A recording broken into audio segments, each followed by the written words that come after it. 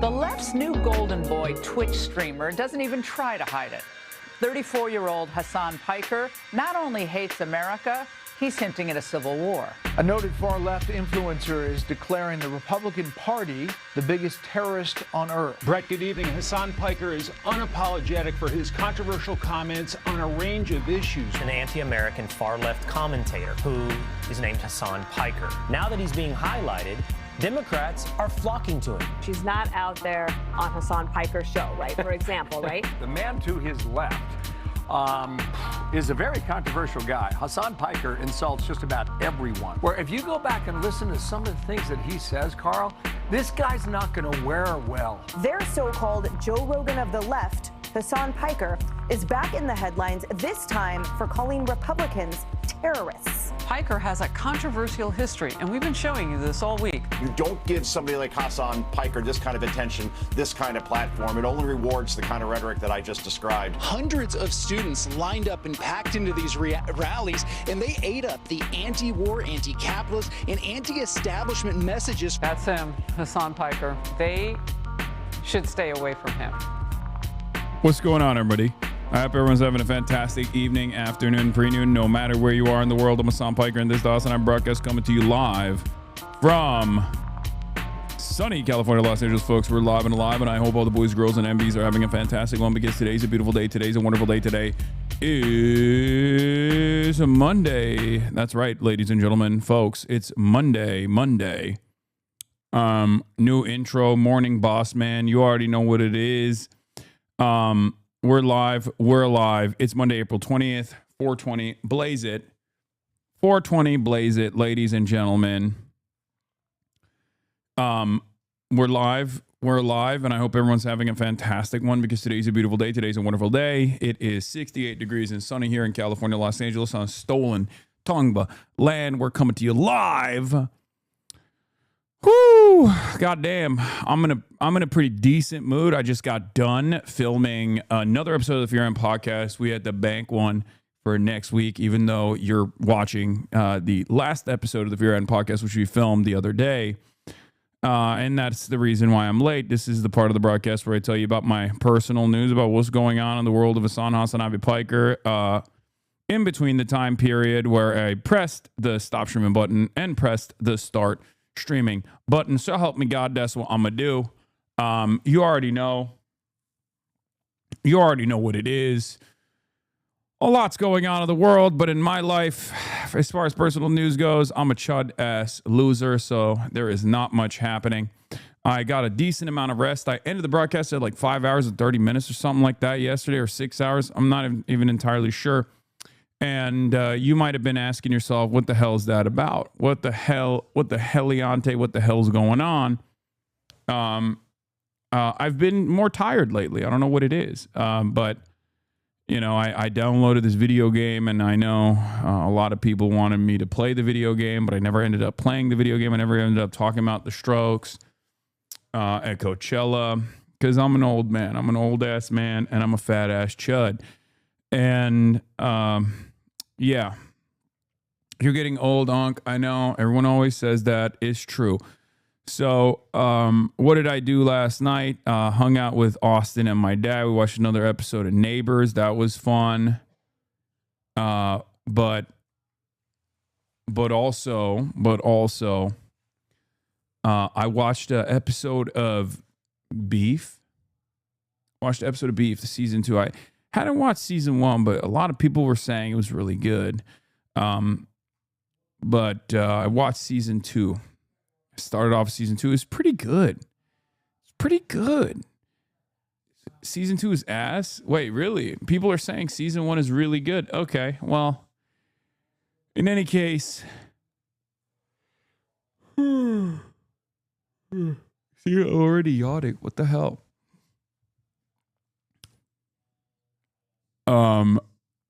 Maybe I'll watch season 1 as well, bro. Neighbors is so funny. The QAnon horse guy is literally Hank Piker. Yeah, there's a lot of guys like that. There's a lot of guys like that on Neighbors. I went to bed, woke up early. You already know what it is. Lifted some weights, you know, got that out of my system. Perhaps the reason why I'm finding myself more tired by the end of the broadcast is because I do wake up quite early. I wake up at like 5:30, and then I go and work out in the morning, and then after I work out in the morning, I end up doing a podcast in the morning as well, and I'm trying to download all this information into my mind, doing 24/7 politics. There's probably good reasons for it, right? There's good reasons for it. Jet lag catching up. Maybe it's all the work catching up. This has been, thank you, Druko. I have the blast off memes. There has been a lot of news. There's been a lot of news. How do you stretch your shoulders and shit for push days, bench, etc.? I have a lot of activation workouts that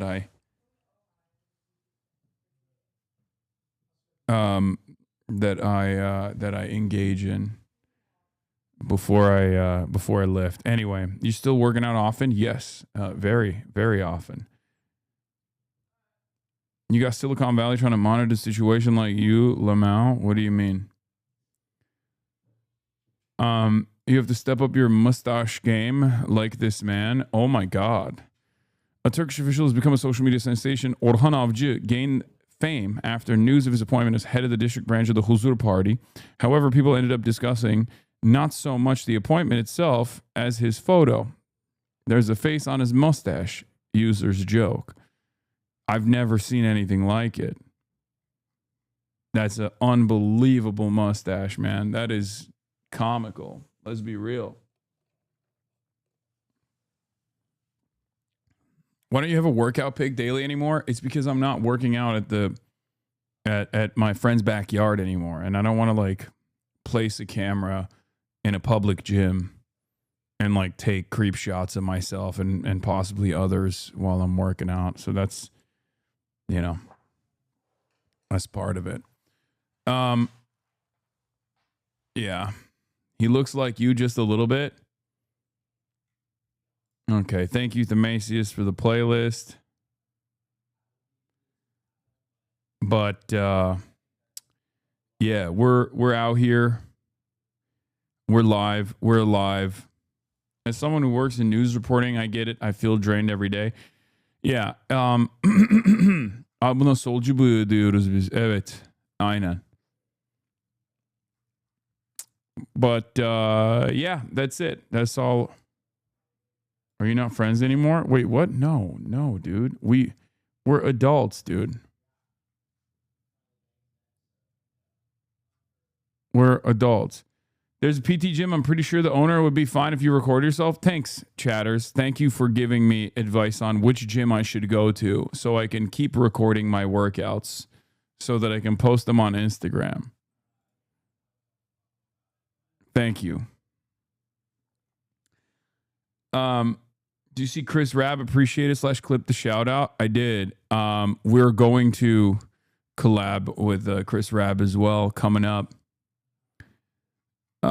There's a lot going on in the world though. Trump campaign mentioned you.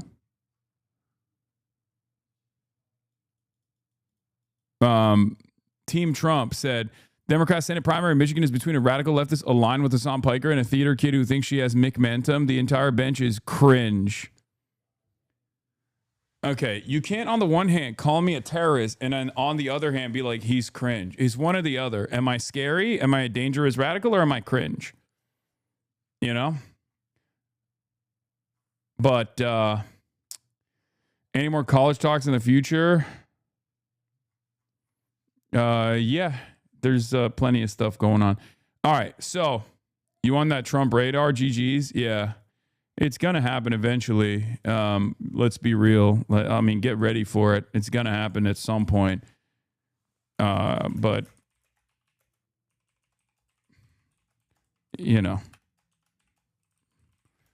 it's I don't know when it will happen, but it will most likely happen. And when it does, my life will probably change for the worse. Okay. Blast it off, ladies and gentlemen. $166 billion tariff refunds, ceasefire to end tomorrow. HORMUZ status is currently closed. Situation status is currently monitored. Epstein's Fury Day 52, PRAGMATA later, get in now. You already know what's up. Let's, none of the frills. We're just going right into it. We're going right the frick into it, folks. Trump's Truth Social post in his washed era not going to hit the same. Yeah, that's true. WAPO investigated Nick Fuentes' super chats. Yeah, I saw it. This motherfucker makes just off of super chats alone like hundreds of thousands of dollars a month. It's pretty crazy. It is kind of unbelievable how much money this guy makes. But hey, guys, it's fine. He's not a socialist, so I'm sure all of the quote unquote leftists who constantly yell at me will not have an issue with this because he's not a socialist, and also he's funny. Sometimes he says things that are funny where he like yells at Nazis in his audience, and that's really funny for everybody, and then they highlight that stuff. Had someone tell me you were a Mossad agent yesterday, so that was fun. Yeah, it sucks because like no one can be fucking objective or normal about the space that I occupy in this otherwise unbelievably reactionary landscape. It makes you wonder what he does with that money. I can't tell how much he's actually ideologically committed, so I don't know. Maybe he'd be backing PACs and stuff.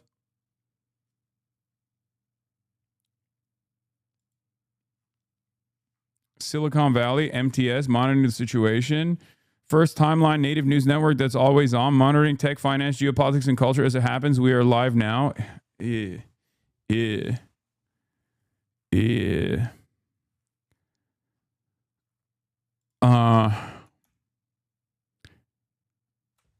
Encountered anti-communist European who hates you, fun stuff. Yeah, I mean, there's a lot of those as well.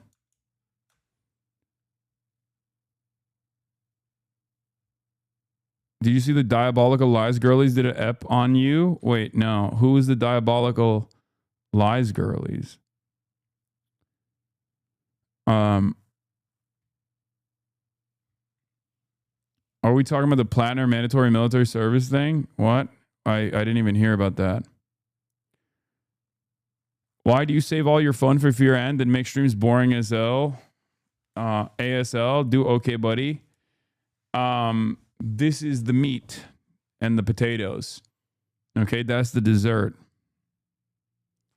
Oh, you don't mean Plattner, you mean Palantir. I was like, what? Graham Plattner said that there needs to be a mandatory draft? I was like, that's crazy. Yes, I saw the idea of smashing the figurine of Jesus, which is, of course, once again, crazier in its reception. The story in and of itself is that, like, that is getting more of a negative reception than the idea of literally killing Christian Lebanese people or just Shia Lebanese people or just Lebanese people in general or Palestinian people or blowing up mosques, blowing up churches. I mean, they've done it all. And it's crazy that like the only thing that people are frustrated by, oh my God, wait, what? Trump says he's not controlled by Israel. I didn't see this one. And if Iran's new leaders regime change are smart. Israel never talked me into the war with Iran. The results of October 7th added to my lifelong opinion that Iran can never have a nuclear weapon did. I watch and read the fake news pundits and polls in total disbelief. 90% of what they say are lies and made up stories, and the polls are rigged just as much as the 2020 election was rigged. Just like the results in Venezuela, which the media doesn't like talking about, the results in Iran will be amazing. And if Iran's new leaders regime change are smart, Iran can have a great and prosperous future. Oh my God. God, he is in his washed era. He's chopped. He's chopped and he's unk. Also, good luck convincing people that Israel doesn't control you, okay, or your cabinet after you literally came out of the gate swinging with the Israel is the reason why we had to bomb Iran. It's not going to happen. You know what I mean? Oh my God. And he keeps writing these long ass fucking long ass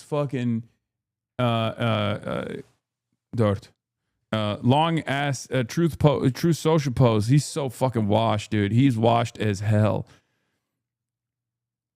Did you see the super pro-Israel comment by the Democratic leader on New York 12 on the I've Had It podcast? No, but we're going to start with Iran threatens to retaliate after the U.S. military seizes Iranian cargo ship. We're going to get into all of that and all. We'll look at the Trump responses and more, but I got to pee real quick. Not be over soon. This video provided by the U.S. military appears to show Marines seizing an Iranian cargo ship near the Strait of Hormuz, a first in this war. We have learned more U.S. forces are headed to the region, including an additional aircraft carrier. And Iran now says it never agreed to a second round of negotiations, despite claims by President Trump. Charlie Daggett has been following every twist of from Tel Aviv on this story. Charlie, good morning. There's a lot of twists and turns in this story. More to come, I'm sure. Good morning. Good morning, Gail. More to come. Now, with the clock running down on that ceasefire, tensions are only cranking up. Iran shutting down the Strait of Hormuz, opening fire on passing oil tankers. And U.S. officials I spoke with this morning say the crew of that Iranian ship just ignored warnings after a 6-hour standoff. First, the U.S. Navy destroyer warns the crew of the Iranian cargo ship Toska. Motor vessel Toska, vacate your engine room. Vacate your engine room. We're prepared to subject you to disabling fire. Several rounds are fired toward the vessel. Later, under the cover of darkness, U.S. Marines launch a helicopter raid, rappelling onto the deck of the stricken ship, which is now in U.S. custody. Central Command said while more than 24 commercial vessels have been turned back, this is the first seizure since the U.S. blockade was imposed last week. U.S. officials said that Toska, headed toward Iran, failed to comply with orders despite 6 hours of warnings. It's so funny to like celebrate being the military force and the naval force that's supposed to keep all of these waterways open, and then to turn around and do this, and then literally be like, yeah, we're pirates now. If Iran can do it, why can't we? It's cool, I guess. Like, we've just decided America is in its fuck it stage. Okay? America has decided to take a different approach nowadays, where it's like, yeah, whatever. Yeah, we've decided we're going to fuck around. Okay? Hopefully we don't ever find out. But it's very mask off lately. Iran has threatened to retaliate, the most serious threat yet to the fragile ceasefire that expires this week.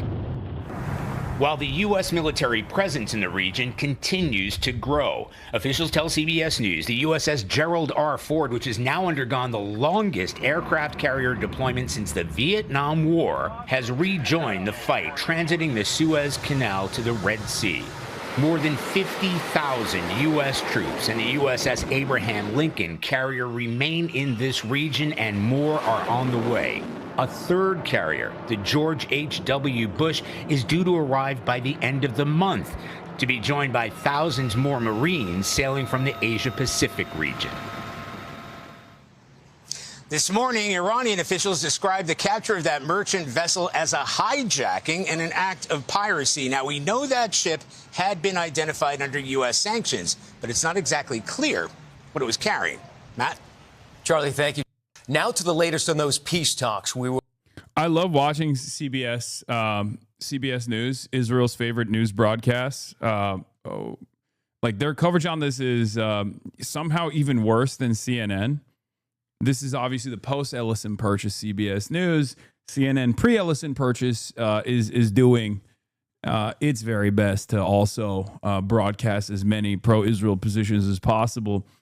Yeah, I mean, what do you say? What do you say? What can you say about everything that's going on? The idea that a double blockade is actually somehow going to open up the Iranian blockade, which the Iranian side said would actually release in good faith, specifically so they could continue along in their in the ceasefire process, only to have Donald Trump decide, no, actually, we're blockading extra hard. I don't know. I don't know what to say about it. What can you say about it? It's art of the deal, baby. That's where we're at. It costs $8 million a day to move a fucking carrier group, and these clowns think that we're going to intimidate Iran by doubling down. Yeah, I mean, Iran is obviously gearing up, it seems, for a war posture. And you can tell that they're doing that because the American side has decided to claim that there is a lot of instability on the Iranian side, which is not the case. The Tasnim news agency said, you know, oh, your stupid tweets are not going to change anything. And then the American analysts were like, see, they're dunking on Abbas Araghchi. And it was like, no, they were dunking on Trump.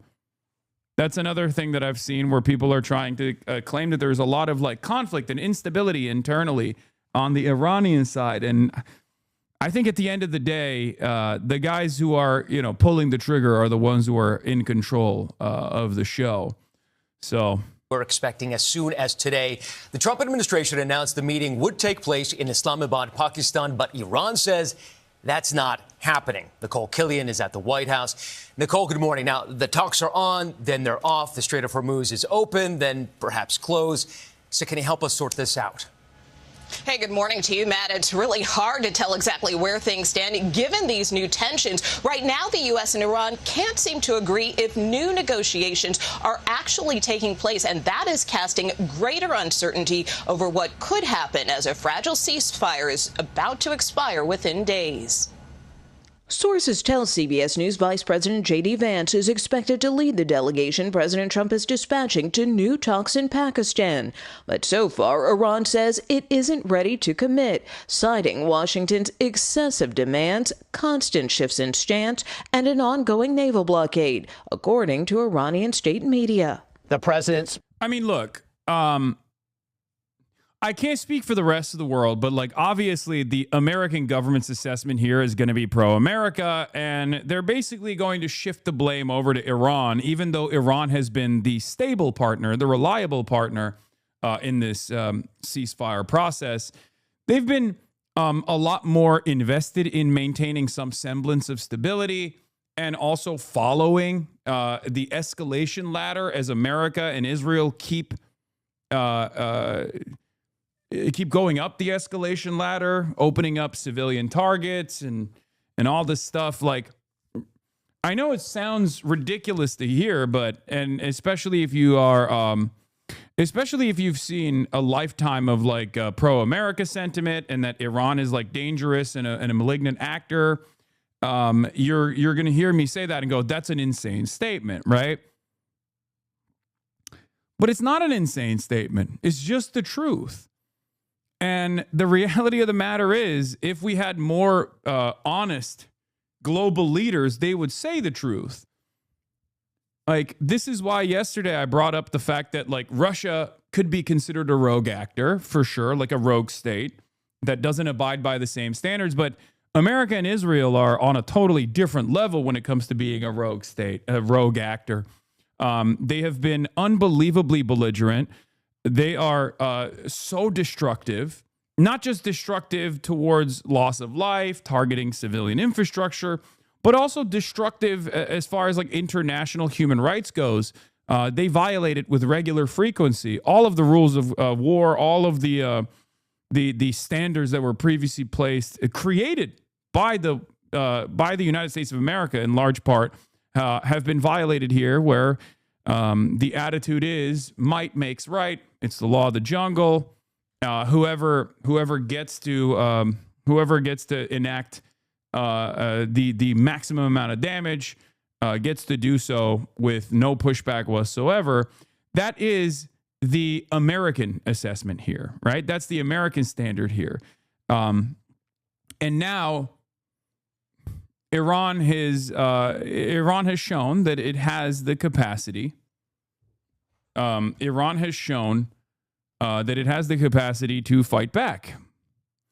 And that has kind of ruined the might makes right politics of the United States of America, because when you have a country that's crazy enough to actually withstand tremendous attacks from the United States of America and willing to commit to creating a military deterrence, well, we see the results, right? It's complete chaos, complete instability. And now America is the party that is forced to be restrained, which they refuse to do so.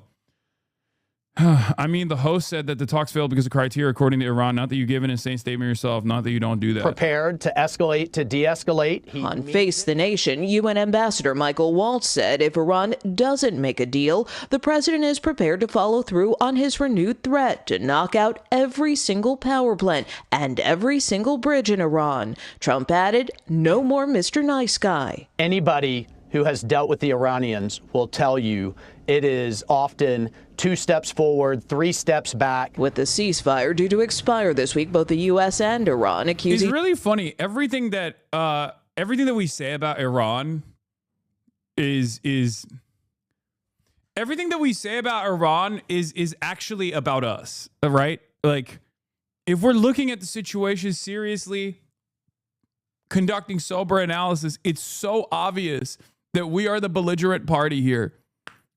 And we just keep saying, we just consistently project the things that we are doing onto our foreign adversaries. It's very, very interesting. Like, oh, you can't deal with these guys. They're madmen. They're insane. And it's funny to do that while the news coverage, like the anchor literally reads, Donald Trump said he's going to blow up all the bridges and all the power plants. And then, boom, you go to the American envoy who's like, yeah, Iran is crazy. You can't deal with them diplomatically. They're crazy. It's like, well, you just described us being crazy. We're the crazy ones. We're the ones who you can't really deal with. I mean, the whole point started, this whole conflict started because there was already a negotiation.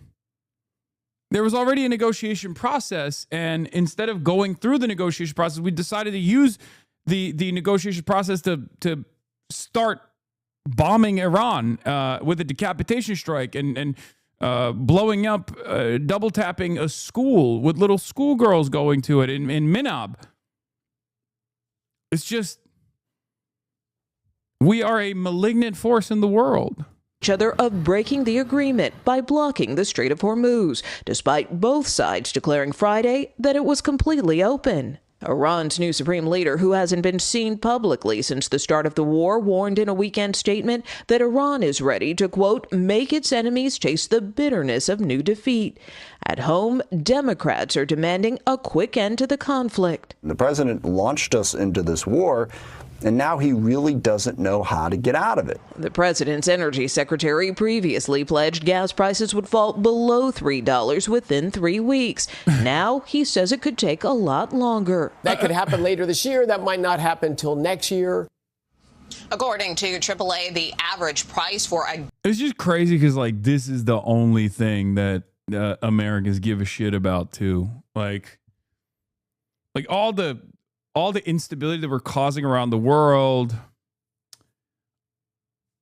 all of the death and destruction, none of that matters as much as, like, how much more an American is paying at the pump, you know?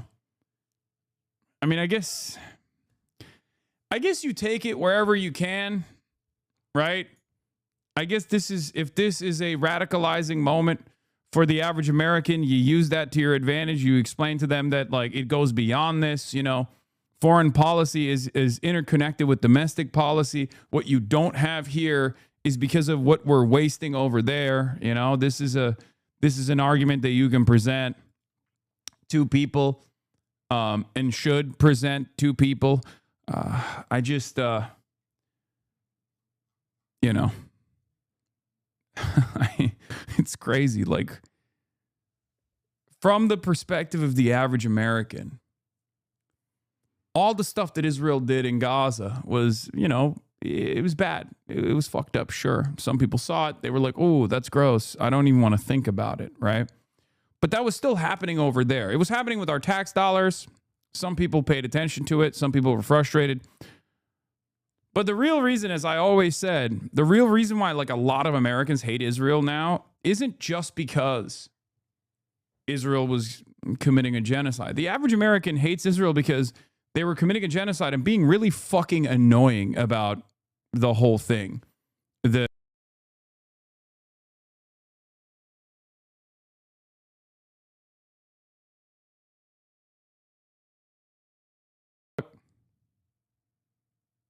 Oh, Jesus, that was crazy. That was wild. M. Israel Chai, I apologize. I apologize. As always, M. Israel Chai, M. Israel Chai. That was Israel is a tiny nation, size of New Jersey, should be the size of the tri-state, in my opinion. It's too tiny. It should be larger. M. Israel Chai. Okay. Yeah. Now, I'm glad that we got that out of the way, though. That was good. Should be fine going forward, hopefully, inshallah. Okay. And, yeah. All right. Where were we? All right. News. President Trump just told me over the phone that he disagrees with Energy Secretary Chris Wright's assessment that gas prices may not drop until next year. No, I think he's wrong on that. Totally wrong, Trump said. When I asked how soon we can expect to see prices come down, Trump said, as soon as this ends. Cool. When will it end? I don't know. Anyway, as I was saying, the only thing the only thing that the average American cares about is how hard their wallets are hurting as a consequence of this. And, we take what we can get, I guess. Gallon of regular is $4.04, up nearly $1 since last year. Secretary Wright says he believes energy prices have peaked and will come down once the conflict ends. Nate? Nicole, thank you. Yesterday afternoon, and the Iranian-flagged cargo vessel Toska apparently ignoring warnings by klaxon and then radio to stop from U.S. Navy destroyer Spruance. Motor vessel Toska, vacate your engine room. Vacate your engine room. We're prepared to subject you to disabling fire. The U.S. Navy said this shows the destroyer firing 3 small munitions designed to stop Toska, but neither sinker nor set her ablaze. They also released what they say is video of Marines from another ship abseiling to the deck of the Toska and seizing control of the vessel. Toska had left port in Malaysia bound for Iran, attacked, immobilized, boarded, impounded on approach to the Strait of Hormuz. President Trump said the ship tried to get past our naval blockade. It did not go well for them. But what now? And that's a question being asked ever more loudly of this war. Another rally in support of the regime in Tehran last night. Iran accusing America of an act of piracy. Yeah, it was coming back. It wasn't even leaving the strait. We have not stopped. Okay. Iranian tankers, for the most part, are going to China. So we haven't really stopped any of the Iranian tankers that have crossed the Strait of Hormuz. A couple have in the Shadow Fleet.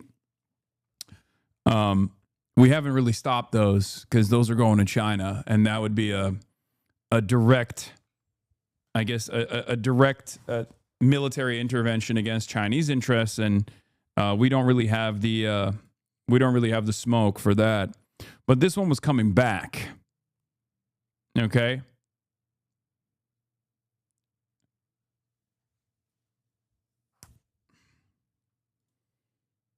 For firing on and seizing the ship. It will be avenged, they said.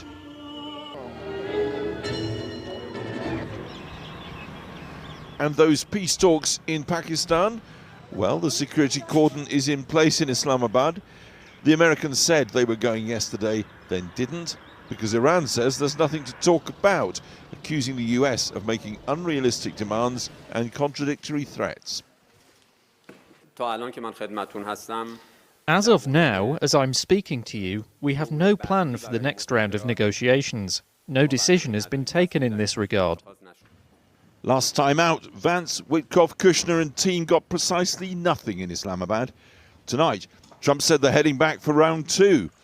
Iran is said to be looking positively at the latest. Yeah, so this is also a little bit inconsistent. America says they're sending their envoys, whereas Iran says they're not. Iran has stated, at least like the last time I checked in, before I went to do the podcast, Iran was like, we're not sending our envoys because you haven't shown good faith. And what's interesting about this, of course, is that the ceasefire was a 2-week process and it's supposed to end tomorrow. Also, yes, JD did say in Islamabad, this is the final and best offer, which obviously goes again. Like, I mean, it shows America's hand once again. For Iran, though, they want the American blockade to end, and they thought that the American blockade would end. So the fact that American naval assets are still limiting transit implies that America is not abiding by what Iran thought was going to be good faith initiatives. There's already very little trust between the Iranian parties and the American side for understandable reasons. I mean, this is what, the third time that the Trump administration, Trump directly has like fucked them over. The first was when he first came into office, destroyed the JCPOA, added additional sanctions onto Iran, even though Iran was following the negotiation in spite of the fact that Donald Trump said JCPOA is over. The second time was obviously leading up to the 12-day war, where Donald Trump said, oh, let's get to the negotiations. And then in the negotiations process, Trump used the negotiations to start the first strike that Israel committed to. And then the last instance of perfidy, of course, was 52 days ago, Operation Epic Fortnight, the start of Operation Epic Fortnight. This was when Iran had conceded to many of the maximalist demands that America was making as far as what to do with the enriched uranium and all this stuff. So, I mean, it's understandable that they would be a little bit reluctant to engage America in the negotiations process. But I guess they're going back to Islamabad. The American team is going back to Islamabad, and they're just going to talk to Pakistan, and then Pakistan will relay the information to Iran. As far as I understand, Iran is not going to show up to this, but that might change. Deal, but they're still not yet ready for the boarding passes to Pakistan. Once again, the Americans look like the ones in a hurry. And Pakistan looks like the one doing a lot of the spade work. Its interior minister meeting and being seen to meet ambassadors from the US and Iran today to try somehow and get Islamabad too on the road. So if today should prove to be the eve of talks, what of the commanders who have now unleashed war upon Gaza, Yemen, Syria, Lebanon and Iran? Both today somehow smarting. Trump on social media berating his current abysmal poll ratings, dismissing it all as fake news, lies. Netanyahu speaking on Israel's Remembrance Day, claiming humanity's moral high ground. But the world already recognizes our determination to defend ourselves. Not only to defend ourselves, but to defend humanity from barbaric fanaticism. Small Israel and our great friend, the United States, carry the entire Western civilization on their shoulders. Some claim from a man who remains indicted by the International Criminal Court for crimes against humanity. Alex Thompson there. Well, the US president insisted again on social media today that the Israeli Prime Minister, Benjamin Netanyahu, did not talk him into the war with Iran. Our US editor, Anushka Astana, is in Washington. Anushka. You know, for a moment, we thought that Donald Trump was having a quiet day. He's certainly not speaking in public today. But as usual, his frustrations have bubbled over into a stream of social media posts. And through them, we can really see what is bothering him. The first, what you just mentioned, that critique he's getting actually from the left and right, the idea that Israel talked him into this war. He insists that's not true, that this is... Yeah, it's, you know, that's a little difficult to that is going to be a little difficult for Donald Trump to deny at this point, right?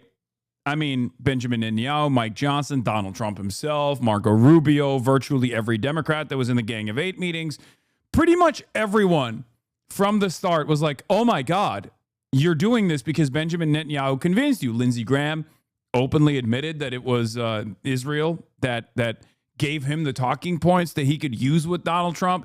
Don't know why they were so excited to reveal this information. Now that I look back at it, actually, 52 days in, I think they all, including Israel, legitimately believed that the Israeli intelligence was solid, was reliable, that like they would be able to do a quick in and out Venezuela-style regime change operation, and that Iran would never attack the GCC nations. Iran would never actually close the Strait of Hormuz. Iran would never have enough striking capabilities to continue pummeling Israel and the GCC nations, and do a tremendous amount of damage to not just the global energy markets, but also to all of these countries in this neighborhood. And I guess that's the reason why they were so forthcoming about how, you know, Israel gave us this awesome info.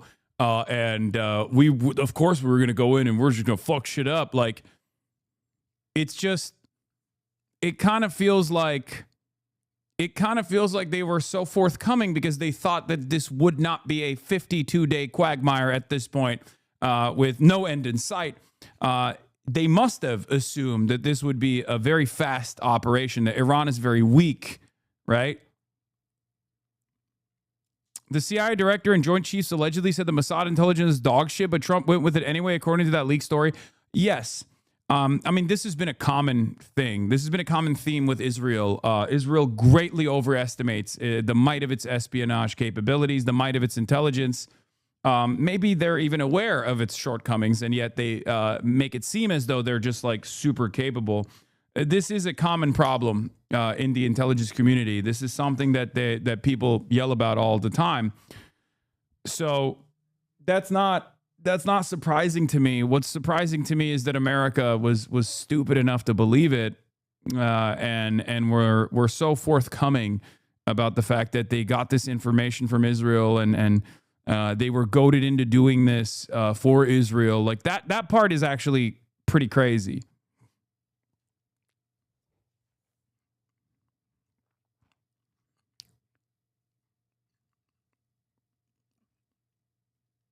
I assume, thinking about it now, I assume the reason why they were so open about it early on was because they thought they were going to succeed. Fast and easy. Rapid in and out campaign, regardless of what the general said would be the worst possible scenario, which we're living currently, regardless of what the American intelligence assessment was, which was that it would be the worst possible scenario, which we're living through currently.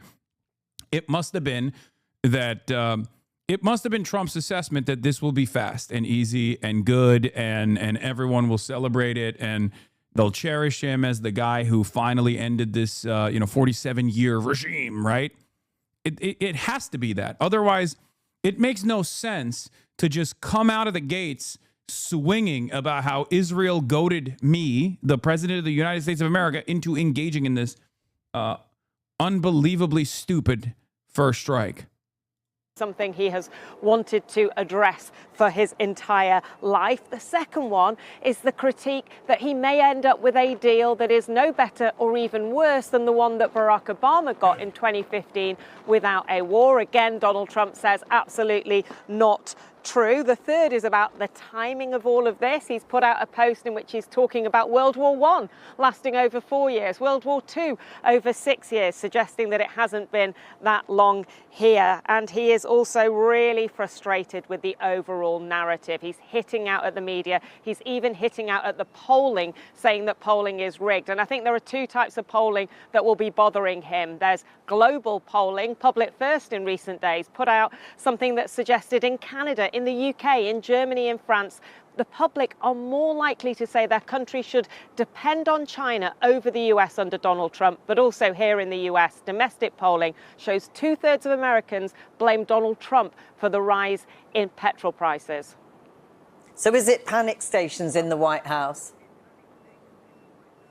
Oh, I think they are pretty worried about it. You know, Donald Trump is talking about winning in Iran, but they're worrying about whether or not they can win in Congress in the midterms that are coming up. And there is a belief that petrol, gas prices are absolutely critical to how the Republicans can do. Politico are reporting that Donald Trump's chief of staff, Susie Wiles, is holed up in a Washington hotel with Republican strategists trying to discuss how they can get the messaging right about all of this. And for all the president says that he's not worried about all of this, it is pretty clear that he is, and there is some confusion at the moment about what is happening in terms of the delegation, the US delegation going to Pakistan. He said they'd already gone. We're now told by sources that they're going to go soon. Anushka, thanks very much. Well, earlier I spoke to Hamid Reza Azizi, an expert on Iranian security and former lecturer at the University of Tehran. I began by asking him if he believes the Iranians will show up to the talks that, as we've been hearing, are due to begin in Pakistan tomorrow. Well, the problem for the Iranian leadership is that they are caught between a rock and a hard place, in the sense that Donald Trump seems convinced that his coercive diplomacy is going to work. The Iranian leaders also need to balance any signal of diplomacy with their own support base inside the country, which is very ideologically oriented, and basically sees any sign of flexibility as a potential capitulation. I mean, you talk about President Trump's strategy being coercive diplomacy. Others talk about sort of flip-flopping between threats and claiming victory and then more threats. But we've also seen what looks like some flip-flopping by the Iranians themselves. You know, first of all, reopening the Strait of Hormuz, then closing it again, saying earlier today they had... This is how a negotiation works, okay? If you get to the table to put together a ceasefire proposal and you abide by the agreement, you set the standards, you give your points, the opposition gives their points, and then you abide by those standards that were set forth. And in order to show that you are following along in good faith, you start easing some of these restrictions. For the Iranian side, from what I understand, I'm not entirely certain as to how much easing of the restrictions the Iranians were committed to, whether it would be fully opening the Strait of Hormuz or whether it be allowing the ships to cross through on the preordained route led by the IRGC Navy, or just like complete transiting of all ships through the strait. I'm not entirely certain on which of those two things was going to be the case. But regardless, like, Iran said that they were going to ease the restrictions on the Strait of Hormuz. And then America was, from what I understand, also going to no longer have the second block right outside the strait, the naval block that they've implemented. America, on the other hand, did not do that. Donald Trump literally said, oh, Iran capitulated to everything we wanted. They suck. They're weak pussies. They're cowards. Also, we're not letting any of those ships go through regardless. Here, we took over an Iranian cargo ship that was going back into Iran. And of course, like, if that's the case, then yeah, that's not a flip-flop. That's just the Iranian side going, okay, well, I guess we're not opening the Strait of Hormuz then. If you're not going to abide by your side of the deal, then we're not going to just give you everything he wanted. That's not how diplomacy works, especially when you have that leverage, especially when you have that upper hand. You have to, once again, show that you have the upper hand. It doesn't make any sense. And most analysts that I have seen, from Danny Citrinowicz to Sina Tusi to Trita Parsi, most of the analysts, regardless of whether they agree with one another ideologically or not, doesn't matter, have said it's because Donald Trump, and this is the singular unifying factor in all of the analysis. Everyone keeps repeatedly saying Donald Trump mistakes any kind of negotiations as weakness. In his mind, the very fact that the opposition is coming to the ceasefire table, to the ceasefire negotiations table, implies that they're weak, implies that they've lost. That's not how this works. That's not how any treaties are conducted historically. Sure, one side has an upper hand, absolutely. But in this circumstance, if you look at the actual situation on the ground, if you look at the reality on the ground, Iran has the leverage. And it's also something that the American side understands. And they understand it so much that they were trying to set this ceasefire deal up in Islamabad to begin with. It was the American side that was like actively trying to get Iran to the table. And Iran was like, no, we're going to continue. We haven't established sufficient military deterrence. So if you're doing that, then you're equipped with the knowledge, or at least someone in the American team is equipped with the knowledge that in a game of attrition, Iran has the capacity to wait out the United States of America and wait out Israel, because it can absorb a lot more economic damage than America and capital interests can. Because international capital needs stability, right? There's a little bit of volatility where capital owners can make money, but too much volatility, too much instability, and especially a closure of the Strait of Hormuz, all of a sudden, nobody's making money, right? There's great instability all around the world. For Iran, because they have been forcibly pushed out of the international marketplace, because they don't do regular trade, they are already used to this kind of volatile environment, and therefore are capable of absorbing a lot more economic damage than international capital is. That is leverage.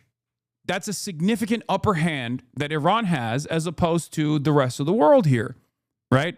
They've been forced to exist in this environment due to the sanctions anyway. So what every analyst is saying universally is that Trump, on the one hand, seemingly understands that reality, and therefore the American side has been actively begging the Iranians to come back to the negotiations table. But also, on the other hand, the way that Trump communicates and the way that Trump has final say almost implies that any kind of agreement from the Iranian side he treats as weakness. There's an inconsistency here. And under normal circumstances, I would always try to find the rationale behind why certain world leaders behave in certain ways, right? But with Donald Trump, it's very difficult to identify exactly what the logical through line is, because he's just a madman. You can look at previous trends, you can look at past performance, and try to map out what is truly going on. Like, one of the things that we can identify is whenever he says he's going to do terrorism, whenever he says he's going to blow up power plants, for example, that just means he's willing to do a negotiation. Okay, that's what has happened thus far. Okay, as an agent of chaos, when he says, "Oh, I'm going to do the big bad. I'm going to do the genocide on Iran. I'm going to blow up all of your cultural landmarks," that means he's like actually willing to de-escalate. It's the exact opposite. At least that's how you can read it, judging by past performance. Danny Citrinowitz says, it's a mistake to live under illusions. Agree with Sina Tusi. Danny Citrinowitz from the Atlantic Council agreeing with a senior fellow at CI Policy, by the way. Very interesting time to be alive. These two people are directly at odds with one another as it pertains to foreign policy.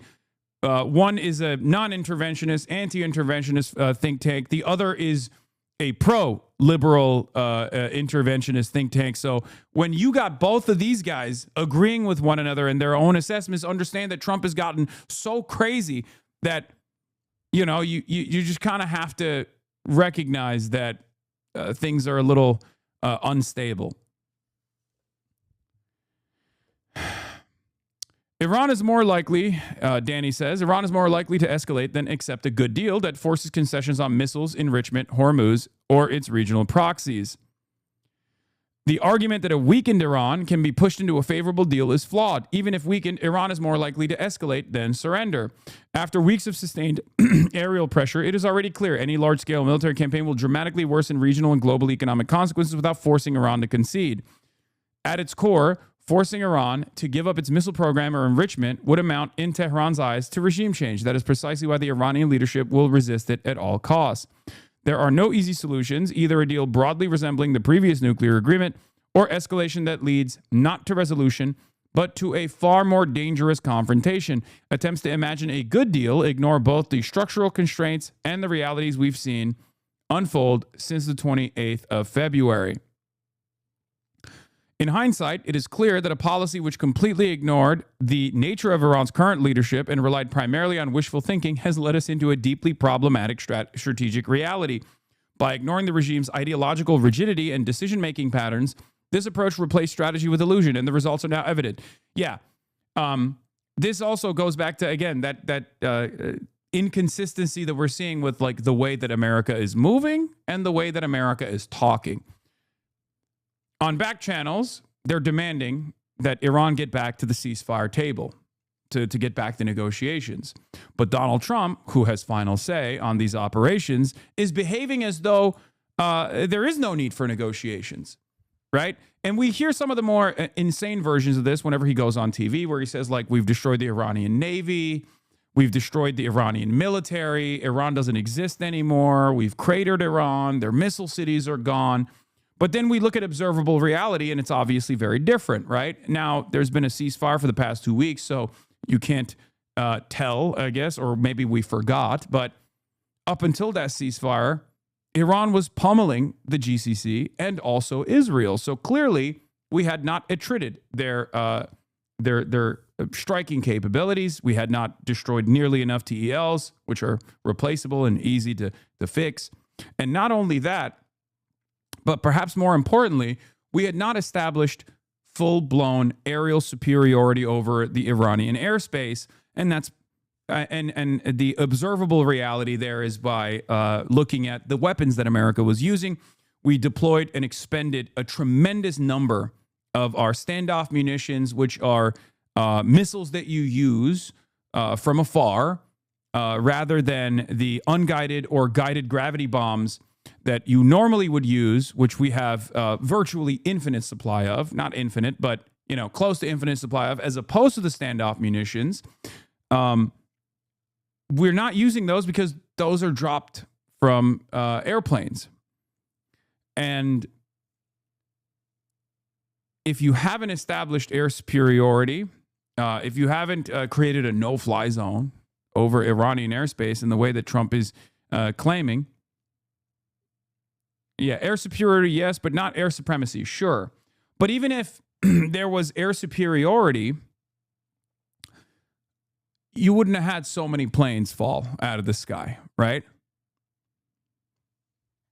That's just the reality. It would be easier for American flights to conduct their missions without having to withstand anti-air defense systems. And it's very clear that Iran still has denial capabilities, anti-air defense systems, And that's precisely the reason why there was a search and rescue mission that took place, right? I mean, that's because they dropped an F-15 over Iranian airspace. They dropped a Warthog in the process as well. Like, they still have capabilities of defending the Iranian airspace.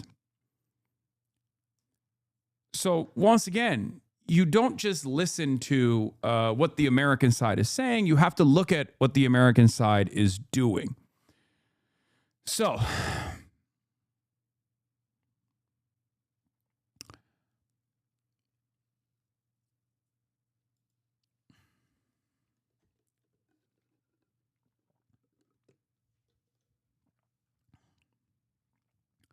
by ignoring the regime's ideological rigidity, it's time to fundamentally rethink our assumptions and strategy towards Iran before the situation deteriorates even further. Instead of weakening the regime and reshaping the Middle East for the better, the opposite has occurred. It has been significantly strengthened, especially amongst its core supporters. As a result, the region now risks moving into a more dangerous direction with a more radical and more assertive Iran at its center. And the only think tank, it seems, that still operates inside of Washington that has the president's ear, unfortunately, is the Benjamin Netanyahu think tank, Foundation for Defending Democracy, FDD. And they're the only guys who are like, things are going great, actually. We should just be extra hard. We should do more of the strikes. We should continue waging war against Iran. We shouldn't stop until Iran is destroyed. And everybody else is like, no, you're a fucking idiot. This is an unbelievable catastrophe. It has greatly diminished American force projection capabilities around the globe. It has made our footing with our allies, not just in the region, but certainly outside of the region, in the Asia region, for example, Asia Pacific region, far worse. It is causing everyone to recalculate American security cooperation agreements. We're losing our standing with our Western allies in NATO. We're losing our standing with the Asia Pacific allies. We've frustrated everyone, both because of the economic damage that they have to withstand, the energy crisis that they're currently going through. As Donald Trump keeps saying over and over again, it's not our problem, it's your problem, even though he caused the problem to begin with. It's a spectacular defeat. Hard to see how the violent spike in inflation and shortages in East and South Asia brought on by Trump's war on Iran doesn't eventually spike inflation and economic pain in the U.S. and Europe. There is a delayed response here in the United States of America because all the commodities that they make over there that they're not going to be able to make or make in a much more costly manner is inevitably going to lead to inflation in the American markets as well. Okay? Just as our oil that we receive from the Strait of Hormuz comes, almost a month after everyone else receives it. We have a delayed response here, a delayed impact on the inflationary crisis that we've brought about the rest of the world, but it's going to happen. And of course, markets, as expected, are behaving in this unbelievably irrational manner because everyone is just holding on to the idea that as long as we all make it seem like things are going to be fine, then eventually things will be fine and we'll keep making money. Many countries across the Asia Pacific are experiencing sudden jolts of disruption that they are struggling to manage, with some comparing the crisis breakdowns to the scope of the COVID pandemic. Even if there's a peace deal soon, the future of this industrious region that has driven global economic growth for decades will likely include months of canceled flights, surging food prices, factory pauses, delayed shipment, and empty shelves for products long considered quick and easy to buy worldwide. Plastic bags, instant noodles, vaccines, syringes, lipstick, microchips, and sportswear. Collectively, according to many officials and experts, if the war's strangling of commercial traffic through the Middle East lasts for even a few more weeks and uncertainty lingers, shortages could push several countries into convulsions of unrest followed by recession. Polyester and nylon are also derived from petroleum. In the sewing hubs of Bangladesh, Gazipur, and Ashulia, where clothes are made from Walmart, Zara, and Uniqlo, severe disruptions to production and shipment schedules are common and on track to worsen. The strain we are under now, Managing it will become very tough if there's no continuity in gas or fuel supply, said Abdullah Hil Naqib, Deputy Managing Director of Team, a Bangladeshi garment factory group. We are seeing that the prices of our raw materials are also rising. Today, the price of thread has almost doubled. So they see it immediately. We see it in a delayed manner. Okay? Because this touches everything. The international trade system is interwoven. Everything is interconnected. So you might assume, oh, we're in America. How does this impact us? We don't get our oil from the Strait of Hormuz, even though we do, but it's like, minor. It still has downstream consequences on increasing the price of goods that you purchase. A lot of people don't understand that for some weird reason. We act as though we assume that like we're totally operating with a different industrial base. We are not. The entire world is getting their goods, especially the Western world. They're getting their goods from the Asia Pacific region, right? That's where all of the things that we consume and things that we purchase, things that we use are being produced. So if they don't get their oil, if they don't get their gas from the Strait of Hormuz, which is where they get their oil and gas from, then they can't produce things. If they can't produce things, you can't have the components necessary for production even happening in the Western world. Or you can't get the commodities in the Western world at all. If the price goes up, then your price goes up because everything is interconnected. Americans have a very hard time comprehending this reality for some weird reason. This is precisely the reason why the stranglehold that Iran has over the Strait of Hormuz is so devastating and will have long-term reverberations, long-term global consequences, and they've already begun. No plans to join the talks, and in the last hour or so saying they're positively thinking about it. What's happening here on their side? I think these two are kind of related to each other, and there's a kind of a vicious circle created by the decisions on one side that impacts the strategic moves on the other side. But some of the contradictory messages, some people would say, coming out from the Iranians themselves. The question is that a strategy, or isn't it true that there are clearly different factions fighting for control here? I don't see it as a sign of infighting, but as I said, as a sign of a regime under pressure that it impacts, it restricts its flexibility and room for maneuvering, and also leads to these contradictions. So contradictions do exist, but the way they should be interpreted, I think it's a bit different than how it is recently. We have to focus on community and shopping locally if we're going to make it through this. Buddy, I need you to understand something, okay? There is no local community support if certain things that you have taken for granted that you utilize in your day-to-day lives, like, syringes, right? Like, they were just bringing up syringes. Like, what do? You can't locally source syringes, right? Like, that's not a thing that happens. That's not something you can do. If syringes are being made in a factory in India, and now that factory in India doesn't have the necessary resources to keep up with the output, all of a sudden, syringes are going to be infinitely more costly, right? Places are not going to be able to purchase them. It's just not a thing that you can overcome through the local barter process, right? Yeah, nitrogen for fertilizer is transported through the Hormuz. Just go to the local fertilizer producer in my town, bro. It doesn't work like that, right? And America already doesn't have the manufacturing base regardless.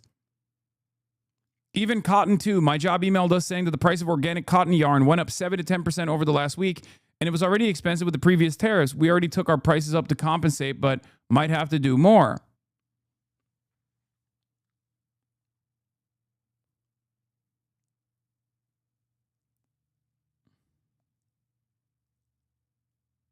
You are very wrong. All my favorite pistachios, coffee beans, and jalapeno poppers are made locally in my American suburban backyard. Surely none of this will be affected. Yeah. we here in the United States take for granted this global design, this global trade design that we have implemented and have, benefited from tremendously. But we don't understand that all of this is a very fragile system, okay? It's all unbelievably fragile. And for the longest time, as long as America was the only disruptive force and was choosing its enemies wisely, even if it was an enemy that could fight back like the Vietnamese, it was somewhat sheltered from the rest of the, did not have the capacity to disrupt global trade in the same meaningful fashion as Iran is able to by controlling the Strait of Hormuz. It was fine, right? Afghanistan, it was fine overall. It wasn't fine for the Afghan population. It wasn't fine for the Iraqi population, but it was fine for the rest of the world, right? America came into Iraq, for example, and immediately secured the Ministry of Energy, right? That was the first thing that we did. Why did we do that? Well, because Iraq is an oil producer, and we wanted to make sure that there was, that the assets were protected. So this is a different situation because you can't, the damage, the impact is always going to be global. It's not just a localized impact. There is localized impact as well, but the long-term consequences will be global. And America still very much operates in the global trade design, and therefore we will absolutely experience long-term shocks as a consequence of this. Discussed in the mainstream discussions, actually. And in terms of what all of this means, should these talks go ahead for the chance of a lasting peace, what's your assessment? I think there should be some sort of a face-saving off-ramp. I can imagine that if President Trump, for example, decides to even temporarily remove this naval blockade, or say that it's not going to be imposed as strictly as it was, at least in the past 48 hours. Like confiscating Iranian ships. If that happens, that would give some room for maneuver to the Iranian delegation to go there. Because as I said, they also need a deal. Just to give you some statistics, 2 million people have lost their jobs as a result of this war, directly or indirectly. The other day, the spokesperson of the Iranian government said that the cost of reconstructing the country after the war is something around $270 billion. So this is what they need. And they certainly don't want to go back to war, but coercive diplomacy seems not to be working because of the perils that would pose to the regime from inside. Ahmadreza Azizi, thank you very much for talking to us. Thank you. It was a pleasure. In July 2024, Secretary Blinken claimed Iran was 1 or 2 weeks away from having enough fissile material, breakout capacity to eventually make a weapon if Iran had decided. Yeah. Democrats, man. For years and years, we kept up this ridiculous lie that Iran was days away from having nuclear arms, that, Iran was a very dangerous, unstable actor in this region. You should read that, regardless of who's saying it, as Israeli propaganda, because that's precisely what it was.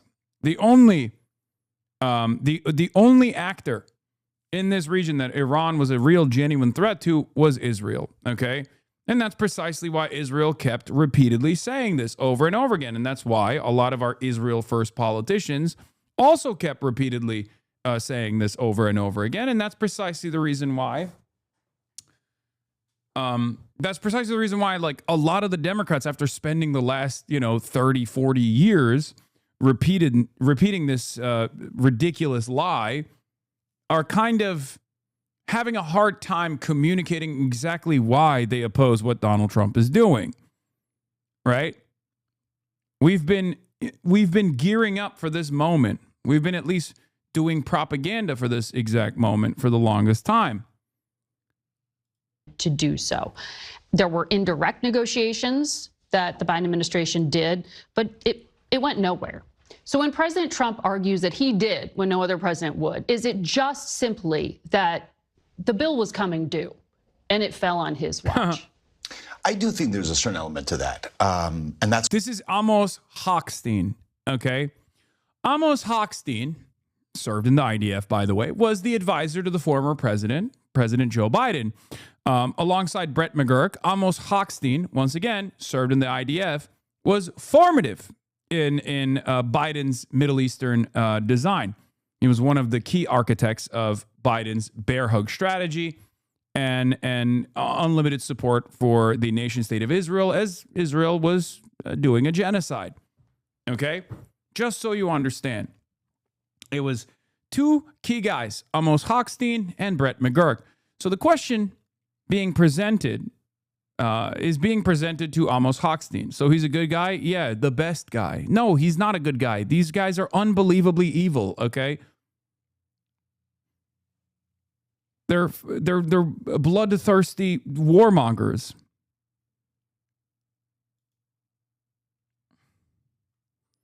Democratic partisans have been pointing to Trump's war for weeks to chide Hasan Piker and anyone else they blame. Read everyone but themselves for losing in 2024. But it turns out the Biden admin was planning to attack Iran if they won a second term.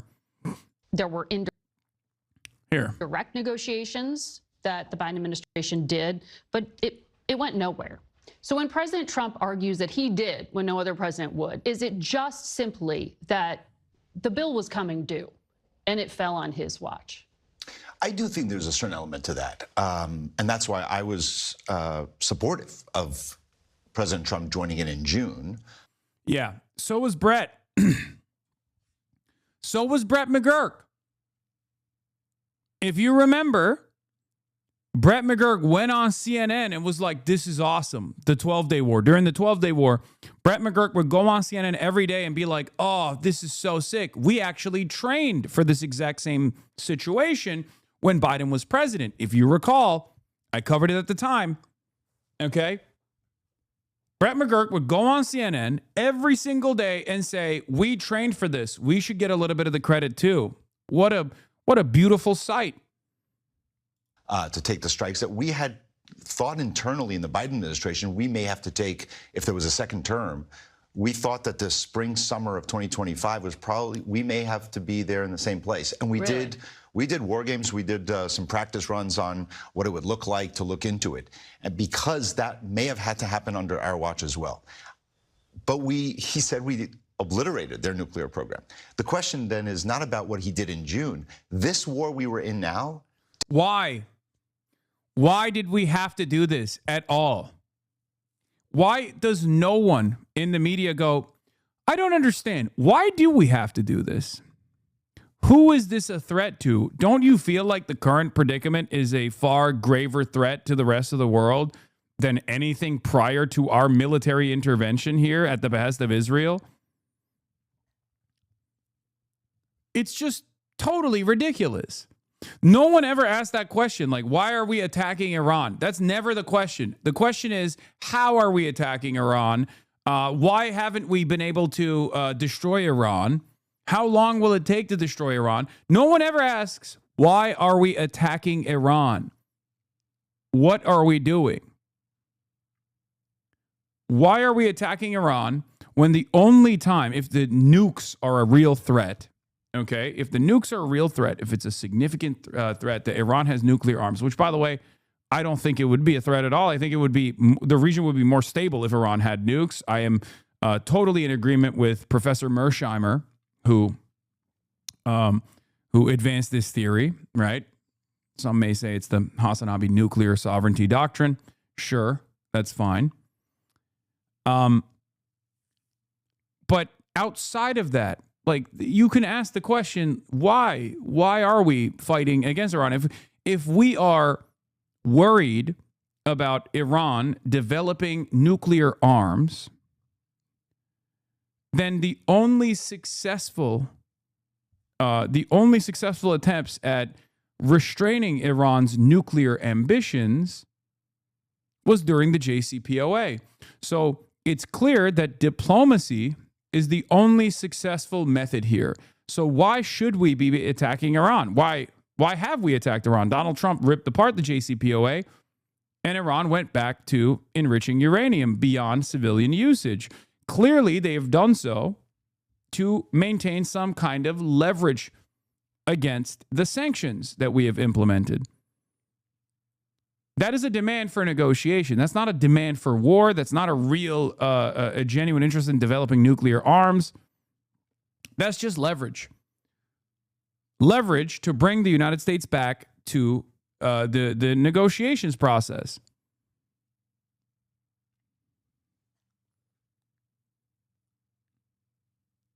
Did not attack the nuclear facilities again. This was not about the nuclear. So the question now becomes, can you do a deal with the Iranians? And the maximalist positions that both sides have are right now very far apart, despite all the rhetoric that we're almost there or we are there, but if we're not there, we'll bomb the hell out of them. Yeah. In July 20... Everyone's saying like, oh, this is different. This is totally different. Trump is so irresponsible. Failed to consider that plenty of former Biden administration figures that were unbelievably pro-Israel and were certainly Israel first, Brett McGurk and Amos Hochstein are two key figures here, are saying we would do the same thing as well. As a matter of fact, we were training for this exact moment. And they've said that over and over again.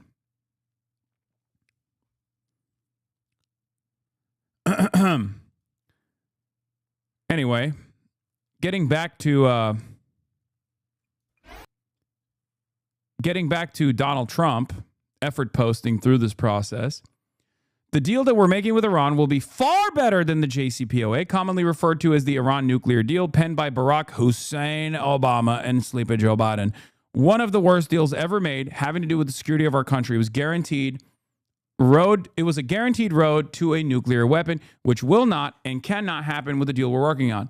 One thing that's really funny about this is that Democrats don't even raise this point, because many Democrats that are in leadership roles, like Chuck Schumer, for example, were directly opposed to the JCPOA at the time because, come on, let's be real. Again, Chuck Schumer cares about Israel a whole lot more than he cares about the Democratic Party, his own constituents, American democracy, yada, yada, yada. All of that is secondary, okay? Don't take my word for it. Take Chucky Boy's own word for it, right? He was in opposition to the JCPOA at the time, okay? So that's part of the reason why many of the Democrats in power don't bring up the fact that there was a successful deal that was implemented that Donald Trump destroyed, the JCPOA. Okay? Because Israel didn't like the JCPOA. Israel hated it so much that Benjamin Netanyahu came to America, okay, was invited to speak in front of Congress. Many Democrats didn't attend that speech, by the way, because it was a symbolic speech to say fuck you to Barack Obama, where he complained about Barack Obama in the halls of Congress. Okay, he gave a State of the Union as the real president of the United States of America when Barack Obama was in the process of implementing the JCPOA. That is the level of access and the hubris demonstrated by Israel. Many of you are probably oblivious to this reality. It happened decades ago. You probably don't remember. You probably didn't know. But that has been the case, okay? So if you're confused as to why many Democrats don't raise the point that there was a successful implementation of a denuclearization agreement with Iran through not war, but through the negotiations process, it's because they too are pro-Israel. But what's interesting about it is now Trump is bringing up the JCPOA, which will force the hand of Democrats to be, oppositional to Trump. And now maybe they'll be forced. Now they might be forced to bring up the JCPOA to say, hey, Barack Obama did actually see a decent amount of success here. Okay? It was guaranteed road to a nuclear weapon, which will not and cannot happen with the deal we're working on. They actually gave $1.7 billion in green cash, loaded onto a Boeing 757, and flown to Iran for the Iranian leadership to spend any way they saw fit. He emptied out all the cash in the banks in D.C., Virginia, and Maryland. Those bankers said they'd never seen anything like it before. In addition to hundreds of billions of dollars was paid to Iran. If I did not terminate that deal, nuclear weapons would have been used on Israel and all over the Middle East, including our cherished U.S. military bases. The fake news, like lightweight Washington Post journalist David Ignatius, loves to talk about the JCPOA, knowing that it was dangerous and a complete embarrassment to our country. If a deal happens under Trump, it will guarantee peace, security, safety, not only for Israel and the Middle East, but for Europe, America, and elsewhere. It will be something that the entire world will be proud of instead of years of embarrassment and humiliation that we have been forced to suffer due to incompetent and cowardly leadership President Donald J. Trump. Again, another funny part about this is that Donald Trump, as a part of the current ceasefire negotiations that he begged Iran to conduct with the American admin, is releasing $20 million, not $1.7 billion of green cash, but $20 billion. Okay? 20. Joe Biden unfroze $6 billion. Barack Obama unfroze $1.7 billion. Donald Trump is slated to unfreeze $20 billion. Okay? Now, some of that is the Brandon inflation, okay? Joe Brandon, he did inflation. So it's really funny that Trump is trying to volunteer this information as though it was bad. And I'm sure a lot of his moronic fan base will eat this shit up. But I wish more Democrats would communicate that this was a far better alternative. Diplomacy was always a far better alternative to dealing with Iran than whatever the fuck we're doing currently. Gregory Bruce says, but if you want to see some clarity as to why the U.S. gave Iran $1.7 billion in 2016 as a part of the JCPOA, here's a good explainer. The money was a part of the pre-revolution agreement that was still lingering in arbitration. The reason it was such a large sum was the accumulated interest. So he then follows this up with a second effort post. And you know, when our boy is writing these effort posts, know that he is suffering, okay? He is constantly chirping about Iran now. He is constantly chirping about how Israel doesn't own me. I'm not dominated by Israel. Don't say that. Don't say that Benjamin Netanyahu dominates me. Don't you say it. I am not blackmailed.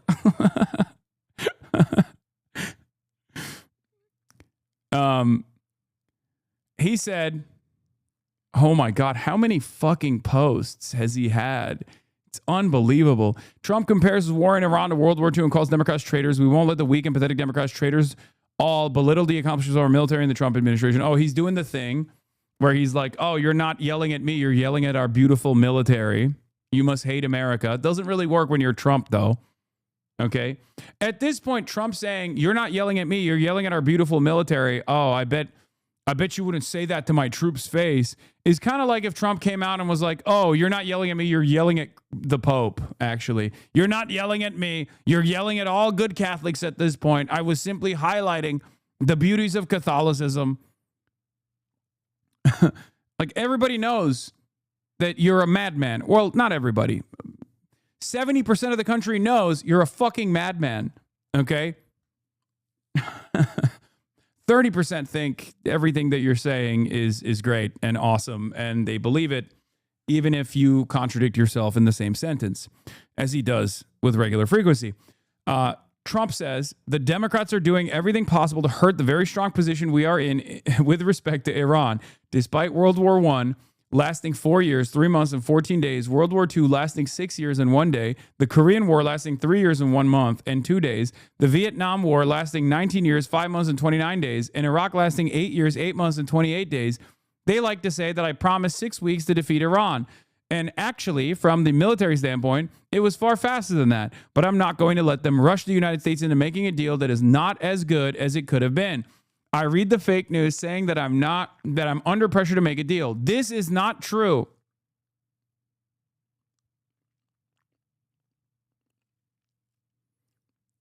Oh my God, this is so true. At this point, when Donald Trump claims something is not true, just know that it's definitely true. He is crashing the fuck out right now. It is very funny. I am under no pressure whatsoever, although it will all happen relatively quickly. Time is not my adversary. Again, objectively false. In the game of attrition, Iran, every day that passes by that the Strait of Hormuz remains closed is a day that Iran gains more leverage and America loses more leverage, which is why the double blockade was very stupid. The double blockade was unbelievably stupid for this reason, because the whole point of the blockade is that it benefits Iran and it harms the interests of capital and therefore harms America standing around the world. The only thing that matters is that we finally, after 47 years, straighten out the mess that other presidents let happen because they didn't have the courage or foresight to do what had to be done with respect to Iran. We're in it, and it will be done right, and we won't let the weak and pathetic Democrats, traitors all, who for years have been talking about the dangers of Iran and that something has to be done, but now, since I'm the one doing it, belittle the accomplishments of our military and the Trump administration. He does kind of have a point there. Democrats have, foolishly, being the Israel first party that they are, just like the Republicans, have for years said that Iran presents a constant danger, a constant threat. If Democrats were saying the truth throughout that process, right now they would have a stronger position. They still have a fairly strong position. They're not even leaning into it because they're fucking assholes, but, you know, that's besides the point. This is being perfectly executed on a scale of Venezuela, just a bigger, more complex operation. He's going to hold on to the Venezuela operation till the day he dies, man. He's like, this is just like Venezuela. All the haters and losers saying this is not like Venezuela. This is just like it, okay? Except for the fact that it is exactly the opposite. It has not been an easy in and out mission, and that we didn't do regime change almost overnight. That did not happen. And also the international energy markets are collapsing, even though I try to hold it together by lying every day.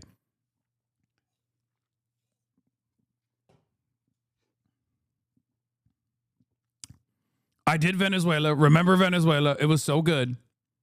In my first term, I built the greatest military our country's ever seen, including adding Space Force. In my second term, I am properly and judiciously using our military to solve problems left to us by others of far less understanding or competence. Make America great again, President Donald J. Trump. Axios reports he's over it.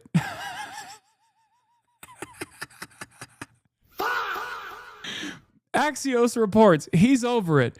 Trump wants it done. He doesn't like Iran holding control over the Strait, over the Middle East. He doesn't want to fight anymore, but he will if he feels he has to, an administration official tells Axios.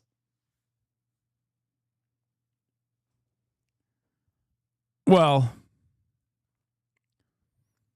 why did you begin it if you weren't capable of finishing it? You know, I'm bored now. It's lame. It's woke and gay. I don't care about Iran no more. Oh, wonderful stuff. There's even more, by the way. A third tweet has hit the timeline. This one hitting the Pentagon, I guess. Donald Trump says, I'm winning a war by a lot. Things are going very well. Our military has been amazing. And if you read the fake news, like the failing New York Times, the absolutely horrendous and disgusting Wall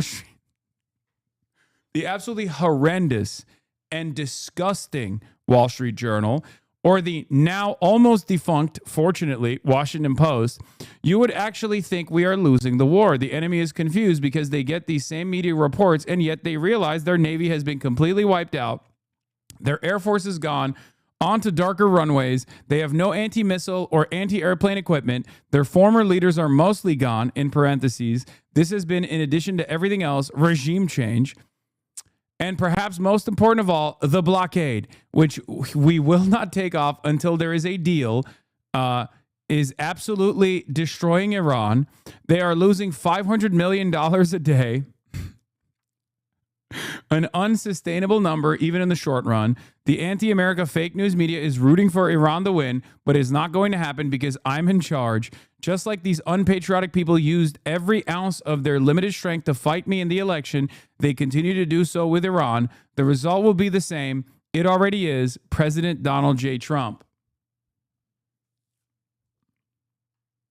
Wait, he has another one? The Iranian leadership has forced hundreds of ships towards the United States, mostly Texas, Louisiana, and Alaska, to get their oil. Thank you very much, President Donald J. Trump.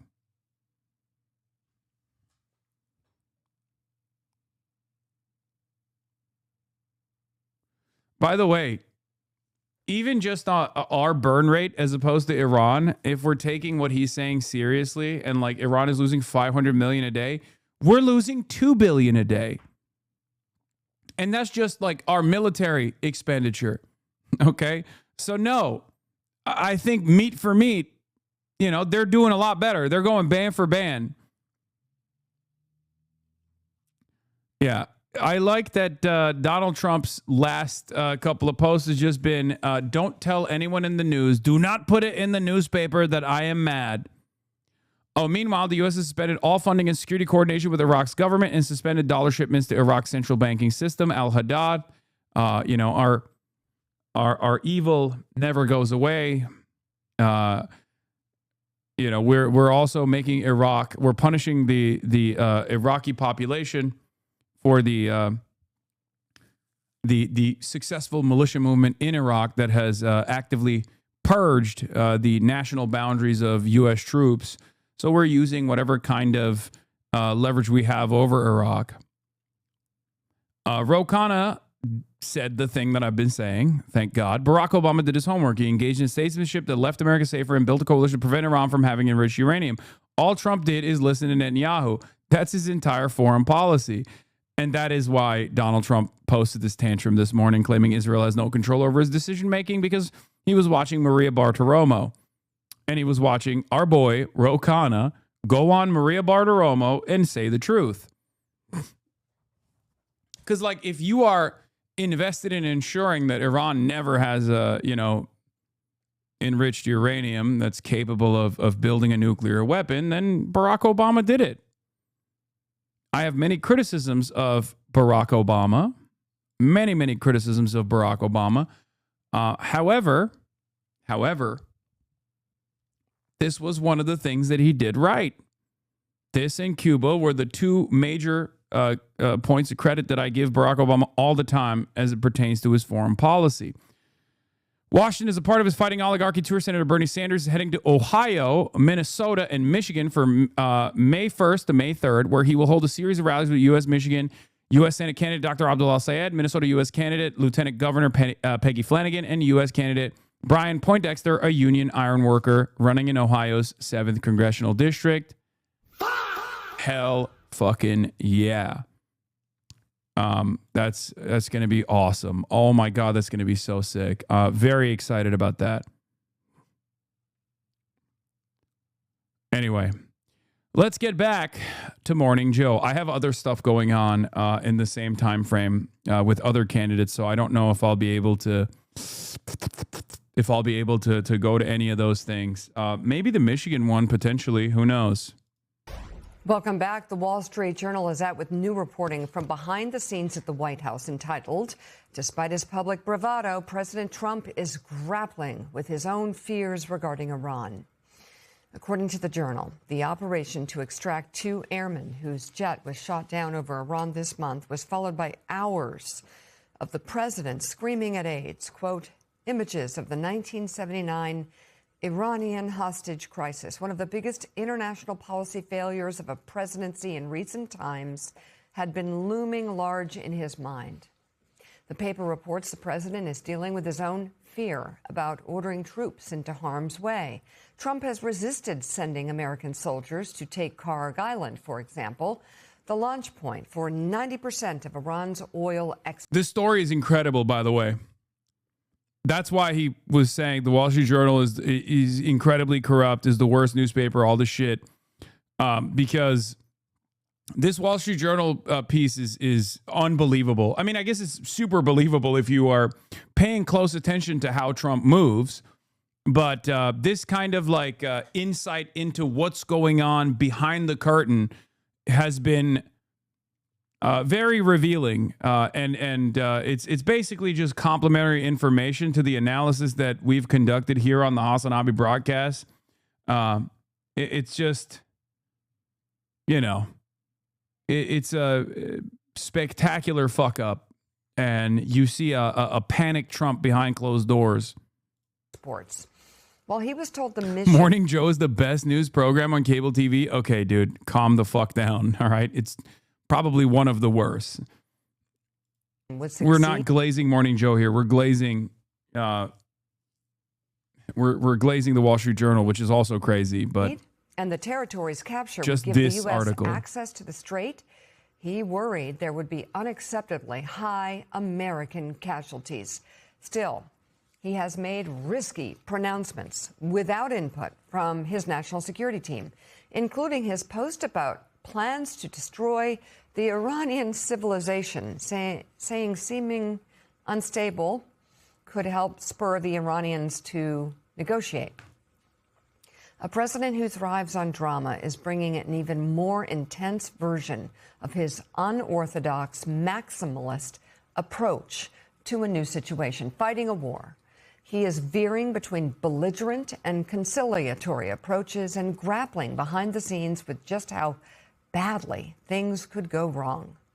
Joining us now, the co-author of that piece, White House reporter for the Wall Street Journal, Annie Linsky.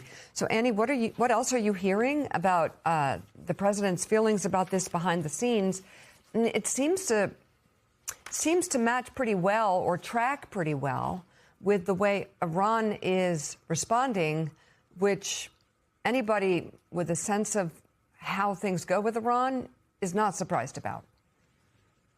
Yeah, Micah, my colleague Josh Dossie and I set out to try to draw a portrait of the president at war. Donald Trump has had 2 presidencies, but he has never overseen a sustained military campaign like this. And while we, as Americans, have seen his very unique governing style in other aspects of his presidency, legislating executive orders and the like, we've never witnessed this type of sort of impulsive and his sort of desire to appear chaotic during wartime. So that was what we were trying to show and the reporting target that we had for this piece. Annie, this is Nixon Madman theory. The problem with that, however, is when you match up against another madman, it kind of fucks up your plans. Like, he is definitely demented, and it helps with the unique style of communication. Okay, fuck you, says Fallen Amen. So here's the problem.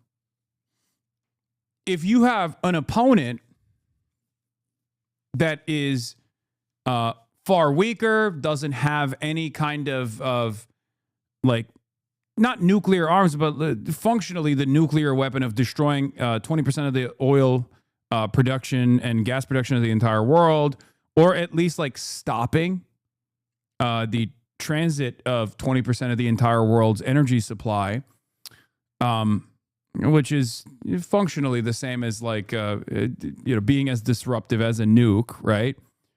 When you have an enemy that has that capability and they are exercising their power, you kind of can't do the madman theory, right? Because the madman theory only works when you're posturing about like utilizing nuclear arms. But if your enemy is also saying like, yeah, we got nukes too, we'll use them. Fuck you. Here's a tactical nuke. All of a sudden, that theory falls apart.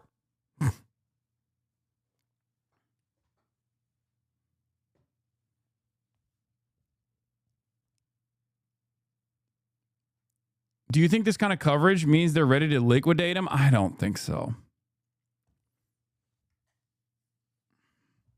Things I thought was really fascinating about your piece was how there seem to be 2 parallel tracks happening that are not necessarily communicating with each other all the time in the White House. So you've got during the operation to try and rescue the airmen, you've got the security people keeping Donald Trump away from the situation because they thought he might make it more complicated. But then at the same time, you've also got the president on his own track launching truth. The Nixonian madman theory was the way that Nixon communicated to appear more irrational, willing to use nukes if necessary, in an effort to erode the confidence of his adversaries. Like, oh, he's crazy, tricky dick. He's a crazy guy. He's a madman. He could deploy nukes if necessary, right? And that's pretty much what Trump is also trying to do. I mean, he is very Nixon in many ways, not just that. Paranoid, willing to erode all norms and all rules. But the problem here is there was never a situation where the opposition also had nukes and were entertaining the utilization of nukes. In this circumstance, Iran's nukes are not actual nuclear arms, but a nuke on global trade, which they have deployed. Yeah. Political theory commonly associated with U.S. foreign policy, President Nixon and his administration who tried to make the leaders of hostile communist bloc countries think Nixon was an irrational and volatile person so that they would avoid provoking the U.S. in fear of an unpredictable response.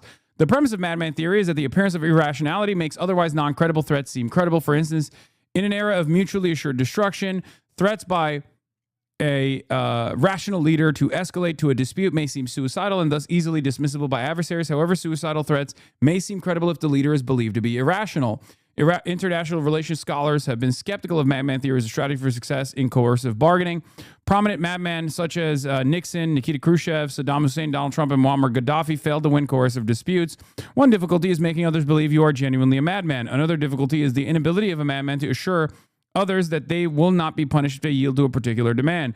One study found that madman theory is frequently counterproductive, but that it can be effective under certain conditions. Another study found that there are both bargaining advantages and disadvantages to perceived madness.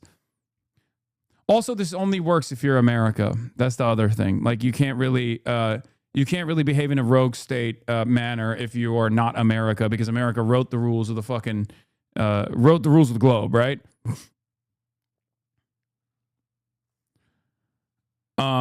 But yes, of course, Donald Trump is also deploying this technique as well. The problem is, again, you can do this to, you could have, I mean, you did this to Soviet bloc countries, right? You did this to Soviet bloc countries to a certain degree. But your capacity to escalate and your capacity to behave in an irrational way, is only as powerful as your opposition's willingness to abide by those norms. If your opposition, in this case Iran, has already shown their hand and has exercised tremendous leverage over you, then it doesn't fucking matter. It doesn't matter. And that's why when Trump says, like, oh, we'll destroy the power plants in Iran, we'll destroy the fucking bridges in Iran, that's a part of his, like, madman diplomacy in air quotes.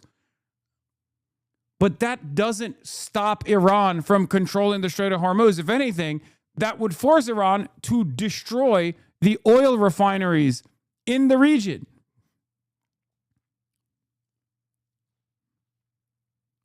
The madman theory only works if the opposition is willing to both be a stable actor and is invested in offering concessions and doesn't have a serious upper hand. Iran has a serious upper hand. Iran has the leverage. Socials about ending a civilization, for example, or praise be to Allah on Easter morning, without negotiation and clearing those posts and going through the posts with his national security team. So how much is it the president just launching things, and how much is it the national security team actually running the operation in the White House? Yeah, those tweets, or I should say those Truth Social posts that took so many people off guard who woke up and read them about ending a civilization, saying, praise be to Allah on Easter Sunday of all days. Those were not tweets that he had even sort of chatted with his national security team about. They read them much the way we did after they were posted. The president did ask his staff about those tweets and said, how are they playing? What am I being criticized? And his staff said, yes, sir, you are. You're facing quite a bit of criticism for them. Some of his members of his national security team read them and saw, weren't as alarmed by them as many others were. They said, look, they felt that he was communicating the way the Iranians do. The Iranians have for years said. That's not how, that is literally the opposite of how Iranians communicate. Unless he means like, praise be to Allah, they say that. No, Iranians will always write deep prose. Like they'll be like, they'll slap on like a poetry from like the 13th century. And then they'll be like, this is a surah that we abide by. Like the sword of Ali will fall upon those who disrupt the normal day, normal existence, whatever, right? Like they don't. Trump is just insane. They are, yeah, they're much more romantic with their utilization of prose. They don't do this at all.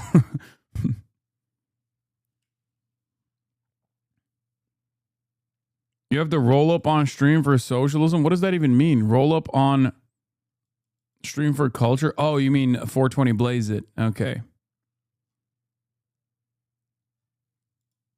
Death to America, and believe perhaps this would get through to them in a way that the more restrained language that we're used to. Oh, because they say Margbar America, Margbar Israel. That's what they're talking about. Oh, got it. Yeah, that's not the official communiques when they're doing diplomacy with the West. That's not what they're saying. That's just something that they chant over there. It would be the equivalent of saying like, oh, well, Americans famously say bomb, bomb, bomb Iran, and they make a joke about it. Except that was someone who was trying to be president who did sing that. And Donald Trump is literally currently saying that as a part of the official communiques of the state. Whereas the Iranians aren't doing that. From a president, perhaps has not. But you're right, that wasn't something that was being workshopped within the White House. As to there was a long call that was open when the two airmen were down behind enemy lines, and that is an instance where this part is crazy. During the combat search and rescue operations, they just kept him out of the room. That's awesome. Okay, they were just like, please don't fuck this up. Sir, Mr. President, we got this handled. Okay, don't worry about it. We got this shit handled. Is locked and loaded. Just don't. Here's McDonald's burgers. Here's some Lego videos to keep you occupied, sir. The staff were updating the president frequently, but they didn't want him to be on that line. They were concerned that he was so impatient as he was watching those developments that they didn't have him doing the minute-to-minute call. But to be fair, to be sure, he was being updated regularly in that weekend when those airmen were down. Jonathan, off of what Andy just said about the president doing this, to speak in a way the Iranians understood, I have heard from Arab leaders in the region, several over the past year, that they actually, I'm just reporting, they actually like the fact, as one told me after these posts, that the mullahs now have to deal with someone who is, quote, crazier than they are. Dude. Again, these guys, you could say they are, they have a capability of enacting tremendous violence, both at the domestic level and certainly as a part of their foreign policy as a regional actor against countries that are aligned with the United States or aligned at the behest of U.S. and Israeli interests. But to say that these guys are like dangerous and irrational is just not true. It is continuing along with this fucking fantasy. They have always been ready to negotiate with the West to a degree that was unsustainable, naive, and self-destructive. And this isn't new. This has been the case for 20 plus years now, 2 decades. Diplomats across the region have said he actually thinks like an Arab leader. He doesn't think like an American leader. Donald Trump thinks and talks like the sort of leaders that we grew up with. Yeah, maybe that's why he's fucking eating shit right now. Okay. Oh yeah, I am an Arab sheik, and I believe Trump is behaving just like us Arab sheiks, famous for having implemented successful acts of diplomacy, famously getting our wishes across all the time. If there's one thing you know, if there's one thing you can point to about Arab diplomacy, it's that it's always been a resounding success. And if that throws the Iranians off, you Americans may not understand this, but we're totally fine with it, which I found to be fascinating. Yes, I don't believe this conversation took place. Okay? I don't believe this conversation took place. I'm going to be honest with you. I think Joe is making this up. Sorry. I'm just going to say it. I think Joe is making this up. What Arab leader is calling up Joe, Morning Joe, to be like, we actually love the way that Trump is behaving right now. We didn't want any of our oil and gas shipments to transit out of the Strait of Hormuz at all. We personally love that shit. And also, as you know, we're violent savages, us Arab leaders. We're violent savages ourselves. So we're very stoked that Donald Trump is behaving like us, the violent savages that we are.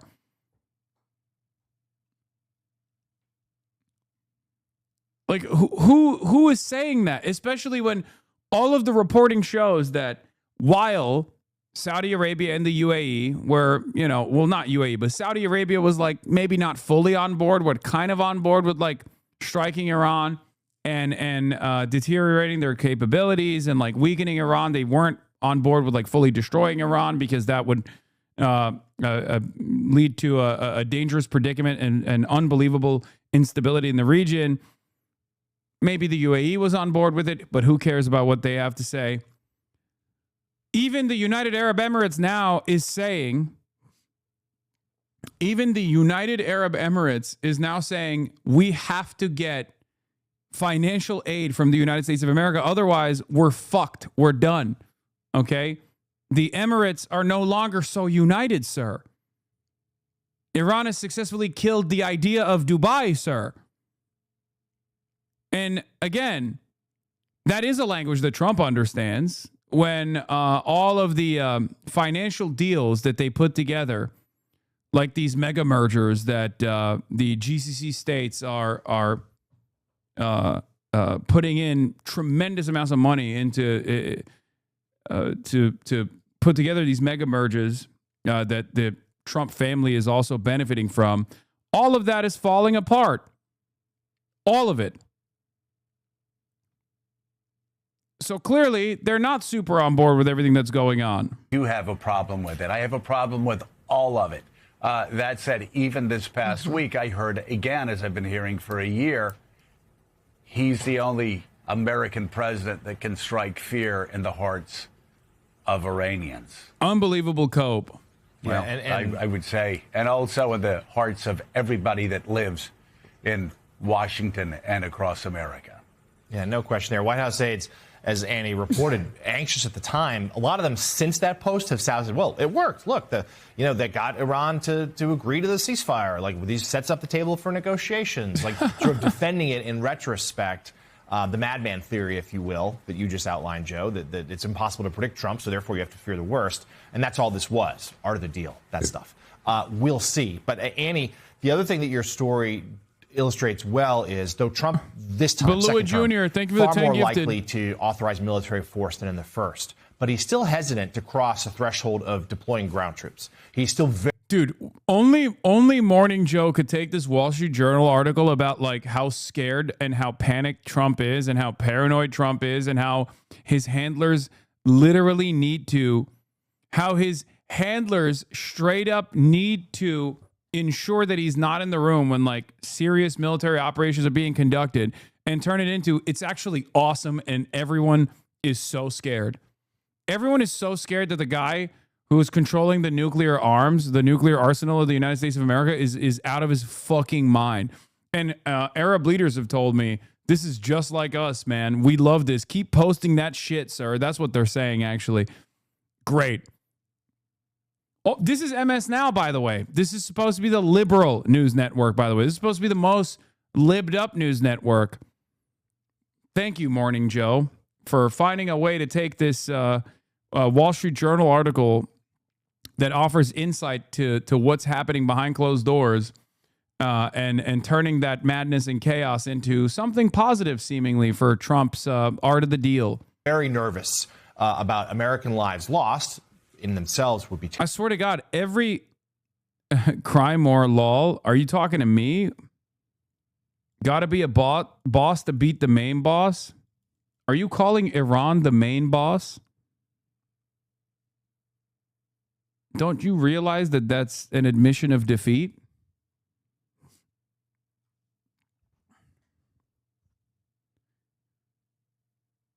Every time a Trump supporter comes in here, they just like hit themselves and hurt themselves in confusion. Every time. It's very strange. Why are your haters always so fucking stupid? I mean, because I'm anti-MAGA, I'm anti-fascist, and I think a lot of MAGA are just very dumb. And a lot of people who end up opposing me end up aligning with MAGA and therefore presenting themselves as very dumb. Terrible, but also the political ramifications of that. So speak to us about that still, that hesitation, and what we could learn from it as we consider what could come next, because the fate of these negotiations is still very much in doubt. Trump may need to escalate further and actually to get this war to close if it can't be done on the negotiating table in Islamabad the next couple of days.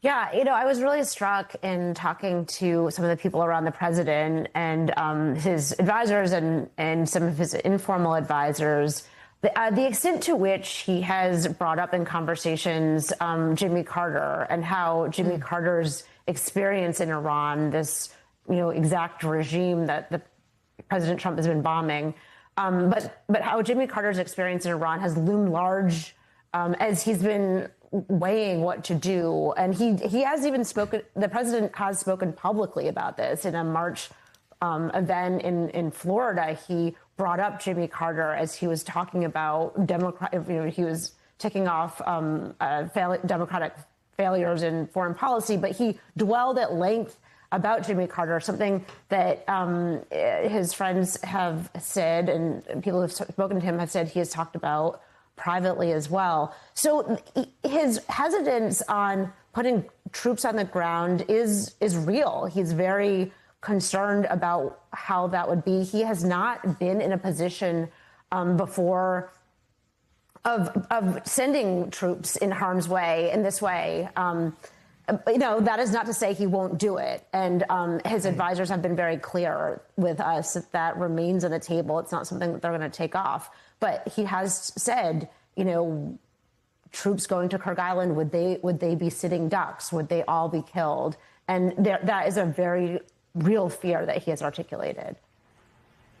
And for good reason. And Annie, I couldn't help but notice the picture that accompanied your story, at least when I read it online, had so many parallels with the failed 1980 Operation Eagle Claw, the failed operation to rescue the Iranian hostages back in 1980. Obviously, that parallel haunts the president, doesn't it? It really does. It's something that we have heard he talks about extensively. And this is a time in his life when he was coming of age. He paid close attention to the news, as we know.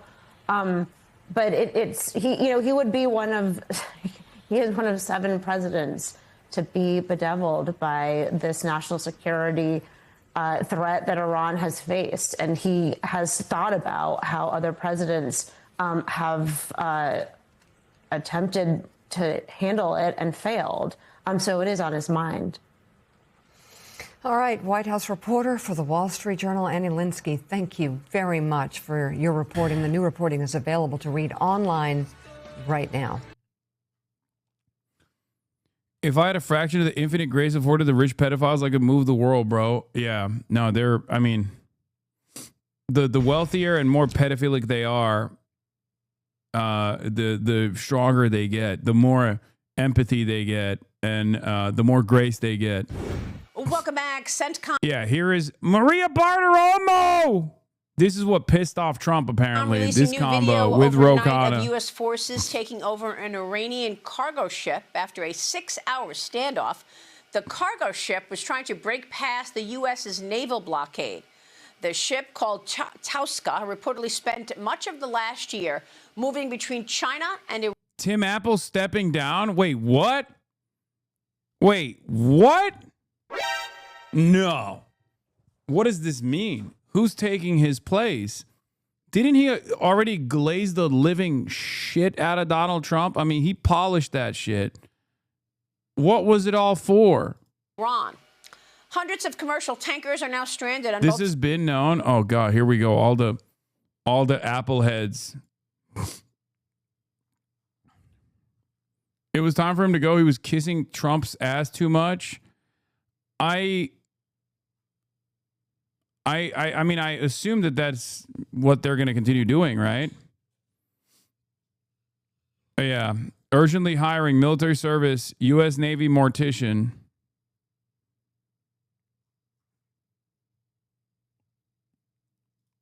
Sides of the strait after Iran halted traffic in the strait over the weekend, reversing course on its decision to effectively open it on Friday, agreeing with the United States. Tehran now telling shippers they must use new traffic lanes along the Iranian coast. But President Trump told me yesterday on the phone that it was the U.S. who closed the strait because of the blockade. U.S. officials are gearing up for another round of talks in Pakistan tonight. The Iranians, however, still no response on this meeting. The state media is suggesting that Iran might not show up, although AP reported this morning that the meeting is on, and President Trump told me yesterday a deal will be signed tonight. Meanwhile, House Democrats are now discussing plans to force a vote on an Iran war powers resolution every day until one passes or U.S. operations in the region end as the conflict approaches the 60-day mark.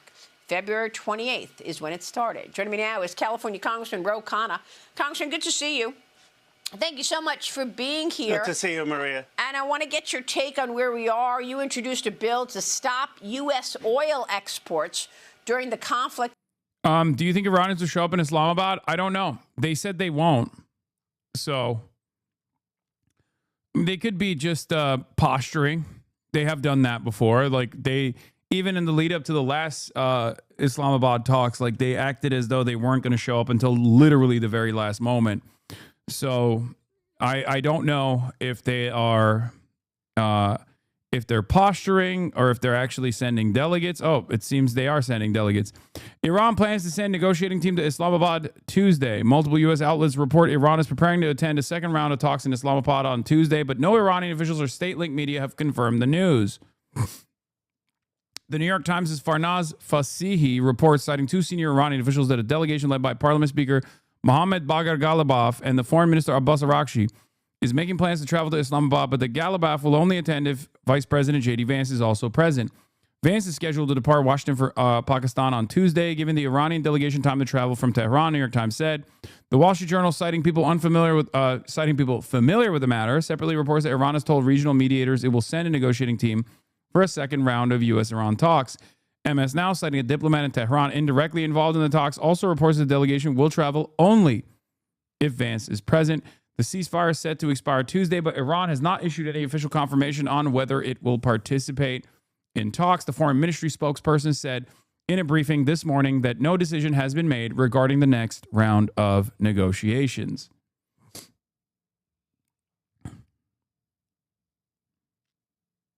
Is Iran using JD Vance as a human shield? They love me, please. Yeah. They're like, bring the fat one. Bring the fat President Trump. Bring the fat one. We love him. He looks like a Cupid.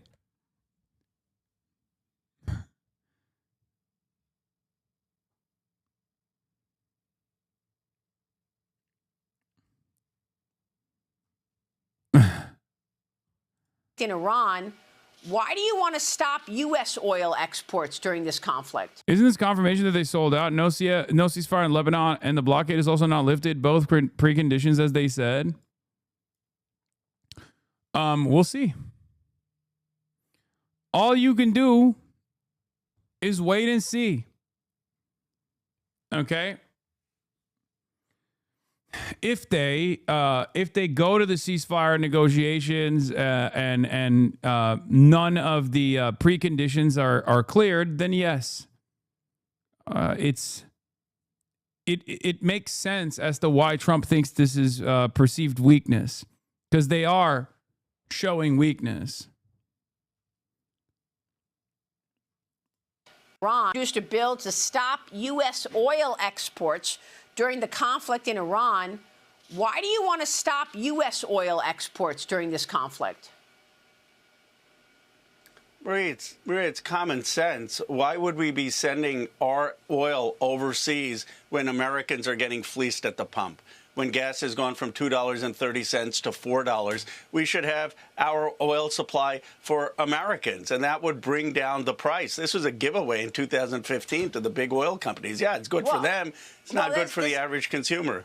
I don't know if it's a giveaway, really, but the truth is the president told the nation just the other day, and we know this to be true, that the U.S. is producing more oil and gas. What? Under Joe Biden, the Democrats do not want to see drill, baby, drill, right? The U.S. was producing, as you know, more oil and gas at a record level, even she was mudded under Joe Biden. The point is, though, why are we silenced by libtard media exporting it? And Maria, the biggest point is, why have we gotten into a war that has led to the closing of the Strait of Hormuz? The strait was perfectly open 60 days ago. And, you know, I talked, as I know you do, I talked to some of the senior finance guys at Wall Street, J.P. Morgan and others. They thought that this war would have been over in 3 weeks. This war has gone on 60 days. It's hurting the economy. It's putting our lives at risk. We've got Khamenei Jr. in charge, who's actually more hardline with the IRGC. We have a worse regime in there. What have we achieved? Are you saying that you do not think it's a good idea to defang Iran from having a nuclear weapon? Absolutely, we should do that. But this is not achieving that. We now have Khamenei Jr. who actually wants to do that. So, Congressman, how do you expect to do that? I'll tell you how what is your plan? Hold on. What is your plan to ensure that Iran does not have a nuclear weapon? Well, this is not doing it. This is putting Iran closer on the trajectory of a nuclear weapon, because Khamenei Sr., who we assassinated... No, that's not true. That's not true. President Obama... Let me just finish, Maria. Let me just finish. Okay, go ahead. Let me finish. Go ahead. You know, look, Khamenei Jr. is saying he wants to develop it. The more hardline IRGC is in. What we need is the enriched uranium. Even Vice President Vance acknowledges it. That is underground. You can't bomb to get that. You need diplomacy. We should be sitting... I missed your last take. Is there any way I could possibly rewind the stream, perhaps? Oh, why? What a wonderful question. The Piker Broadcasting Service has a rewind function as long as you're watching on a desktop. If you subscribe to PBS, Piker Broadcasting Service, you can make use of the emotes all around the platform. You can actually send me links. No guarantees that I'll click on them. And you can also rewind the VOD to go back and watch whatever you want to that you may have missed. Piker Broadcasting Service is always sponsored just by you, the people, and always will be for you, the people. Hey, Cat for Cutie, thank you for the 15 community gifted subs.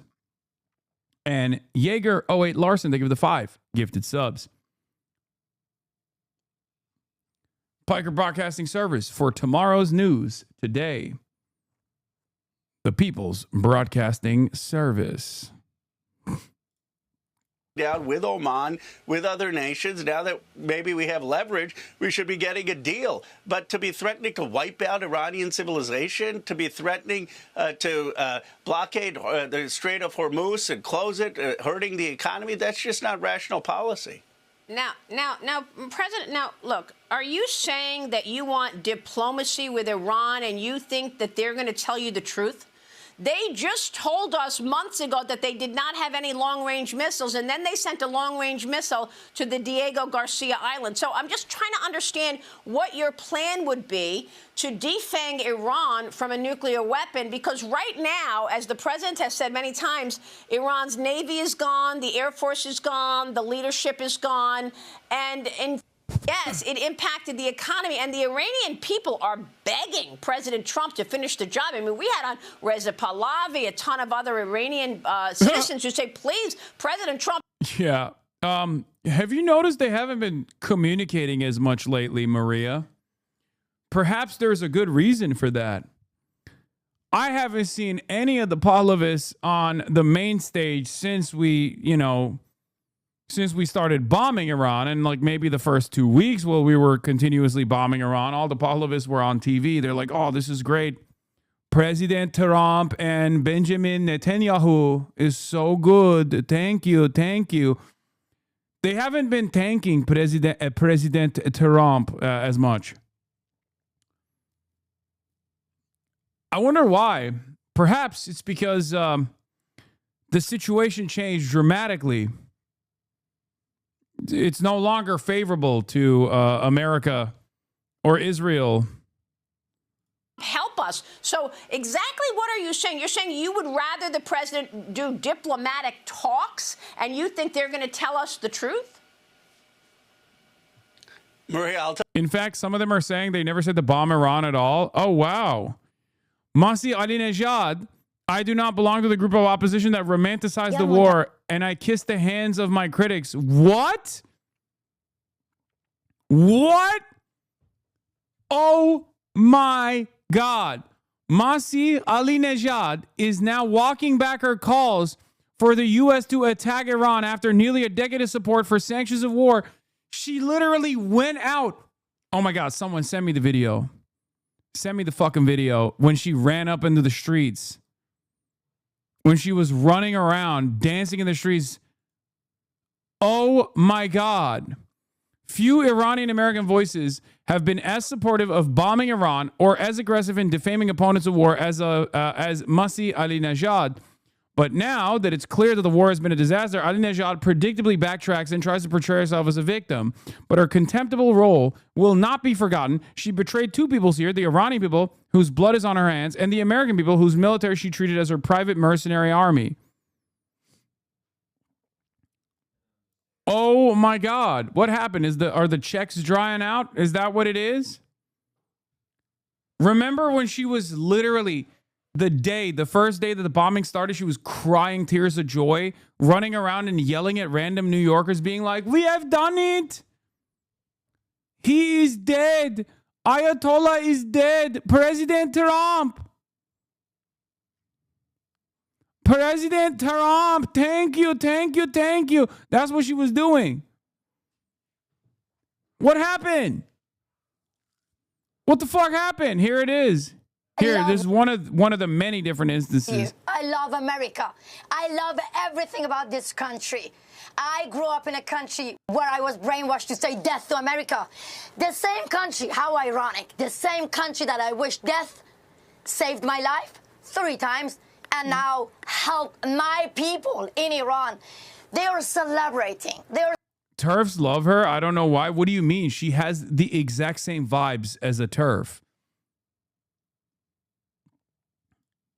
What the fuck are you talking about? Why do you think TERFs love her? She looks and sounds and has the exact same vibes as a TARIFF. Every morning I wake up reading that my people being killed by Ali Khamenei, but this is the first morning in my life that I get the good news and I want to run. I want to run. I want to run. I want to run. I want to just run. I want to just run and shout and shout and shout out of joy, out of joy, out of joy, out of joy. She's Turkish. Don't put that on us. Don't put that on us. Okay. Don't put that on my people. Come on now. I mean, a lot of Iranians have a lot of Turk in them, but Khamenei is dead. Free Iran. Free Iran? Iran. Wait, why not? Dictator Ali Khamenei is dead.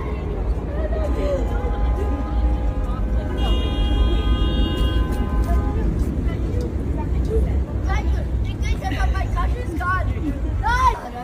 Oh my God, I love America. Thank you. Ali Khamenei is dead. Ali Khamenei is dead.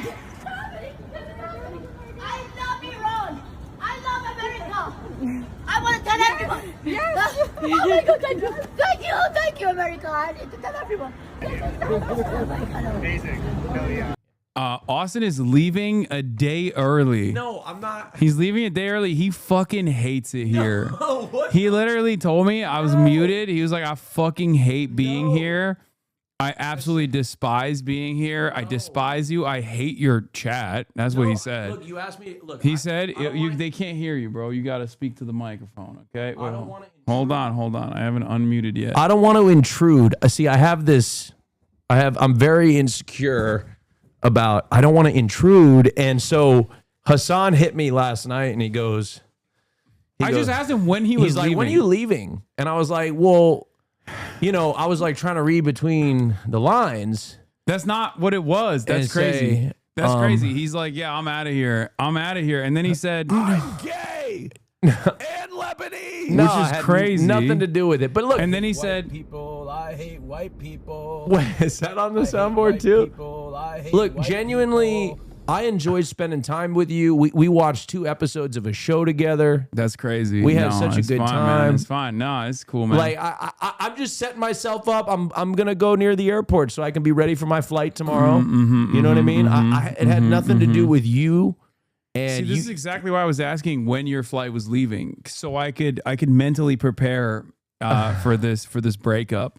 You are check his backpack for protein shakes. No, son of a bitch. I didn't take anything. I didn't take anything from your house. I drank a lot of your waters, but that's about it. Okay, so that's about it. But no, it's fine, man. It's all good. No, I mean, look, I'll be sad. Yeah. Oh no, come on. I hate to see you go, but I love to watch you leave. Type shit. You know what I mean? Oh man. Oh, you saying I got a fat ass? Is that what you're saying? No, it's fine, man. It's fine. I've been working on my butt recently. It's fine, bro. I've been working on my butt. We're just coworkers, bro. You won't show up to my funeral either. Are you kidding me? Of course I show up to you. Are you kidding me? I would host your funeral. Yeah, it's fine. It's fine, bro. Are you kidding me? The speech I would deliver? Don't worry. You're spiritually still here. I hate white people. I hate white people.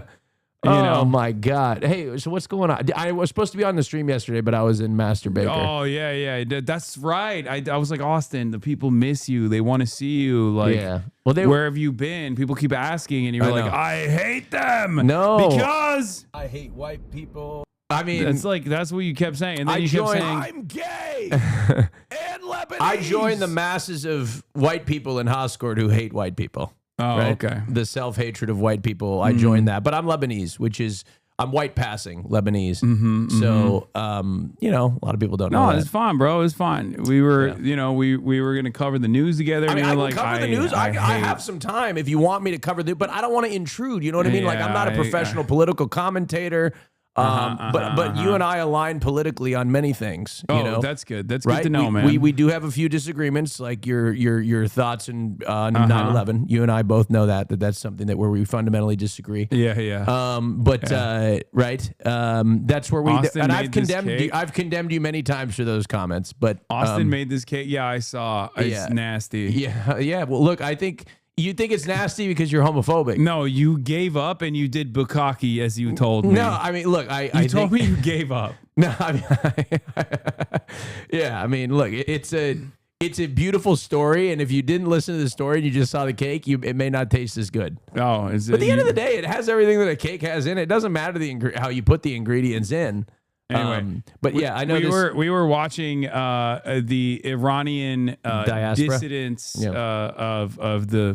of the government who were demanding that they bomb the Iranian people now walk back those statements and say that they never actually wanted the bombing campaign to happen at all, but they were celebrating it at the time. Well, let's see what she was doing on Fox News.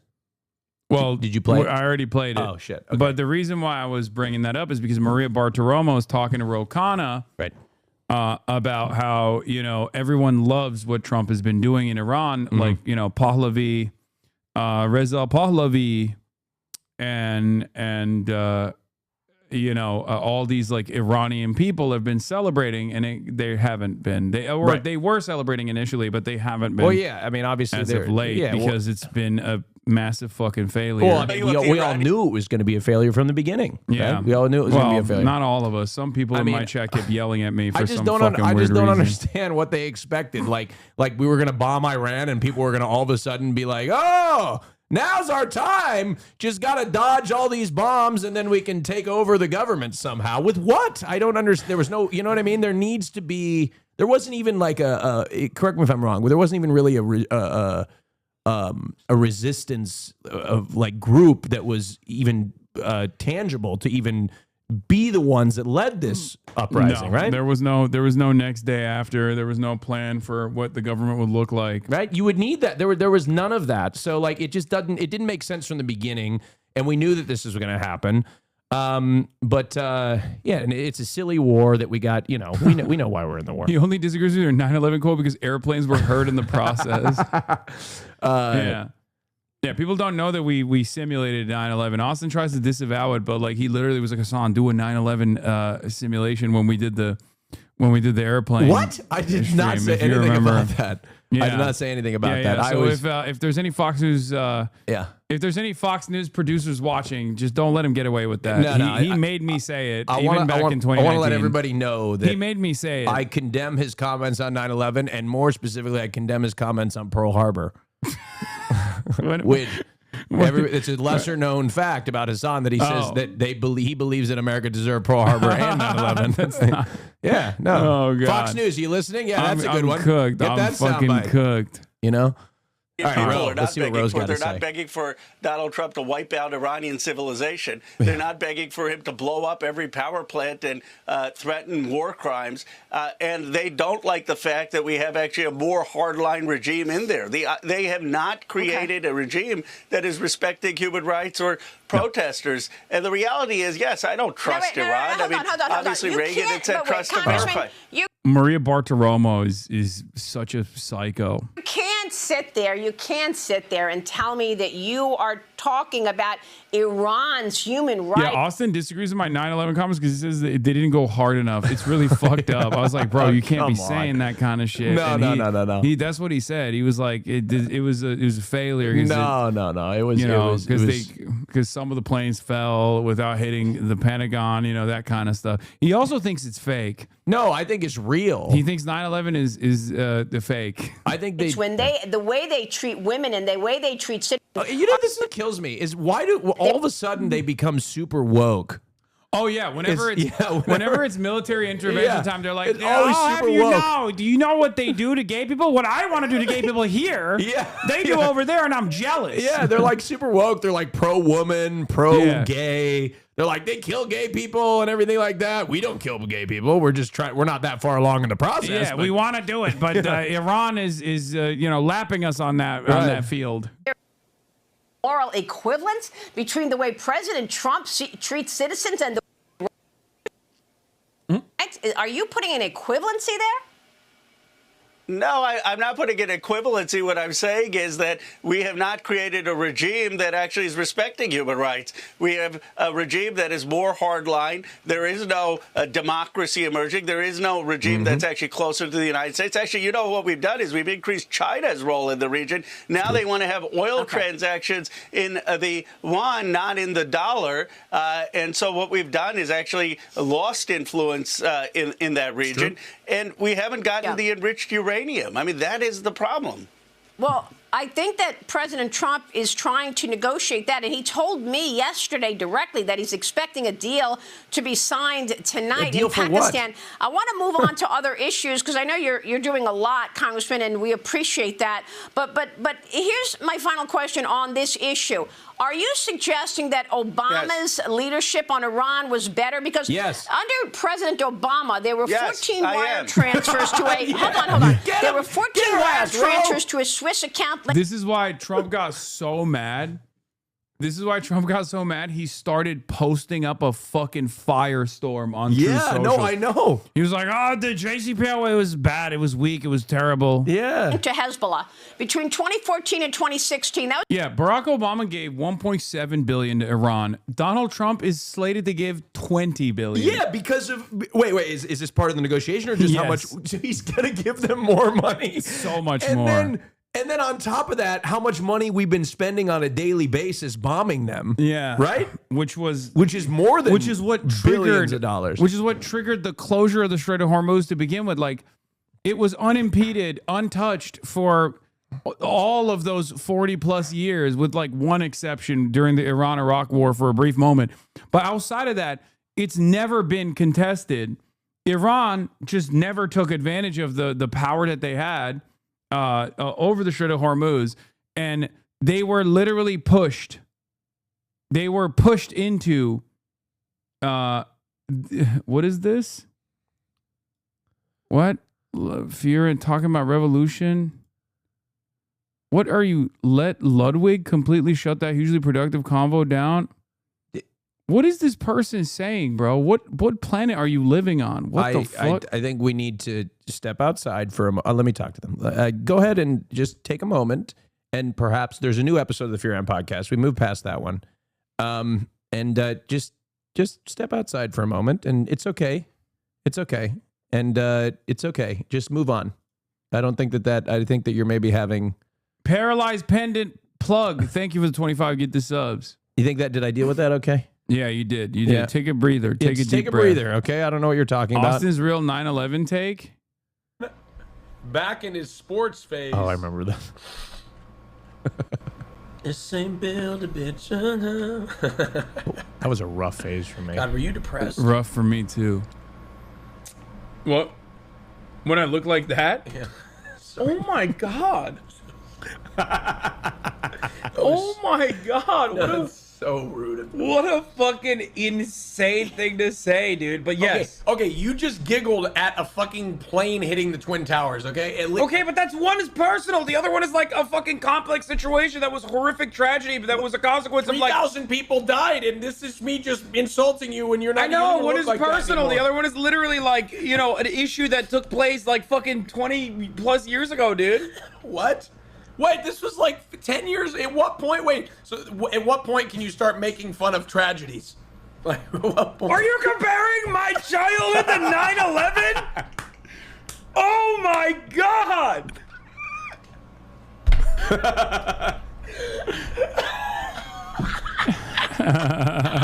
Brother, dude, we went through a phase, and I kind of blame you for this, where we were both painting our nails. And like, I'm not like, I think painting nails is fine, but like, I like went through an emo phase, but I was like 27 years old.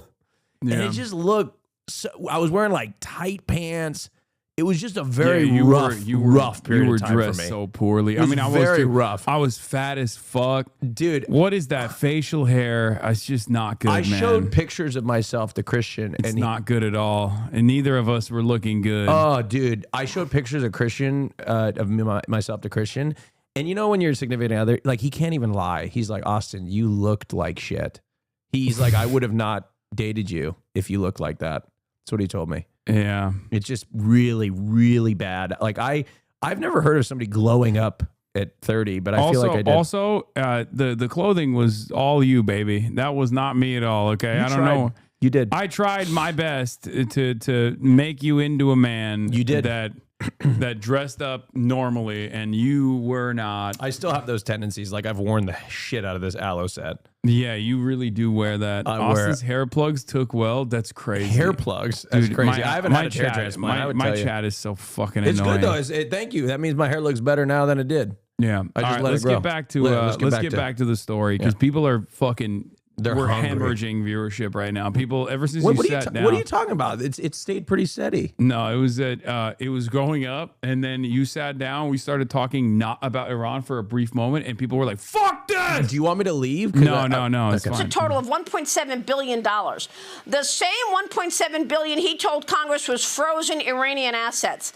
Now, there was a back channel to Tehran through Valerie Jarrett, active for 2012 to 2024. This was after he left office. So, it was almost like a shadow government. He also sent pellets of cash in a plane to Iran. Now, why would you send money to Iran knowing that they are building a nuclear weapon and they are the leading sponsor of terrorism? Well, they were complying Barack with it. Obama was a They were, yes. They were complying. They were with it. You complying send with them the deal it's with the part of deal. JCPOA. Yeah. And they were unfreezing assets. Less than Trump, by the way. Much less than Trump. Yeah. Not that I have an issue with that. Like, I think it's their money. They should, like, the fact that we have Austin is a little lad in the background maxing. I don't know what that means. Christian, you knock it off before I don't know what I'm going to do to you. Whoa, chill, bro. Yeah. All right. Yeah.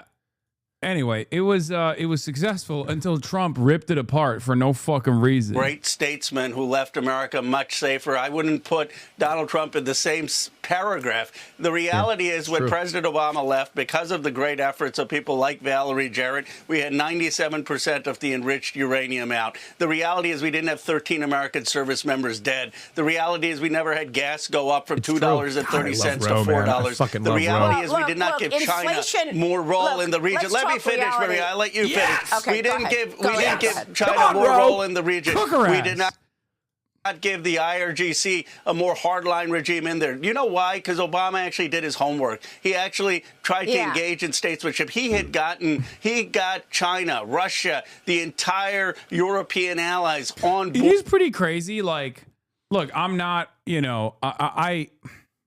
I have a different attitude about how things should have gone regardless. But from the perspective of like pro-America, it is a pretty remarkable achievement that this was a multilateral commitment that brought Russia, China, all of the European partners on board. We got unprecedented access to Iranian nuclear facilities, which, by the way, Israel used to their advantage to like assassinate Iranian academics over and over again, which is fucking unbelievable. God, it's so evil. But yeah, it was proof that like the diplomatic process would clearly be the successful way to deal with Iran. And Donald Trump just came in and was like, fuck it. Israel doesn't like this. This is a piece of shit. Yeah. And many Democrats at the time did not really complain about it. Let's be real, because they were also very pro-Israel. Question, I apologize if this distracts, but why didn't, there was Biden was in between. So why didn't he come in and maybe perhaps he had 4 years of foreign policy that he perhaps could have redone that relationship. Who has the Bulwark video of friend of the show, Ben Rhodes, talking about this exact, giving an answer to this exact question? Ben Rhodes went on the Bulwark recently. Friend of the show, Ben Rhodes, who was a part of the JCPOA as a national security advisor to Barack Hussein Obama. And he had an answer for that. I mean, I also interviewed...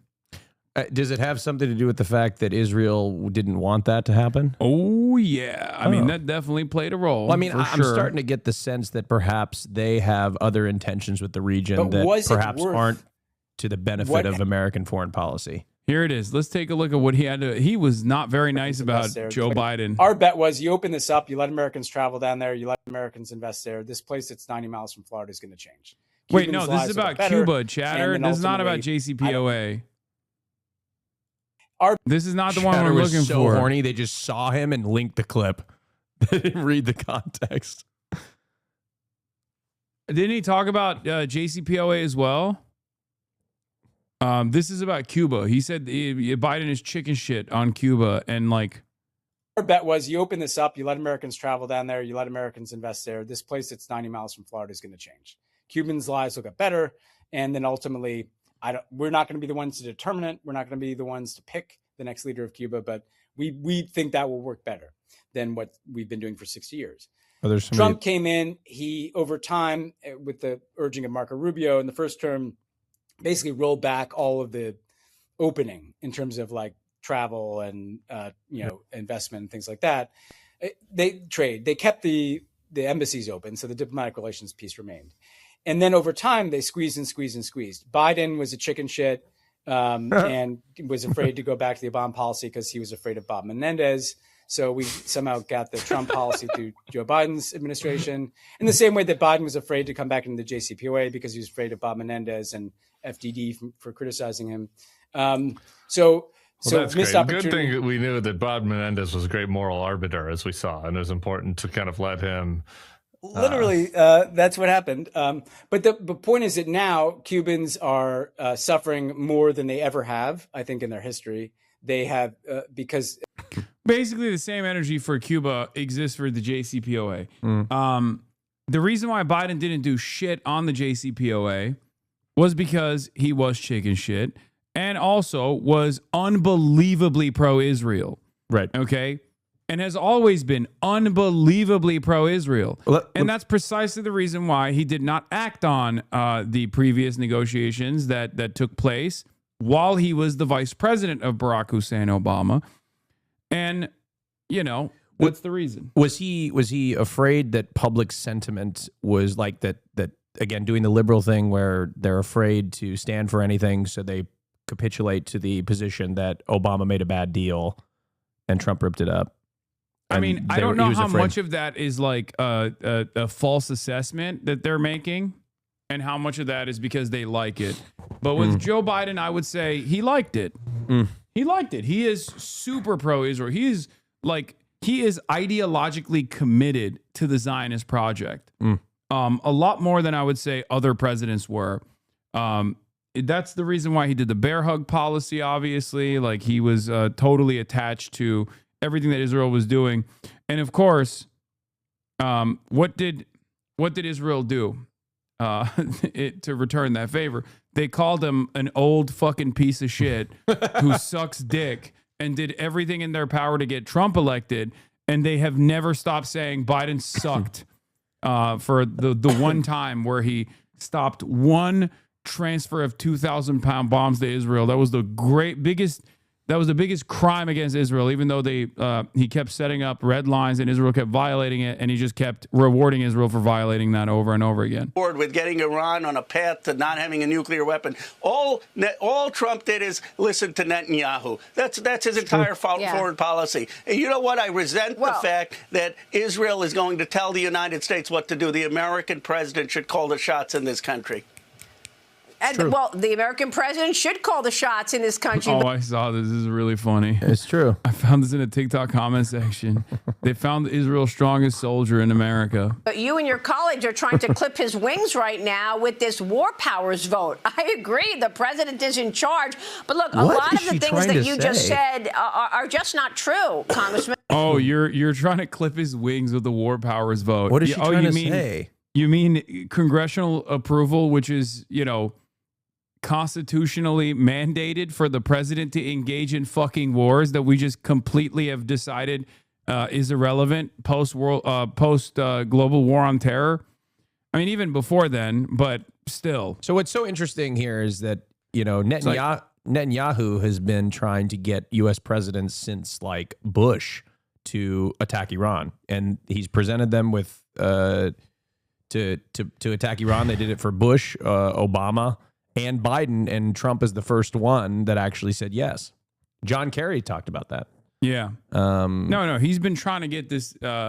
He's been trying to get this in motion for many, many years. What's interesting is Amos Hochstein yesterday went on the Sunday shows. Amos Hochstein is he served in the IDF and did not serve in the American military. Served in the IDF. Was one of the key architects of Biden's Middle Eastern policy alongside Brett McGurk.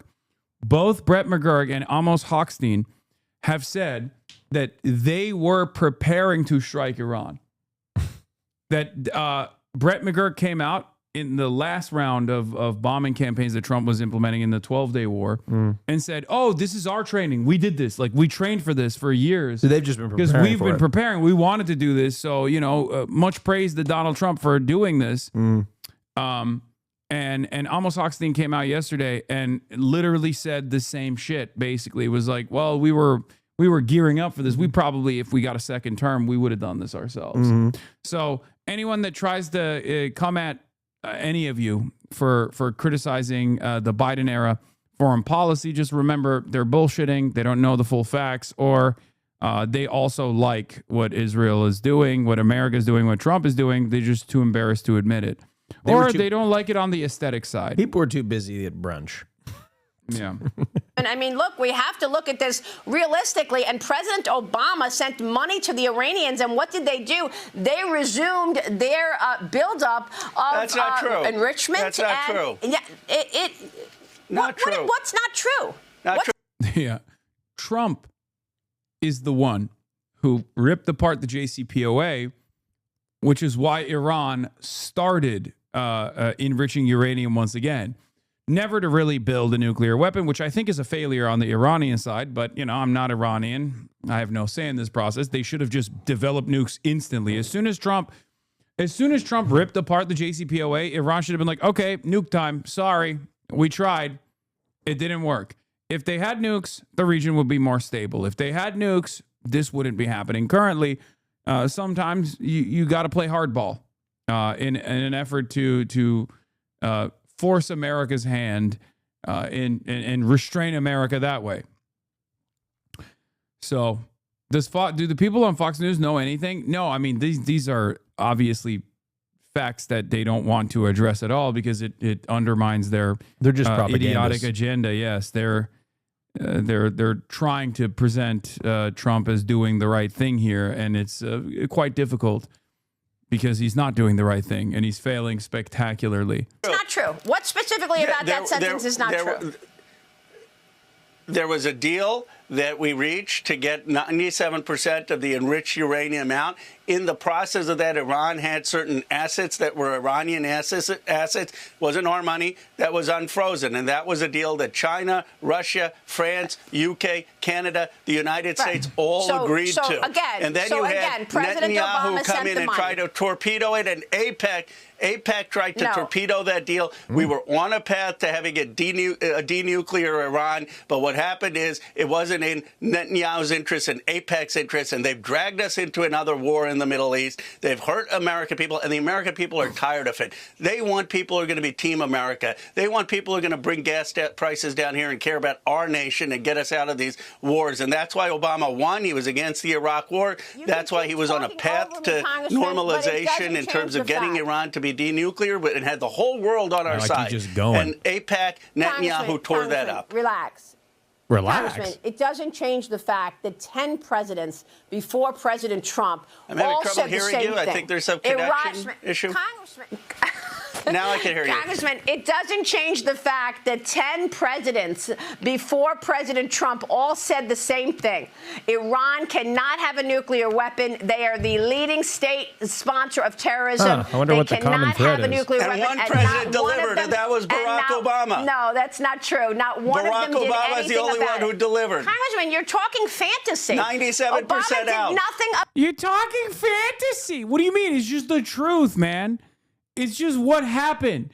These people are insane. Like, they get so mad when you just say the truth.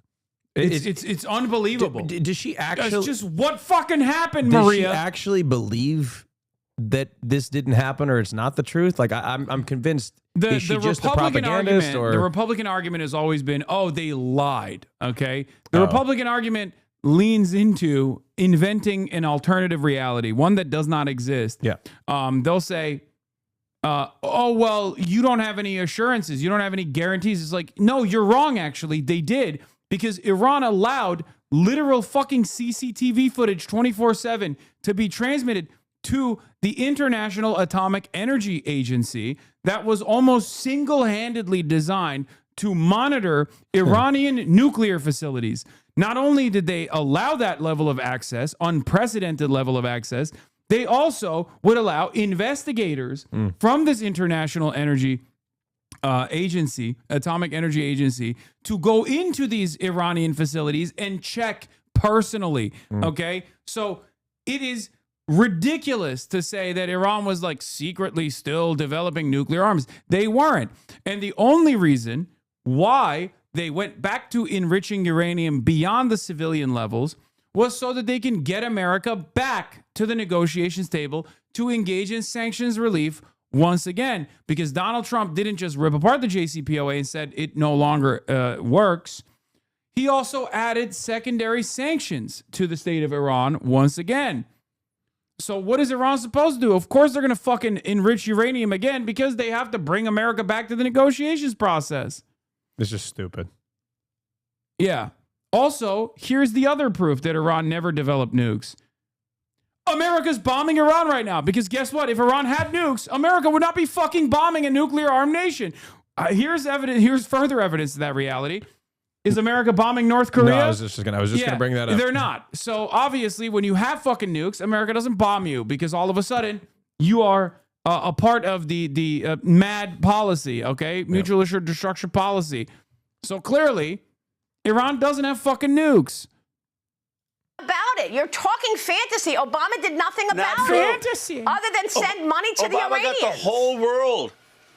He didn't send money to them. That's just factually false. He unfroze Iranian assets, but he had the whole world behind us. How many countries do we have behind us now? Obama had Russia, China, Canada, UK, France. Oh, she's going to try to say you want those people on your side. And they lost 97%. Now, Congressman, now you lost me. Saying Obama had Russia and China in their corner. See? I think you know better than most that Russia and China are not in our corner. Congressman, we will continue this discussion, and we appreciate you. Thank you so much, Ro Khanna. Low-hanging fruit. Thank you, Maria. Oh, God. We just celebrate stupidity, man. We celebrate fucking stupidity so much. Daniel Dale, our fact checker, Daniel Dale, he's back at it. He says, Trump said Friday that the Strait of Hormuz situation was over. It very obviously wasn't. Trump said Friday that Iran agreed to never close the Strait of Hormuz again. The next day, Iran closed the Strait of Hormuz again. Trump said yesterday that Vance isn't going to Pakistan for the talks. Officials quickly said Iran closed the Strait of Hormuz. Officials quickly said Vance is going to Pakistan for the talks. Trump said this morning that Vance had left and would be there tonight Islamabad time. Officials quickly said Vance is actually leaving tomorrow. Trump said Iran has no military anymore and that everything is gone. Iran continues to have military with destructive capabilities. Trump said the Pope issued a statement saying Iran can have nuclear weapons. That never happened. That'd be kind of funny though if the Pope was like, yeah, I think Iran should have a nuclear weapon is really funny. Trump said nobody expected Iran to retaliate against Gulf countries. That was widely expected. Trump said the only planes the U.S. has really lost in the war have been to friendly fire. He said this at the same time, at the same event at which he had spoken at length about what had happened after Iran shot down a U.S. plane. Story on President's ever-growing number of false claims on big and small matters related to the war and his triumph with claims about supposed Iranian concessions that we just can't assume are based in reality. It's gotten to a point that's so ridiculous that I can't even follow it. Is that crazy? There was an analyst that said that only 13% of what Trump has said so far since Operation Epstein's Fury began has been true. Yeah, it's like so like I don't even think he can track it. I've said this before. Trump is the worst person to go to if you want to understand what's about to happen, because he doesn't know what he's going to say next. Like he had no idea, like completely no idea. It's awesome. And all of it at the behest of money molestation, which is Donald Trump's favorite activity, molesting the money. There's Representative Chip Roy introducing a Mamdani Act, measures against Marxism's dangerous adherents and noxious Islamists. Oh, God. It allows for deportation and denaturalization of immigrants involved with socialist, communist, Chinese communists, specifically, Marxist or Islamic fundamentalist doctrines. Like what? Healthcare? Yeah. Socialist policies like healthcare and affordability. Yeah. That's this again is a ridiculous bill. It's obviously not going to go through. It's so stupid. What is this? I'm running for election in fierce advocacy of working class Americans. I'm not running from the left. I'm running from the bottom. I'm running for re-election in fierce advocacy of working class Americans. That's my North Star. Always has been, always will be. What does this mean? I don't know why you guys showed me this. I don't understand what this has to do with anything.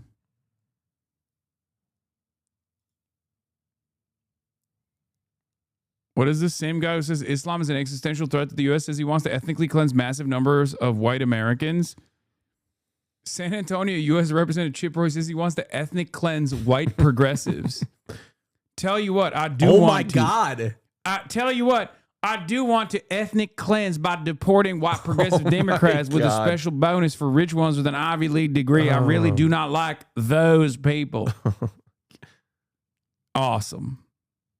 He's woke. He wants, dude, these guys inevitably end up whipping around back to JD Pond, you know? Yeah.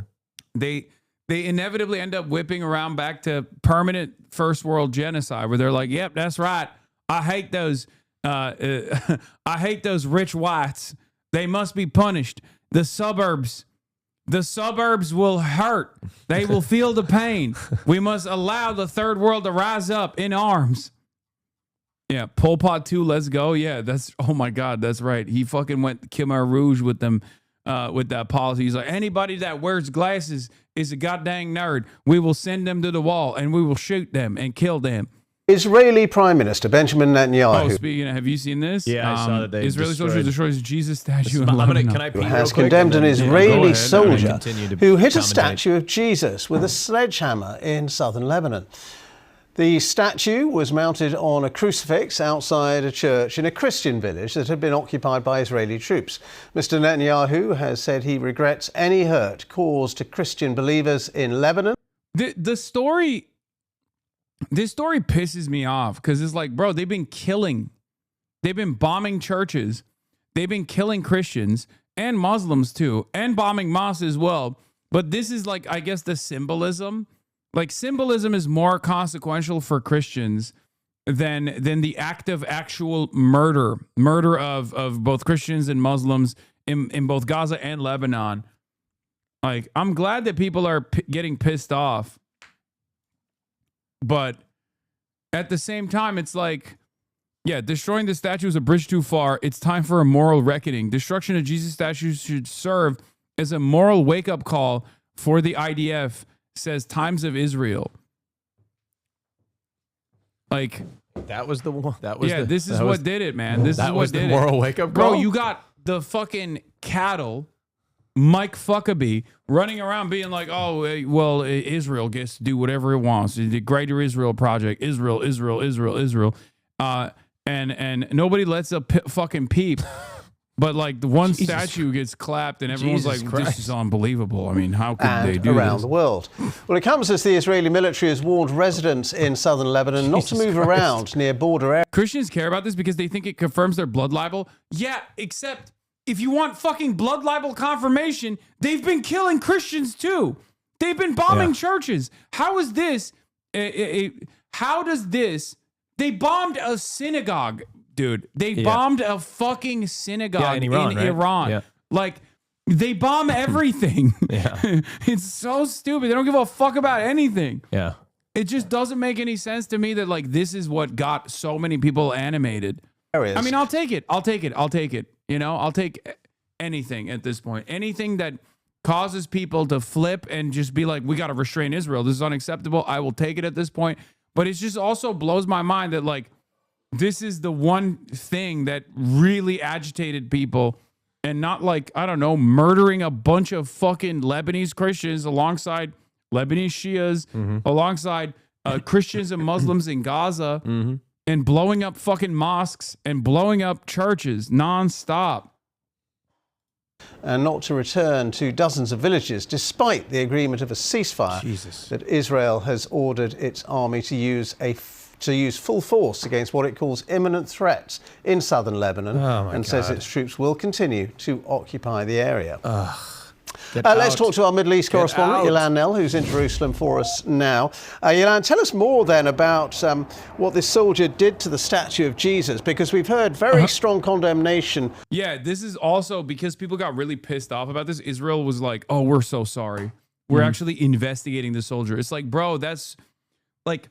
Soldiers investigating the soldier. He's on camera, isn't he? Yeah, well, yes, but they always have to do the fake, like, we have to conduct an investigation. Got it. To see how this could have happened. I don't know. Maybe because maybe the soldier thought it was valid after actually killing a fuck ton of Lebanese Christian people already. You know, perhaps that's why he thought it wouldn't be a big deal to fucking blow up the Jesus statue on top of everything else. Of that soldier's actions from the Prime Minister, from the Israeli military, various other politicians as well in Israel. Yeah, so the Israeli Prime Minister was quick to come out with his comments in English on his X account. I think understanding very well the international damage that this could do, this photo that's been shared widely on social media over the past couple of days. The Israeli army has confirmed it's a soldier who is at the moment in southern Lebanon, or has been in southern Lebanon in recent days. He's holding what appears to be a sledgehammer or an axe poised just over the face of the statue of Jesus on a crucifix that's been toppled. You know? The understanding is that this is in the village of Double, which is in southern Lebanon, a Maronite Christian village.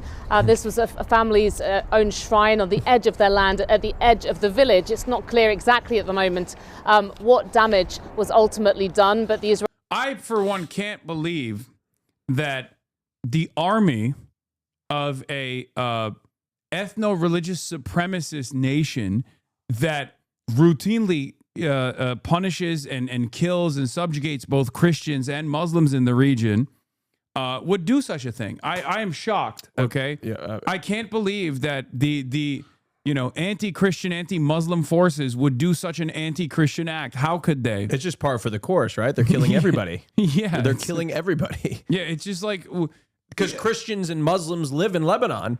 They're not just like, they're just indiscriminately bombing. So obviously that, but also on top of that, they've done something even more insane, like straight up Nazi shit.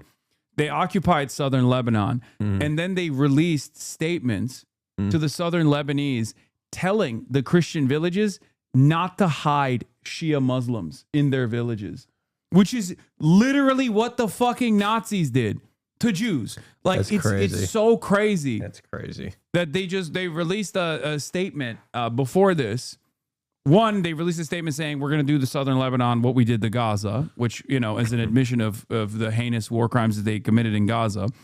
But it goes unpunished, so they don't see any reason to even hide it. And then two, they went to southern Lebanese Christian villages and said, if you are hiding Muslims in your floorboards, like, you will also be in our crosshairs. That's crazy. The Israeli army is saying that they will help the Christian community there to repair this statue.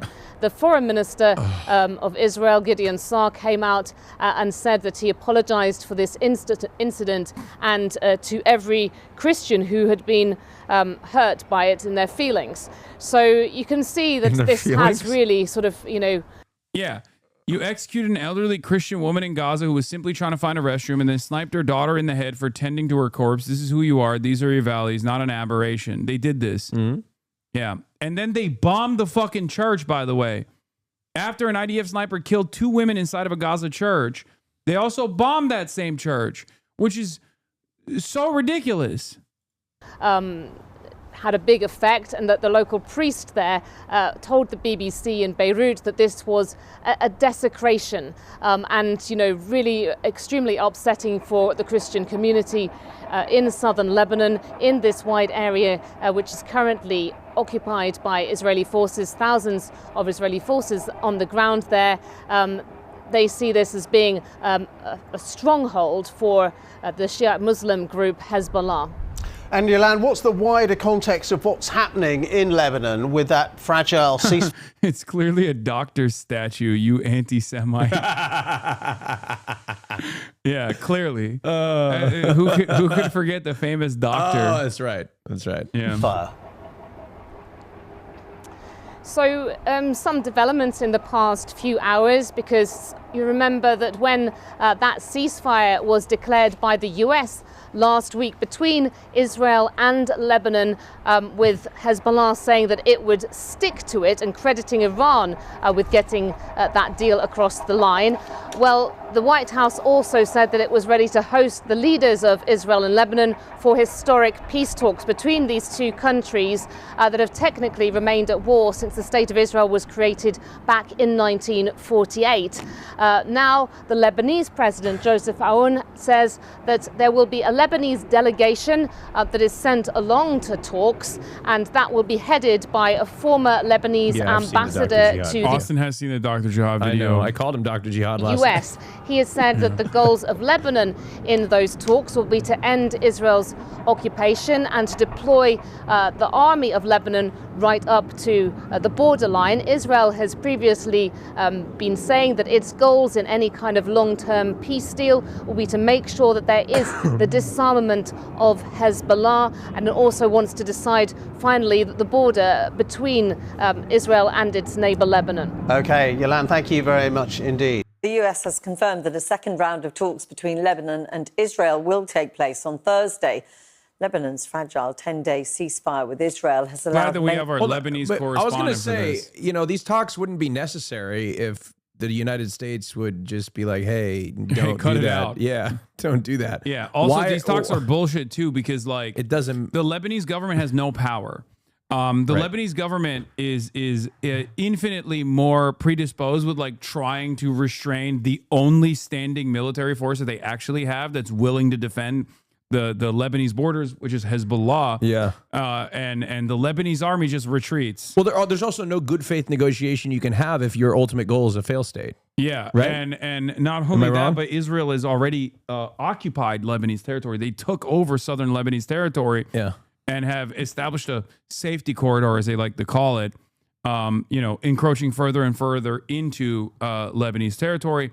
Some are saying that Israel is also now taking the water line as well, which is where the Lebanese gas fields are.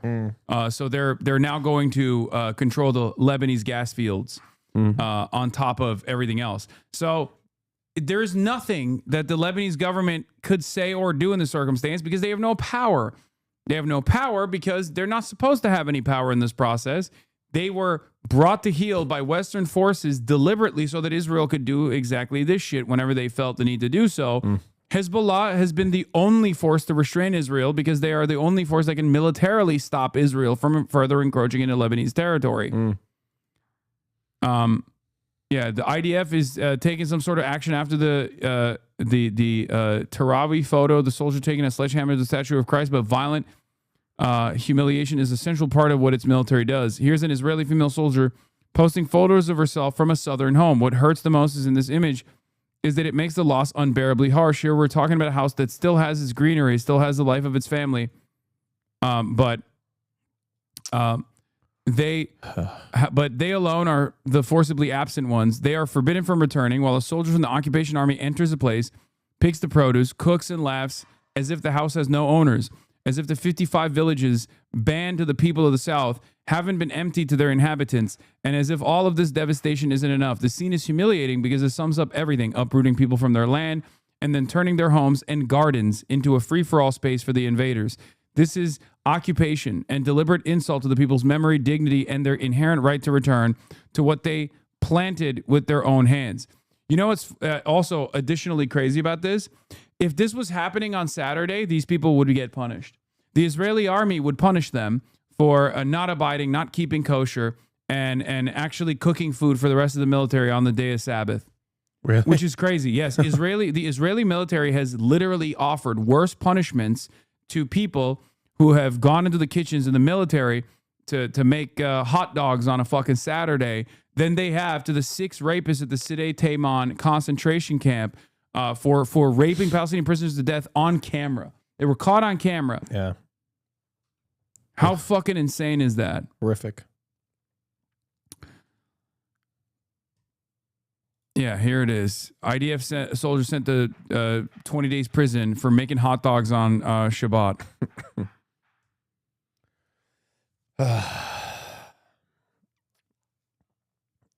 Anyway. My grandfather's rolling in his grave. To return he was home cremated, and bury but, their dead. whatever you do with. And despite the ceasefire, Israeli troops have continued to occupy territory deep in the south of Lebanon. Today, the Israeli military has warned residents to stay away from dozens of villages. Oh, see, this is the forward defense area. This also happens to be the gas fields that Lebanon has along the border, publishing for the first time its deployment line inside Lebanese territory. The forward defence line stretches east to west, almost 6 miles into Lebanon. Hezbollah, prescribed by the UK as a terrorist group, has fired. Yeah, these guys, Israel is the only country on the planet that always has defense with a strong offense, you know? Right. Oh, in order to establish defense, we have to take more and more of your territory. Sorry. Hundreds of rockets from southern Lebanon to northern Israel. Our foreign affairs correspondent, Porrick O'Brien, travelled to the southern town of Bazaria, close to the Litani River. He was only allowed into the area with Hezbollah's permission. We spent 2 days in southern Lebanon trying to unpack the shorthand that is Hezbollah's stronghold. These are their heartlands. We went to their funerals. We surveyed destroyed neighborhoods. This one shell, 5 or 6 meters down. They may be military. I think this is also why people get so mad when I say, like, you know, the shit that I've said about Hezbollah, where I'm like, they are a paramilitary group with a separate political party that's in the Lebanese parliament, by the way. But people get so mad when you don't just say, like, they're fucking terrorists, they're terrorists, how dare you say that? It's like, because it's just the truth. What I'm saying about Hezbollah is the truth. They are a paramilitary organization. There's a separate military that happens to be the only standing military that will fight back against Israel, that has a literal fucking political party in the Lebanese parliament. It's just the truth. It doesn't matter. You could just like say terrorism, terrorism, terrorism all day, every day. But this is the real terrorism happening here is what Israel is doing to southern Lebanon. Okay? Militarily weak, but for these people with this war, Hezbollah has more reason to exist now, not less. Western perspectives on this shit is so fucking insane to me. Because they'll be like, oh, well, they killed these guys that were like affiliated with Hezbollah. They killed these journalists that were affiliated with Hezbollah. It's like, that's what is illegal in that situation is killing a journalist, not an affiliation of a journalist with Hezbollah. Okay, it's like saying, oh, well, we killed this random hospital worker in Israel because they voted for Benjamin Netanyahu. Okay, they voted for the Likud party. The fuck are you talking about?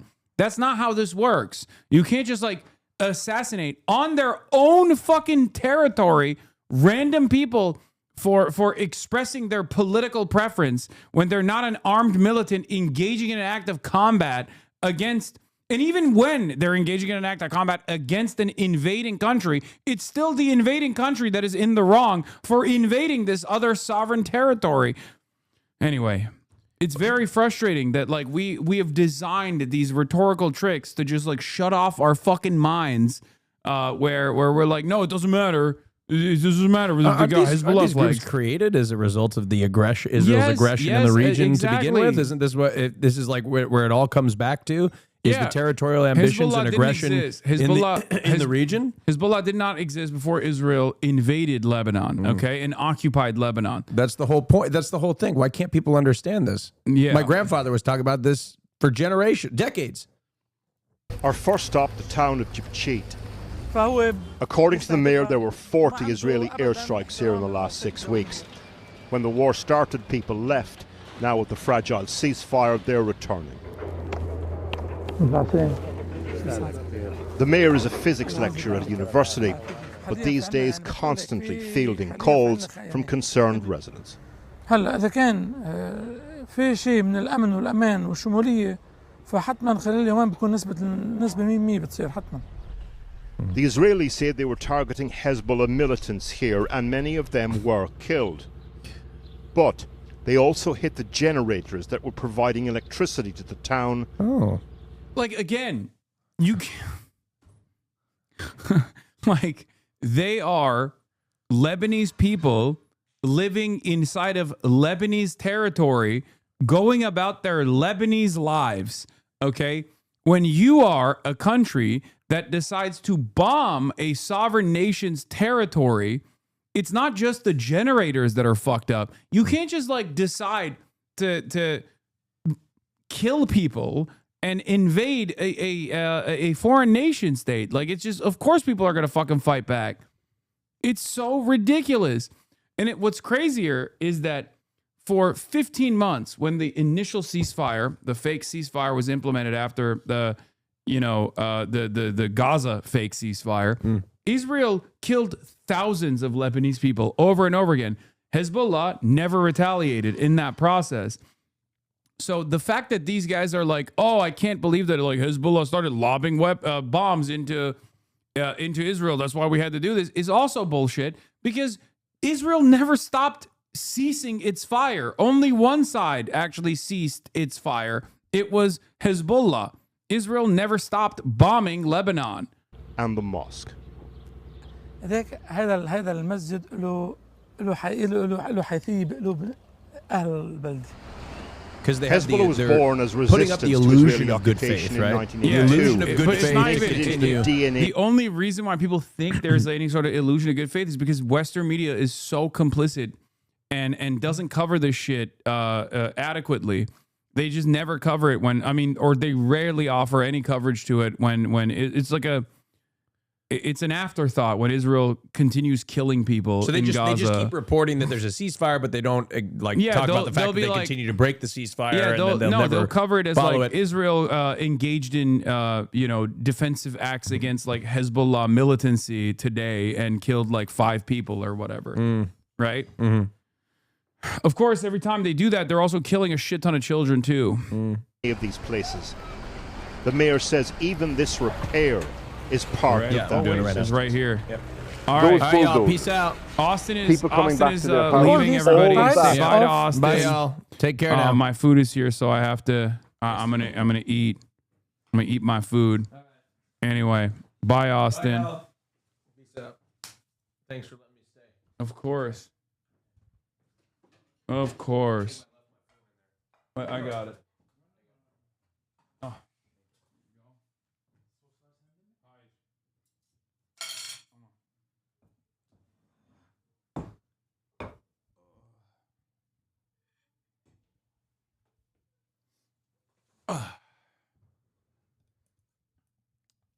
Yeah. All right, we're going to get back to close-up cam. And also, here it is. It's true that Israel's been bombing the South for the past 1.5 years, but people argue that Hezbollah are responding after the killing of Khamenei gave a reason for Israel to escalate. Yeah, but turşu var mı bir de orada turşu olması lazım. Yeah, except once again, Israel never stopped bombing Lebanon. If Israel had actually kept up their end of the ceasefire, I suspect that Hezbollah would have much less interest in escalating against Israel, right? But Israel never stopped bombing southern Lebanon. And they never do. No, that's not Austin's jacket. It's my jacket. Guys, it's not Austin's jacket. It's my fucking jacket. Oh my God, you guys are so annoying. Nervous Nelly's over here. Holy shit. Shayanel Hawk, thank you for the 50. What are you resisting? نحن عم نقاوم الفكر الاحتلال، الفكر التوسعي. إسرائيل أصلاً هي كيان غاصب. We're only allowed into these areas with Hezbollah's permission and oversight. But here we are more free to talk to whoever we want. So we meet sisters-in-law Nahal and Fatima. They stayed here through the 40 strikes. خوف ما منخاف. نحن أهل الجنوب ما حدا بيركعنا. هي الحجة كمان كانت صامت. إيه هيدي كل الحرب. هي كل الحرب. So how many wars have you stayed here for? كل الحروب. قديش هي الحروب على لبنان؟ نحن بقين. Did this war feel different than all the others? أصعب. هيدي أصعب حرب. بس ما خفنا. Why? لأنه مكاوي جاء وتتصيد. لأنه بطل عندهم أهداف وكانوا عم يضربوا حيالله حتى مدنيين كيف ما كان حيالله يعني. كيف؟ These people deeply distrust the Lebanese army's ability to protect them, even more so now. The idea that they could or should disarm Hezbollah, unthinkable. Israel destroyed part of this town. But remember, the townspeople want the destruction of Israel. Hezbollah is a militia that targets civilians in Israel. Hezbollah is a political party with members of parliament and members in the cabinet. Hezbollah is an Iran-backed group with support amongst the Shia community. But Hezbollah is also a movement. It's a frame of mind, which leads you to the question, can you really bomb that out of someone? From Jibchit, we drove south towards the southern swathe of Lebanon where the Israelis are positioned, over the Litani River. The bridge had been bombed by the Israelis, but locals repaired it. And to the coastal city of Sur or Tyre, one of the safer places to get a handle on the geography of this conflict, on pause for now. The Israeli security zone, or occupied area, is delineated by the so-called yellow line. And from here on the coast in Tyre or Sur, you can safely put eyes on it. The yellow line basically runs along the headland there behind me. In between that and the Israeli border, 50+ villages and towns. And one by one, the Israelis are demolishing them. If that sounds familiar, it is. They did exactly the same thing in Gaza. The Israelis say they're dismantling Hezbollah infrastructure, making it impossible for them to fire at the country, thus the sterile buffer zone. Finally, to the town of Bazari. Today, the funerals of several people from here who were killed on the 8th of March. They were in Beirut at the time. It is at these funerals that neighbourhoods nail their colours to the mast, and the colour is Hezbollah's yellow. The funerals today include 4 women, 1 teenager and 3 fighters. The thing about it is these communities don't make that distinction. Everyone is a member of the resistance.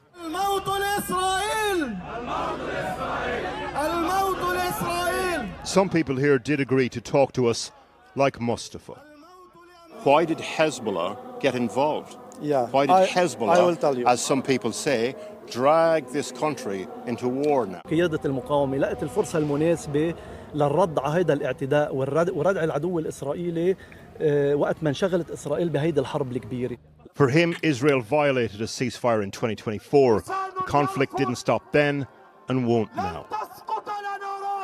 The last 6 weeks of war mean the anger and grief are acute here, and Hezbollah will weaponize it. It's just crazy to go to the funeral of like a bunch of teenagers and civilians that Israel killed alongside 3 or 4 militants and ask them like, well, don't you feel like you guys brought this on yourselves?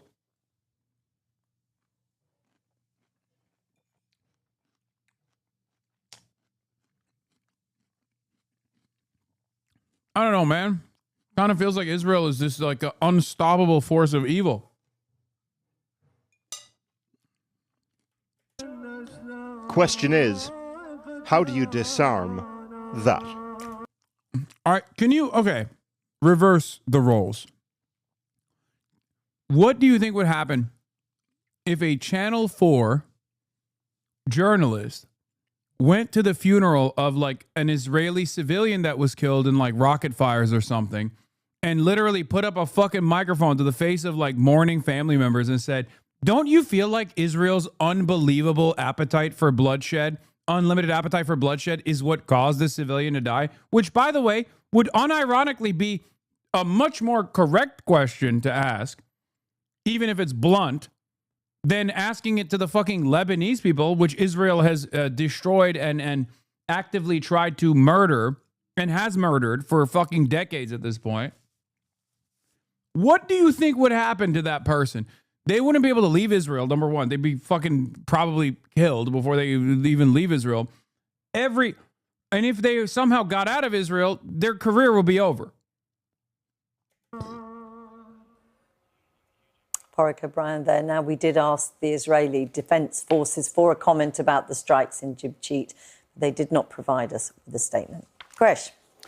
Thanks, Jackie. Well, I've been speaking to the UN's humanitarian chief, Tom Fletcher, for today's forecast. We talked about the humanitarian situation in Sudan, as well as politics closer to home. But we began by talking about Lebanon and the scale of the displacement of people there.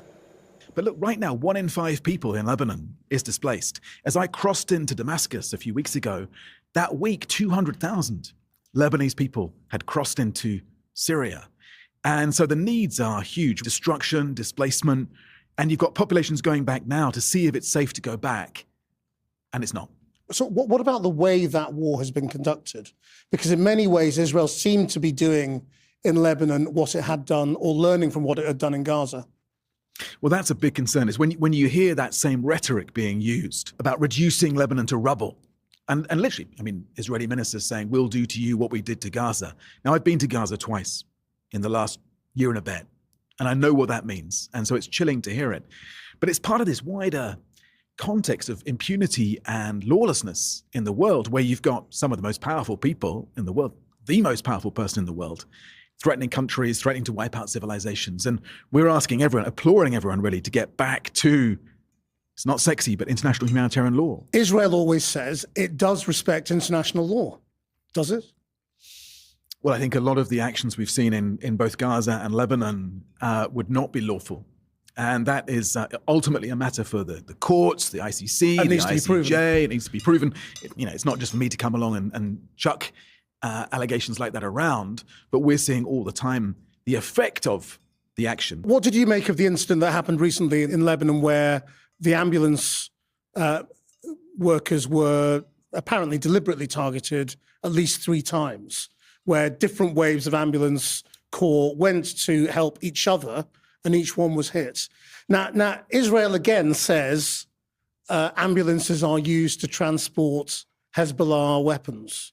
They don't provide evidence for it, but that's what they say. Does that ever become a justification for that kind of attack on ambulance workers? So there is no justification for hitting ambulances and health workers. Ambulance workers, health workers should never be a target. And it is, it's really disturbing. We know about from elsewhere, the double tap. But now this new lexicon of talking about a treble tap or a quadruple tap, this is part of the context that my colleagues are working in all the time. And we're saying there needs to be accountability. Sudan is the war that has been pushed out of the way by everything that's happening in the Middle East. Can you contextualize it for us in terms of the need, the numbers of people dying, the numbers of people reliant on food aid? So you've got 34 million people in need right now, 9 million internally displaced, 4.5 million displaced into neighbors. So you've got that rip. If you don't restrain Israel when they hit an ambulance, then of course they're going to start double tapping. If you don't restrain Israel when they start double tapping, they're going to start triple tapping. That's it. Why would they stop? We are allowing this to happen over and over again. Why would they stop? We're giving them the arms to do so. We're giving them the political cover to do so. They're not going to stop. They've shown their willingness to engage in commit such atrocities. If America doesn't restrain Israel, then why should they stop?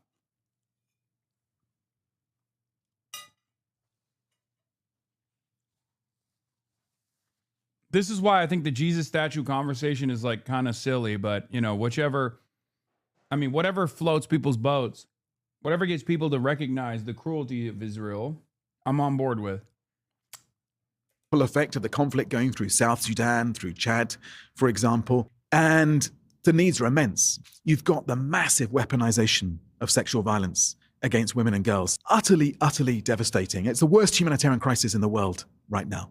I mean, just finally, I mean, you're an international diplomat now, but you were, of course, a British diplomat and a British advisor in Downing Street, just as the Foreign Office is in perhaps its biggest crisis of modern times. I mean, do you agree with the assessment of how bad the crisis is in terms of the relationship between the Foreign Office and Number 10? I spoke personally this morning and immediately got a lot of feedback that my views on the UK political situation were not part of my job, nor that welcome at the moment. So what I would say is I don't He's think not it's a British in Britain's diplomat interest. any longer. It's Tom Fletcher. He's the head of the UN, like Humanitarian Rights Mission or something. I forget what his like position is, but he's not like a normal diplomat. UN Emergency Relief. The UN Emergency Relief Coordinator. That's why he's being so open about everything.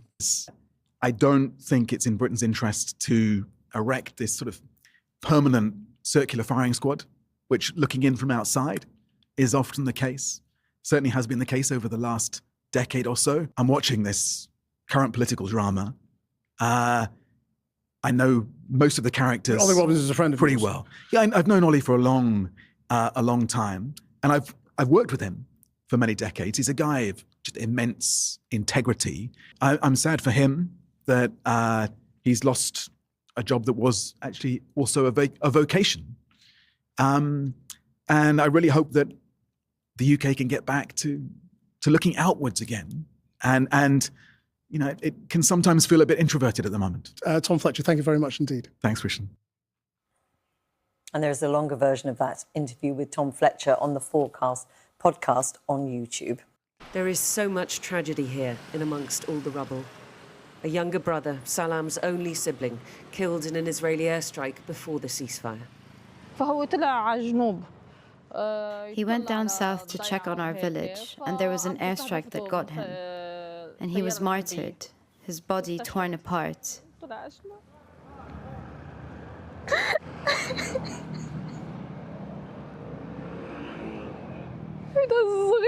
He was so young. My young brother is gone.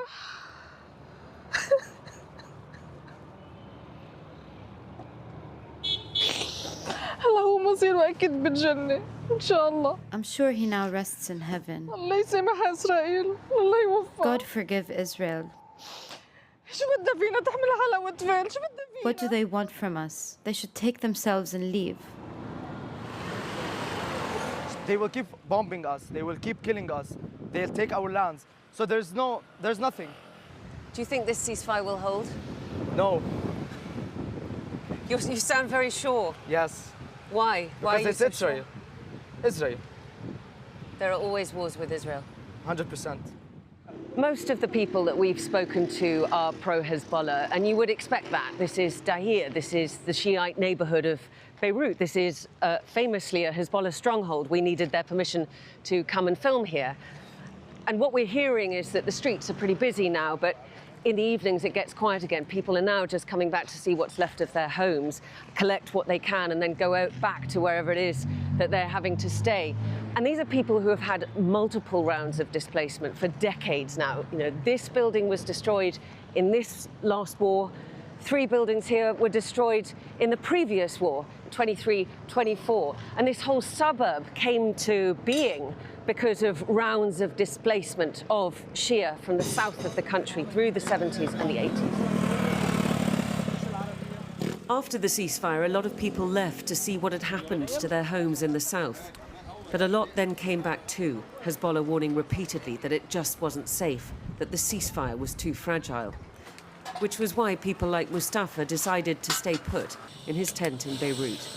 Is this the first time you've been displaced? No. We have been displaced in 2006 and 2024. Also now in 2026. We don't mind. Stone, we can rebuild it. The stone, we can rebuild it. But we are strong. We have muscles. As they have muscles and weapons, we have weapons and muscles. We can defend our land.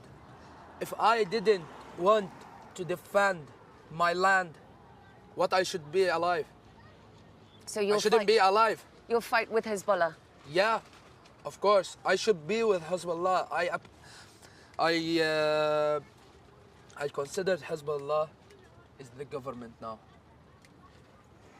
But for Israel, of course, Hezbollah is the problem, and for many Lebanese too. And as their endless conflict drags on, it is the young, oh my God, and for the many Lebanese, okay, the innocent, who find themselves caught in the middle. Diana Magnay, Sky News, Beirut.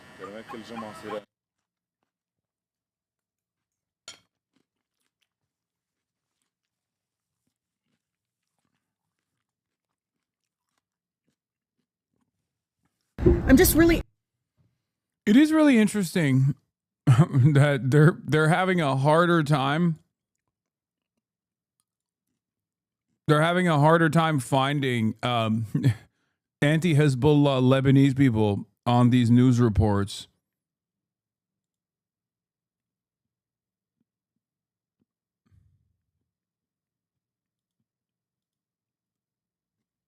I don't know what happened.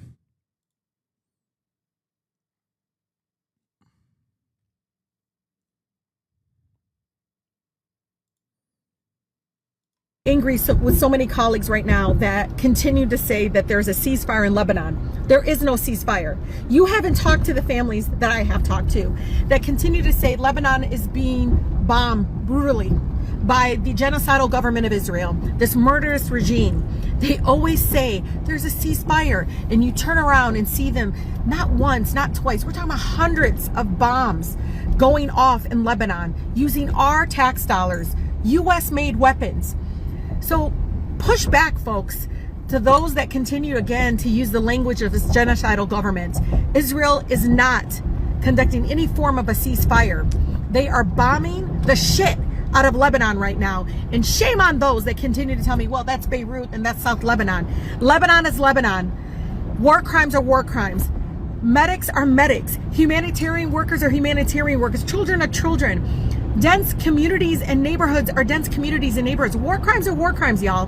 And shame on those that continue to, again, enable this government of Israel to commit these war crimes and use the language, oh, there's a ceasefire now for 10 days. There hasn't been a ceasefire, not even for an hour. So speak up, folks. Get your members of Congress to support our war powers resolution to end the madness of our government participating or enabling this ethnic cleansing campaign by this genocidal government in Lebanon now. Yep. The average price of gas is still above $4 a gallon. Someone said Dana Bash is yelling at Abdullah Syed. They turned up the bot attack bot farm on Abdul. All right, what do you mean? And Dana Fash is going after Abdul? I had said. Oh my God. Oh my God.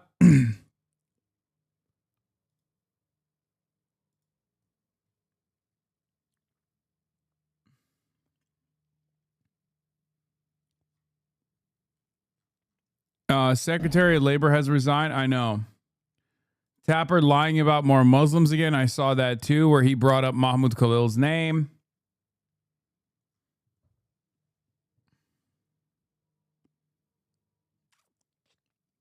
In the process of being woke, when he was shitting on Elisa Stefanik, he still fired a couple shots at Mahmoud Khalil. We'll get to all that. Why did you say bot attacks? Oh, because all of these like random replies are like, can you stop? You equate Israel and Hamas with evil. You're disgusting, disrespectful, and another American hater. Assimilate or get out. UPOS. Oh my God. Oh my God. All of his replies are literally dirty Muslims continue to show how vile they are. Your sick fuck went too far with your comments. Your white liberal overlords approve and appreciate your Slavish dick washing obedience. Send N-word.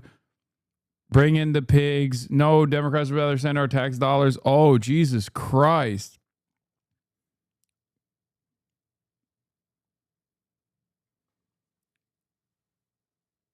Yeah.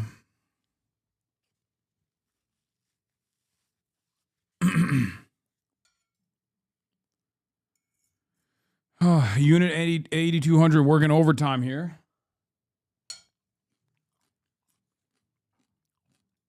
Anyway, we'll get to all of that.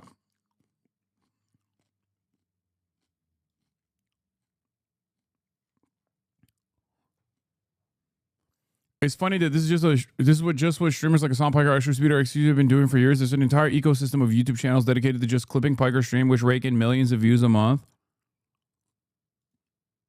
Oh yeah, TBPN is a 7K live viewer pod that's sold to OpenAI for $200 million because their average clip gets 257K views.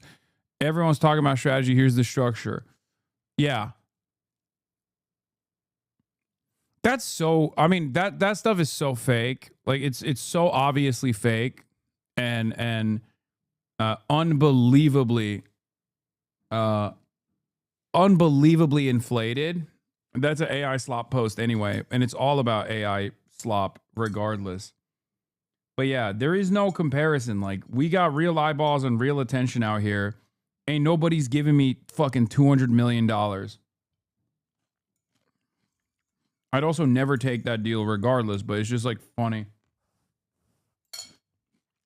All right, let's get back to gas. As we enter week 8 of the war in Iran, now that price is down since last week, but still far higher than before the war began. So when could Americans see gas prices down below $3 a gallon again? Well, here's what the Energy Secretary Chris Wright told Jake Tapper on State of the Union.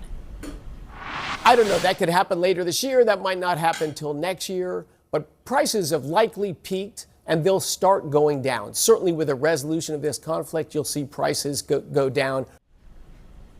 This morning, President Trump talked to the Hill and undercut his own energy secretary, rather. He said, quote, "No, I think he's wrong on that. Totally wrong." I'm joined by a very smart group of reporters today. CNN's Manu Raju, Emily Davies of The Washington Post, and Ested Herndon with Vox. Let's talk about energy and gas prices. Manu, it's not surprising that the president hears one of the people who work for him talking and probably saying something that is, I mean, not probably, almost definitely saying something that is true based on the data that he's looking at, that gas prices are not going to come back down, and gets upset about it.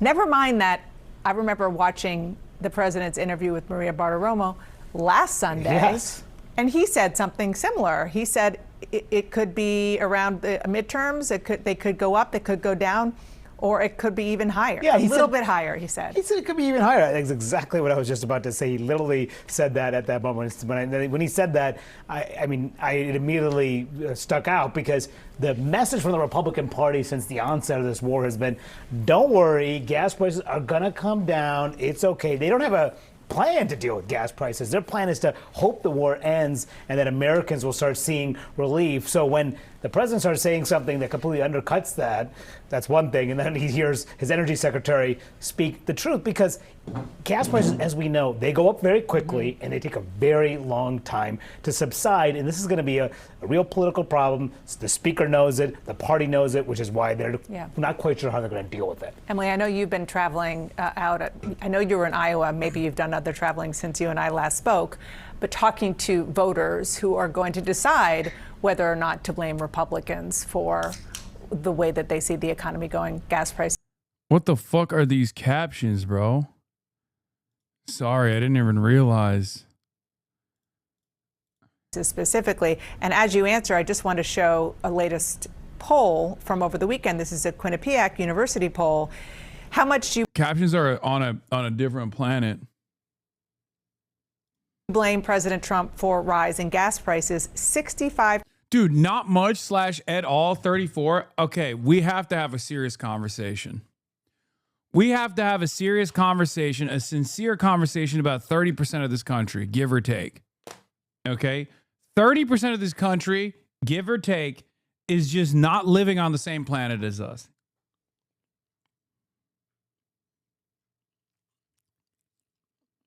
Every single thing that Trump says is good. Every single thing that he does is good. Trump could literally murder their children. Trump could set up an initiative where ICE goes directly door to door to his supporters' homes and starts assassinating their firstborn and openly say that they're doing it. And these guys will go, when asked, how much do you blame Trump for the assassination of your firstborn? They would say, not at all. I'm glad my firstborn is dead. He probably had bad vibes. He deserved it. Where the fuck are we, dude? These people are insane. I don't know how to deal with this shit. I mean, it's just like, what do you do? What do you do with these motherfuckers? They're out of their dang minds. Like, how can you look at the situation and go, how much do you blame Trump for the rising gas prices? Not much at all. Bitch, who are you blaming then? Biden? Is it Joe Byron? Is it Joe Brandon? Is he from the grave changing the gas prices? Who's responsible? Percent say a lot or some.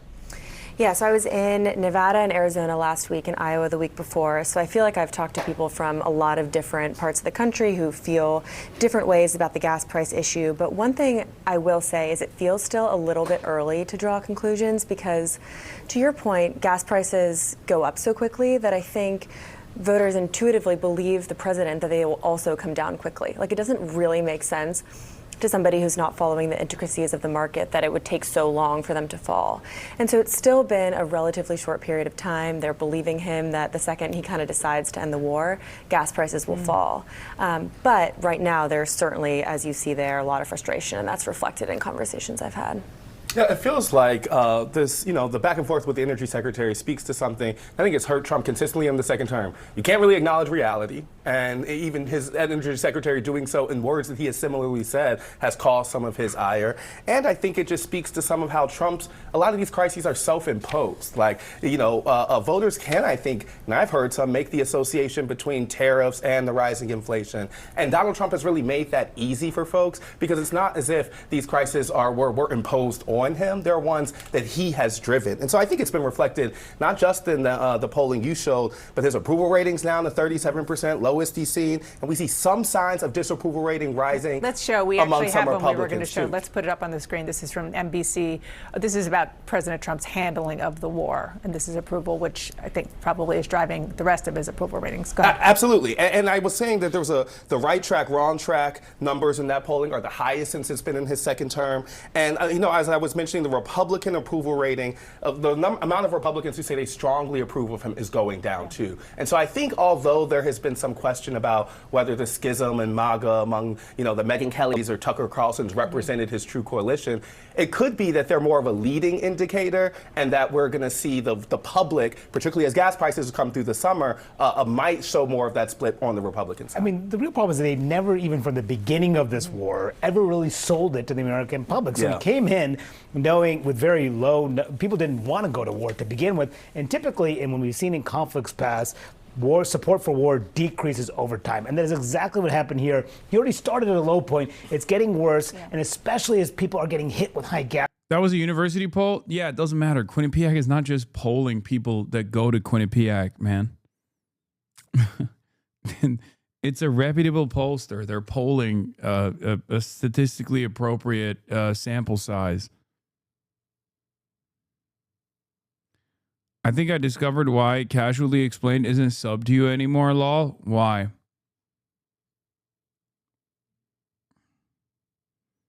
It could be a million different reasons. There's a lot of... I have pissed off a lot of people over the years. I talk about every political issue. A lot of people have personal involvement with all of these issues I talk about. Politics is very personal.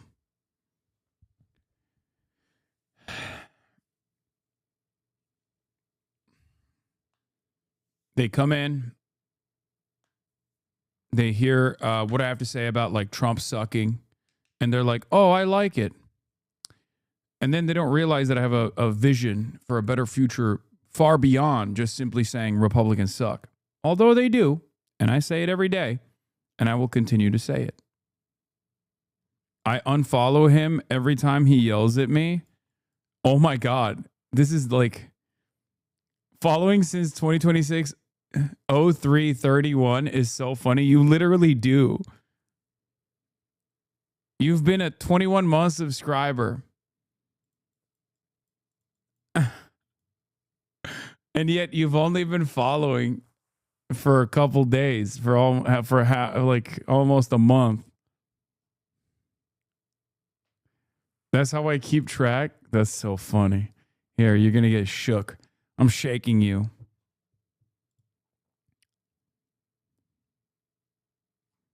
Gas prices. I hear some members of Congress tell me, well, there's a member. Tell them happy birthday. Happy birthday, chatter.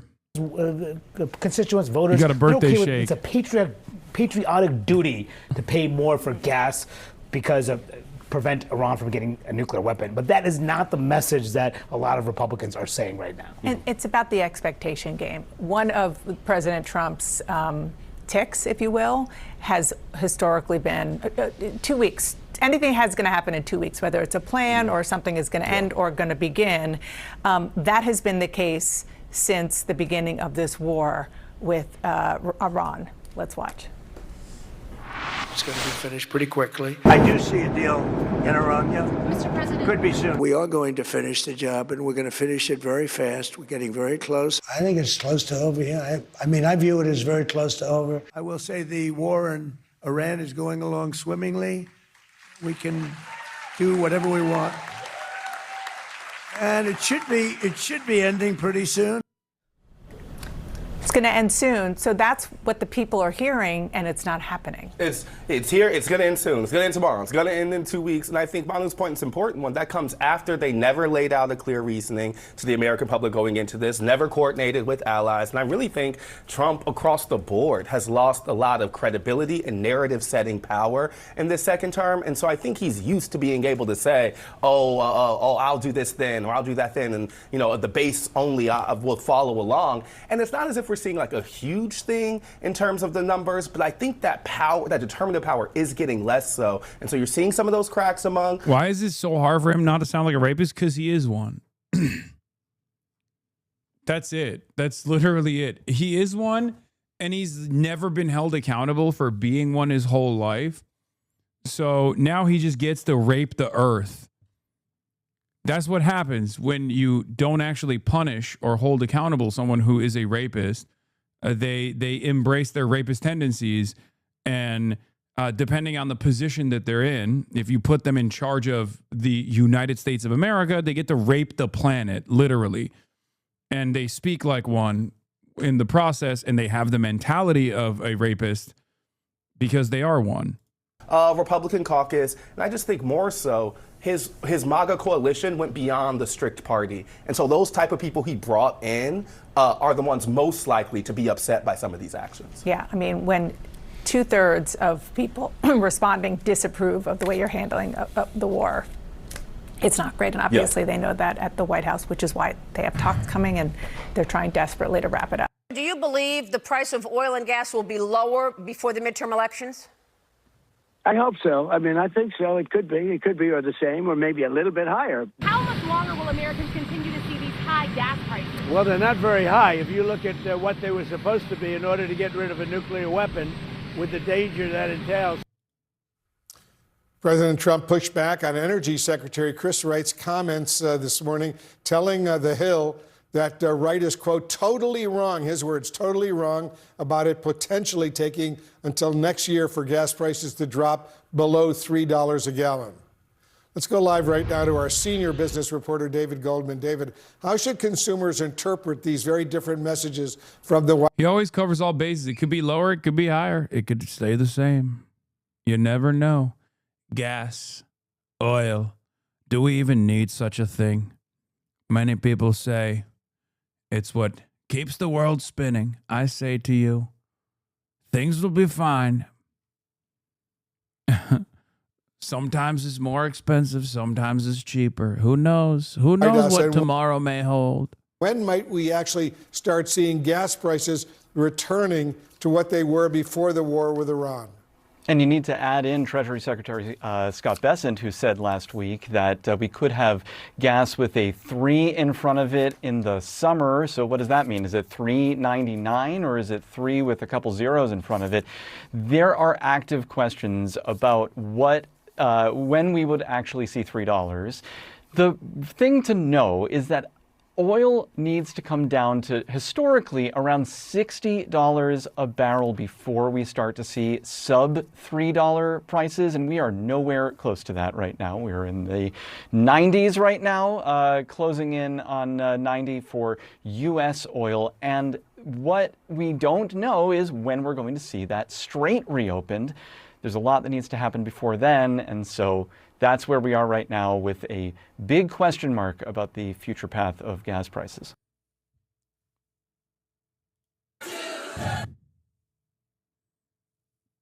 Casually explains that if you listen to Richard Wolff or Hassan Piker, neither even knows what a share is or how business formations work. And so, of course, it's easy to criticize something that exists only in your imagination that you've never interacted with. How does he square that circle with the fact that I have a more successful content creation business than he does? Including one that is a cooperative, one that is literally a cooperative owned corporation. This is another thing that I don't understand. People will be like, "Oh, these guys are dumb." Also, the other one is literally an economist. Like, he's shitting on a guy who actually owns a fairly successful cooperative corporation, and the other guy is a college professor, an economist. The audacity of a fucking YouTuber to shit on, yeah, me is fine. I'm a Twitch streamer, right? But like to shit on Richard Wolff is crazy. Why does this always happen? Why? What? Why can't we be a little bit more humble? I mean, I guess I do shit on college professors all the fucking time as well. Like Steven Pinker and the like. Trump's approval rating is -2 points less than Nixon's after the end of his term. This, while he's not at the end of his term, -18 Trump, -16 Nixon. Yeah, that don't matter. We don't live in Nixon land anymore.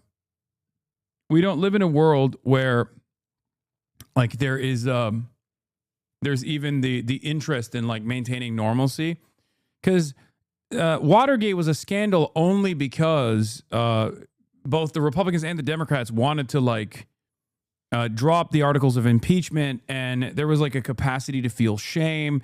There was this idea that the American government is more than this, right? And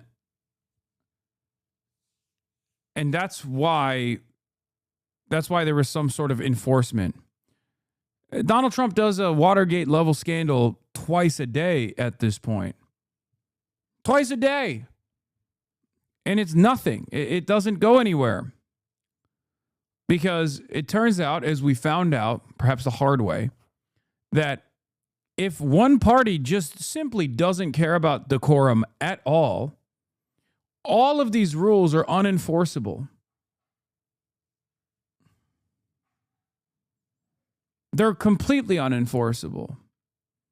The only reason why this system was stable for as long as it was because the actors within it were keeping up its stability.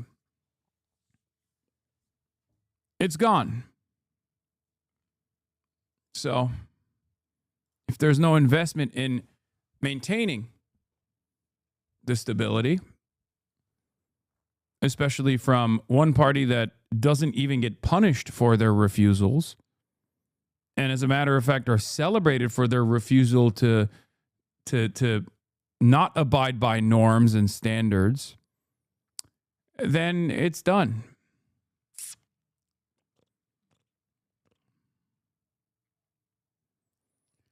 Anyway, Spotify Top 30 News Podcast, Tucker Carlson is at number 2. NPR is at number 3. Candace Owens is at number 4.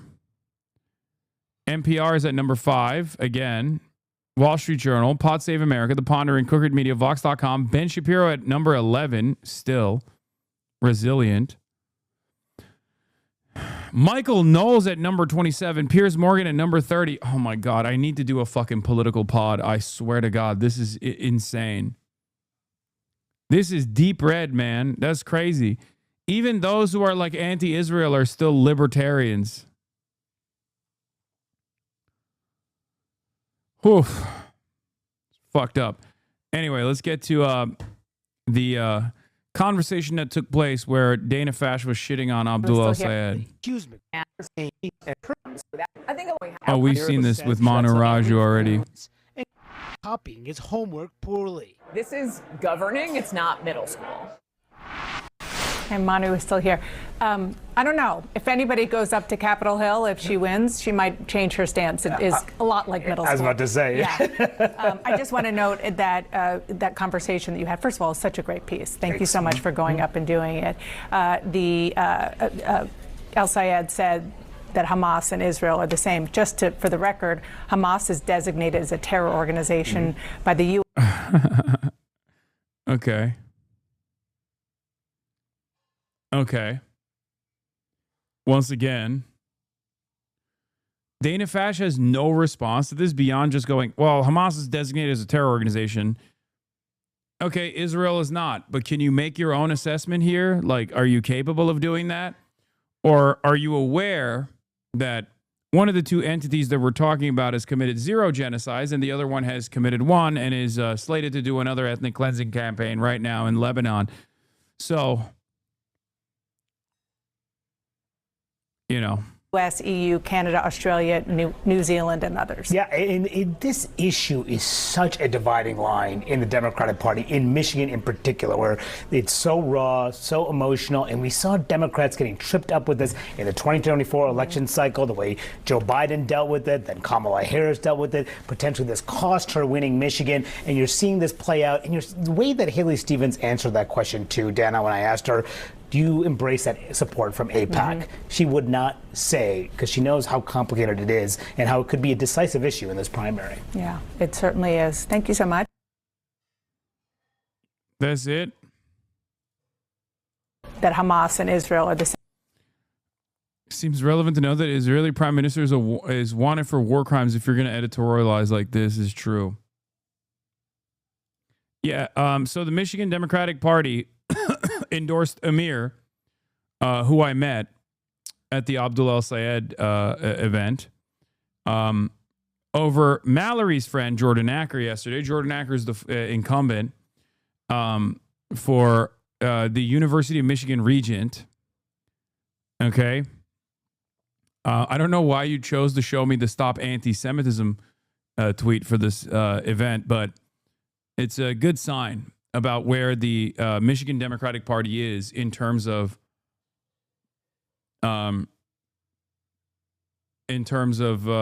their attitude on this issue. A lot of those people weren't like Arabs either. They were white folk.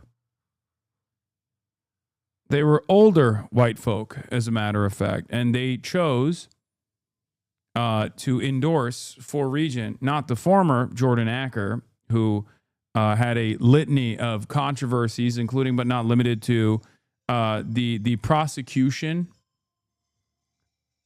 of University of Michigan students that were protesting Israel, who Makhled actually successfully defended. Okay, so remember that. But also on top of that, Jordan Acker had, been exposed, outed, aside from the authoritarian crackdown on pro-Palestine protesters, destroying the strong free speech culture of the university and the town. He had the state attorney general press charges when the local prosecutor, the new state attorney general candidate, refused to press charges. But he also was outed as being a weird pervert, saying horrible shit about the students, like sexual things about the students, in Slack messages that were revealed. So he's horrible. Amir Maklat, on the other hand, is fantastic. And that's precisely the reason why Josh Kraushaar is losing his fucking mind right now. Here it is. Lewd messages linked to University of Michigan regent who led campaign against pro-Palestinian students. Jordan Acker, who pushed legal action against protesters, is running for re-election in the race, reflecting tensions on Israel. University of Michigan regent Jordan Acker, who helped lead the university's crackdown on pro-Palestinian students, appears to have made obscene sexual comments about a Democratic Party strategist in a group chat. Messages provided to The Guardian reveal the Slack messages attributed to Acker also include lewd comments about a female UM student and a picture of her with her friends. Mallory McMorrow also endorsed Jordan Acker, by the way, which is part of the reason why I do not think that Mallory McMorrow is actually as anti-Israel as she claims she is. Okay? It's very cool how Mallory McMorrow endorsed this vindictive pro-Israel pervert on the UM Board of Regents who conspired with the Michigan Attorney General to trump up felony charges against anti-genocide college protesters. Even before these leaked Slack messages, how could you endorse him? Yeah.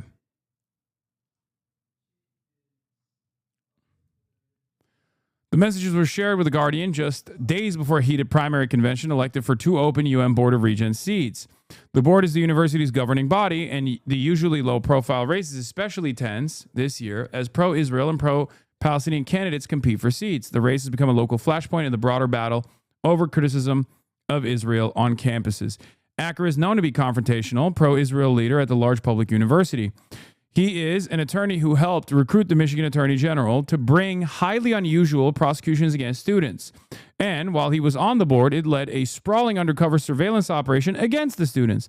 The prosecutions and surveillance operations were dropped after Guardian stories on each. Acker has also drawn criticism for leading the university as it dismantled its diversity, equity, and inclusion initiative amid pressure from Donald Trump. Yeah. Here are some of the messages. Censored as an absolute freak in bed. Likes it extremely rough and very, very much into props. Missionary doesn't do it for her like at all. Can we talk less about my dad's vote and more about bleeps box? My buddy banged her on election night 2018 and we literally discussed it yesterday. Said it was the most insane experience of his life.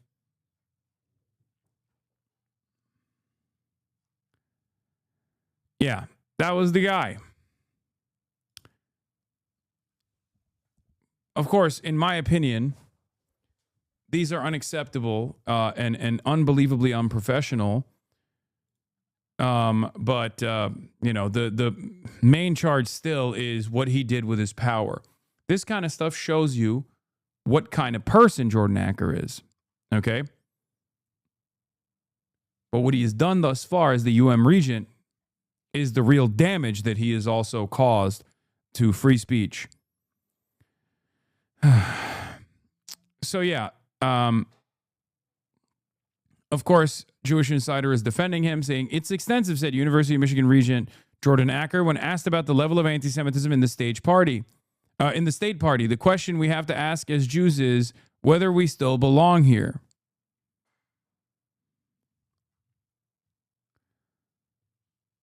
It's totally ridiculous. Anyway, but again, a good sign for the Michigan Democratic Party that they made this decision and didn't actually lean into any of the ridiculous drama surrounding this lawyer who is who opened Abdul El-Sayed's University of Michigan rally. And I met him. He's a dope guy.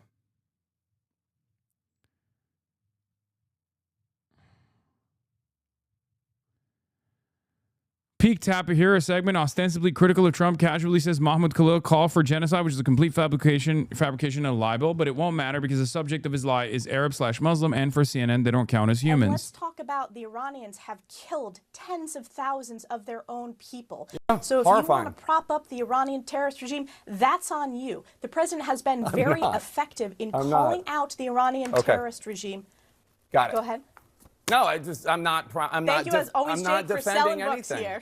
I'm not defending anything. I'm saying it's all bad, calling for genocide, calling for wiping out civilizations. whether it's some knucklehead on a college campus or Mahmoud Khalil or this person or that person. Mahmoud Khalil has never called for the genocide of an entire population, and neither have knuckleheads on campus, unless you're talking about pro-Israel knuckleheads on college campus.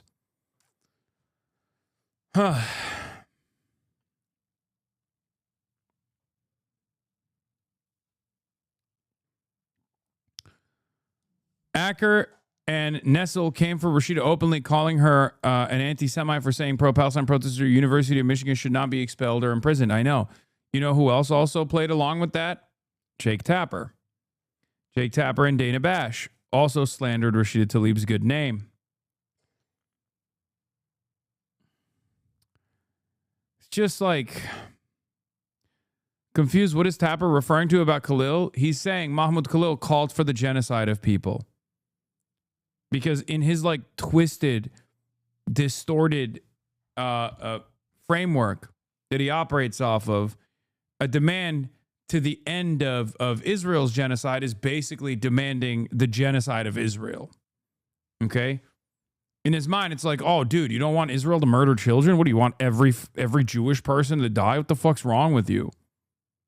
Or President Trump, all of it's bad.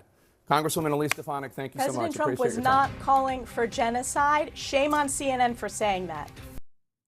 Yeah. Jake Tapper's a white supremacist, say it like it is. I mean, he's a massive Islamophobe. Unbelievable Islamophobe. Anyway, Spain Sanchez leads progressive push as far-right gathers in Milan. We also have the situation monitoring video that you guys wanted me to watch yesterday. Let's take a look.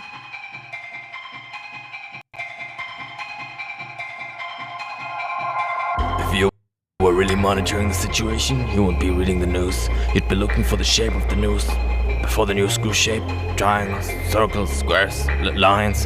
When the line goes up, it means it's a good line. You won't use the maps to navigate, but you analyze geofence morning activity around French bakeries. You wouldn't be following journalists. You'd follow Balkan anime account on X posting grainy runway images at 480p. Okay, that's literally a fucking... That's unironically a real account. They're a neo-Nazi as well. An insane, like... I know exactly what account this person is referencing. Okay? They're like an insane... No, not Anime Serbia. No, he's talking about the one Russian account that's like... Korobochka? Yeah. The one that thinks like... both Iran and Israel have already utilized nuclear weapons in secret. They're super weirdly racist, but they also are really, really into Shia Muslims. You'll be watching press conferences. You'd be watching flight patterns over Brussels, Schumann roundabout, Berlaymont. Because when two government G550 circle, it means they are delayed. Because statements lie, spokespeople lie, journalists guess. But Chop Chop Suit 273 on Discord is the only one right. History arrives as a sequence of events. The stakeholders reservation. Wait, what the fuck? The fact that Piker bears and bulls all day? Wait. What the fuck? It's the only one right. History. Wait. Models trained on Ruben, not even online. So as the GOAT Danny Ive says, we third inning. To be honest, who goes bare on at Oracle? It is the strongest support and has every man in the involved. NVIDIA is going up. Jensen is going to go godlike. The fact that Piker bears... Wait, this is Piker... What the fuck?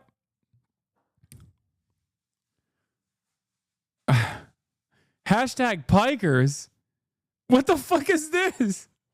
What is happening? What is this channel? The fact that Piker bears and bulls don't go into Wojak Index is criminal. Arrives as a sequence of events. The stakeholders reservation disappears, a ghost stream takes off, a Discord server writes something, the internet backbone overheats, a croissant goes missing, social media claims, the TikTok diamonds on sale. My delivery is delayed. Why is my Uber rating 3.8? D6, Frankfurt, Equinix, Ashburn, busy Zaventem corridor, NYC trading floor. US East 1 and 2 4 AM racing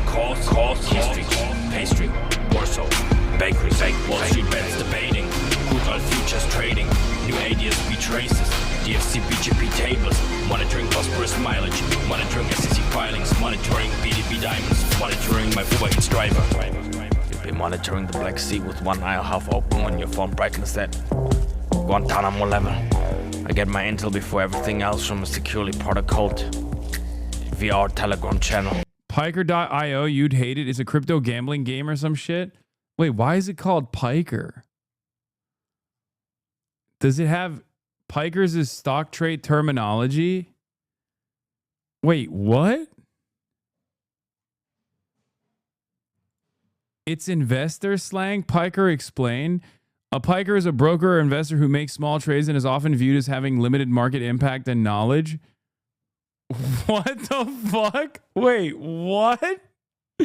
What the fuck?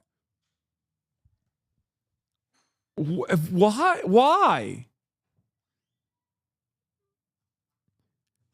An individual is most likely to be considered a piker if they make small trades and do not prepare fully for the trading day. The word itself is taught to be more offensive than a term such as amateur. An individual who believes themselves to be very knowledgeable about investing, despite evidence indicating otherwise, would be considered a piker. You didn't know about this? I've been in since 2019 and followed you after learning about pikers. I am one. Hostile.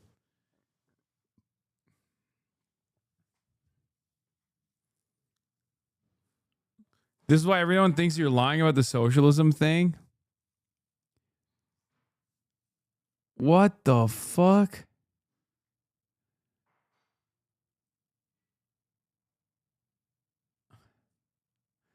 Lol, why? Because swing trading is safer / less risky. I'm joking. You can't get rich off swing trading. You'd have to mid-high frequency rate. Scroll to the bottom.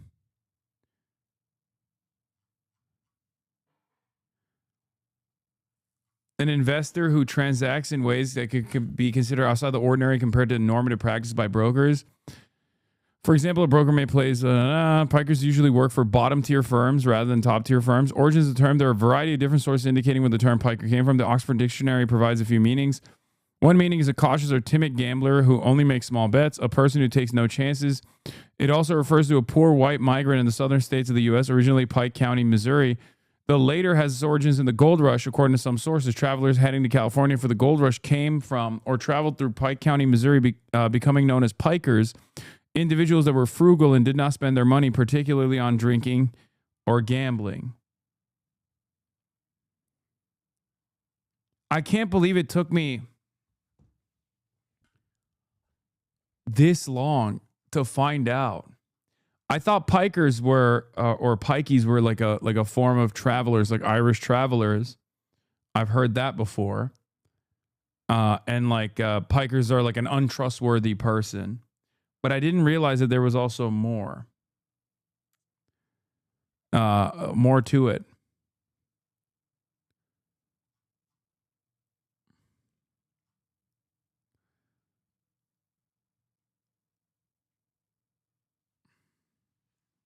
That's a slur. Yeah, I know. It is a slur. Yes, it's an Irish slur for the travelers. But it comes from Piker. I'm pretty sure.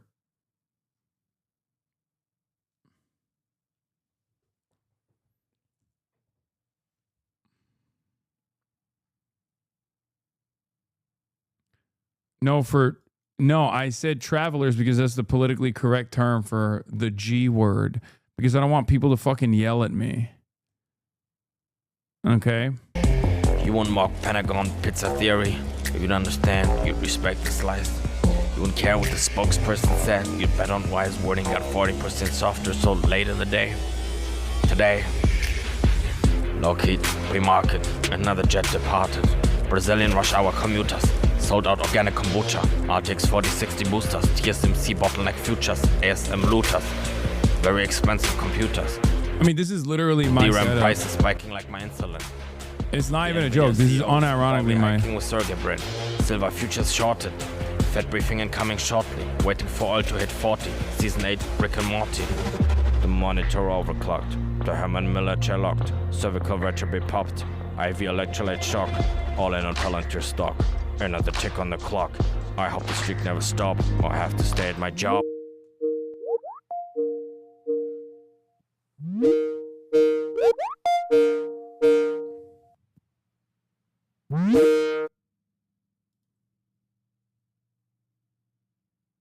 Yeah, that's how we do it out here, dude.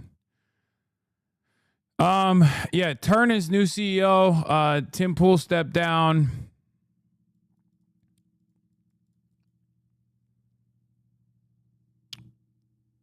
I don't know why you guys want me to look at this Robert Pape thing. The number. Oh, here is Harry Emden. Holy Toledo. Let's take a look at what people are saying about Donald Trump, voters on Trump and inflation. Yeah, okay. Americans say inflation is the number one Holy Toledo issue facing them right now. And to quote the great Happy Gilmore, according to them, the price is wrong when it comes to the president of the United States. Just take a look at these net approval ratings when it comes to inflation. The president of the United States is hitting all-time record lows in all of these polls, and all of them. NBC came out yesterday, 36 points underwater. CBS came out a few weeks ago, 38 points underwater. Ipsos, Reuters, 43 points underwater. CNN came out earlier this month, 45 points underwater. And taking the cake is UMass Amherst, 47 points underwater across all of these polls. Trump is in his worst position ever on the issue that the American people say over and over and over again is their key number one issue. Was it always thus? No, it wasn't this always thus, Mr. Berman. And this is what is so amazing to me. I mean, these shifts that we're just seeing, my goodness gracious. Voters on Trump and inflation. In the 2024 election, remember, Trump got reelected to a second term, and Joe Biden got pushed to the curb in large part because Americans felt he couldn't handle inflation. Trump was more trusted than Kamala Harris on inflation by 7 points. Look at his net approval right now. You average all those polls on the first side of your screen, 42 points underwater. That is a nearly 50-point shift away from the president of the United States. A nearly 50-point shift. That's bad. What's... This is literally Israel levels of unpopularity for the boy.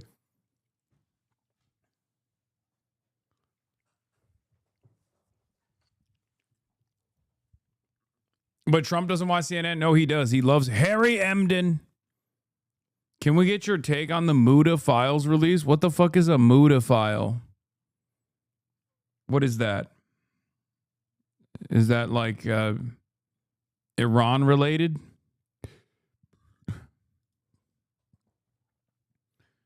MB? A Valorant streamer?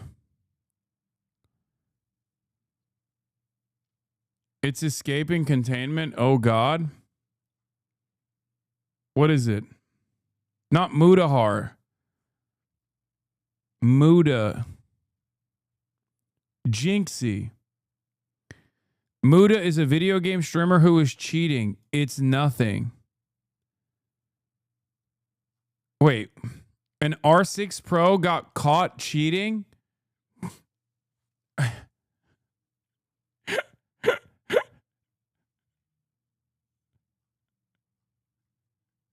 That's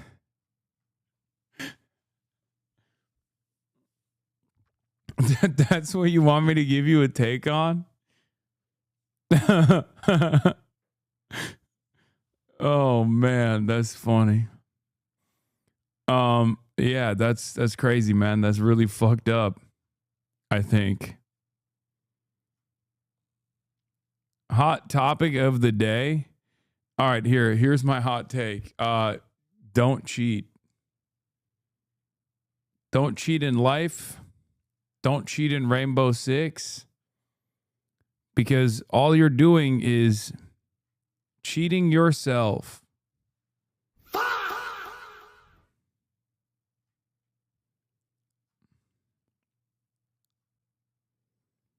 Is that good?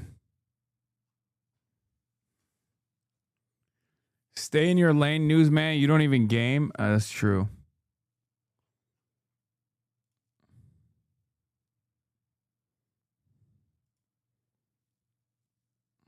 Worse. Yeah, what's worse? You think this is bad, a nearly 50-point shift. How about A 70-point shift. I'm laughing because you never see numbers like this. Look at this. Independence on Trump and inflation. In the 2024 election versus Harris, Trump was favored by 10 points. Down he goes. Down he goes. He's down to 60 points underwater on inflation. That is a 70-point shift in a little bit less than 2 years' worth of time. John Berman and I are big baseball fans. And I will tell you, I'm going to go to Trump's home borough in Queens because, to be honest, it's the only comparison I can think of. Donald Trump is in worse shape on inflation right now than the New York Metropolitans are in the NL East. That is how bad. And what, the Mets just lose their 11th straight game? At a certain point, you stop counting because there's so many. There's two things I just want to point out quickly here. There are two words that matter so much. Damn, they're cooking the Mets, dude. Any Mets fans in the chat? Y'all got fucking cooked. Much here are, independence and inflation. These are two areas the president did well on in the last election. He did well. This is what is happening here. The strengths that Donald Trump once had with the electorate, the things that got him elected to a second term, you can wave adios amigos goodbye to them. And why that's so important is even though Trump isn't on the ballot come November, a lot of Republicans in Congress are on the ballot, and if these numbers hold, you can wave adios amigos, goodbye, see you later, certainly that House majority, and maybe that Senate majority as well. Harold Linton, thank you very much. Thank you.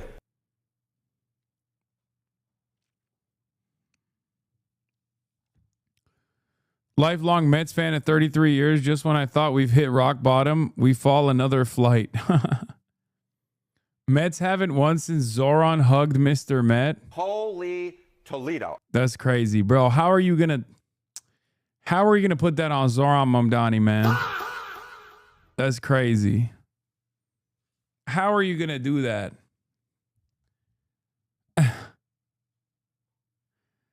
Mr. Met is anti-Semitic. Okay, Sid Rosenberg. Yeah, net favorability of countries among Democrats under the age of 50. China is at -14. Iran is at -40. Israel is at -45. Israel is less liked among Democrats under the age of 50 than Iran and China. You're welcome, America.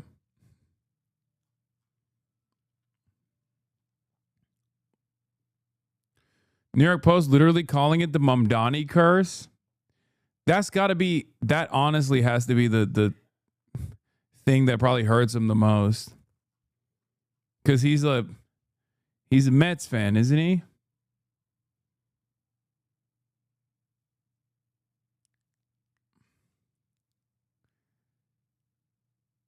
Did you see this man that has been told by his entire Democratic caucus that he should not run for re-election? Yes. I don't understand. That's a perfectly valid, reliable Democratic vote in the Senate. What do you mean?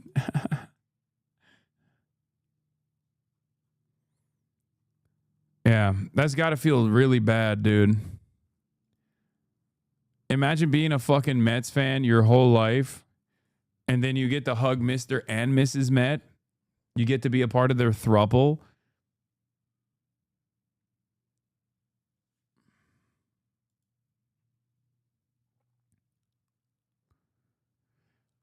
J.D. Vance's brown kids who he thinks are less American than everyone else. Far-left candidate Senator Abdul El-Sayed facing major backlash. Well, he's not facing major backlash. It's true. That's the world that J.D. Vance is designing. You can't get mad at that. Like, you can't be mad at someone calling out the racist design of J.D. Vance. It's so stupid. Fox News, once again, when someone says the truth, Fox News loses their minds. They're like, how dare you? How dare you say the truthful thing? How dare you take issue with J.D. Vance? What is this? Really disappointed to learn this about you? So fucked up. Everything in the context nuke was correct. Hassan is a Islamic doctor of jihad, and he's here to turn us all into tankies while shocking our dogs. Oh yeah, it's this. It's Kaya, the new Kaya Place meme.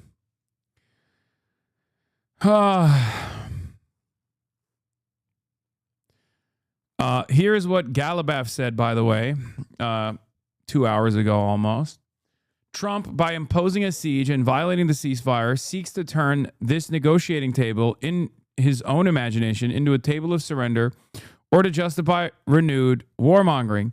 We do not accept negotiations under the shadow of threats, and in the past 2 weeks, we have prepared to reveal new cards on the battlefield. Abbas Arakshi said, honoring commitments is the basis of meaningful dialogue. Deep historical mistrust in Iran towards the U.S. government conduct remains, while unconstructive and contradictory signals from American officials carry a bitter message. They seek Iran's surrender. Iranians do not submit to force. Now, I mean, they're posting this stuff, but if they, if they gladly go over to the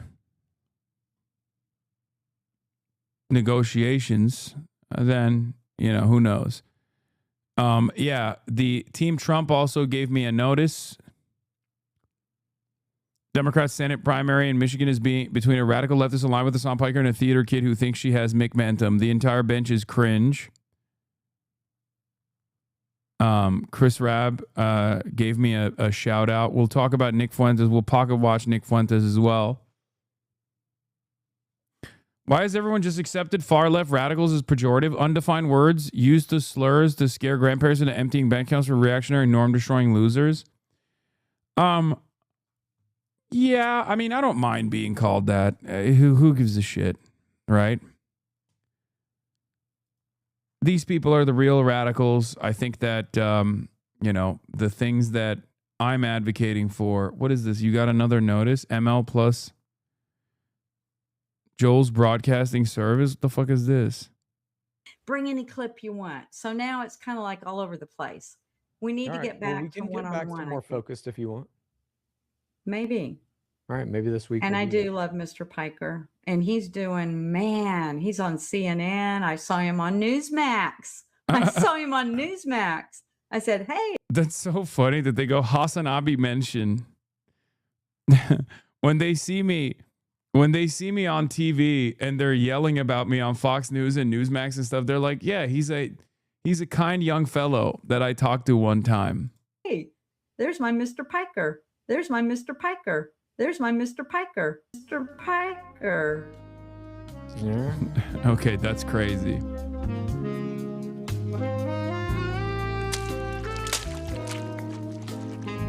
Oh, Unk moment. Unk moment. Unk moment. Oh my God. It's still going. Oh. What is this meme, man? What a start to the day. Oh, Unk moment. Unk moment. Unk moment. Oh. He's like the worst guy ever. Holy fuck. I'm glistening. I'm sweating. He's my best podcaster.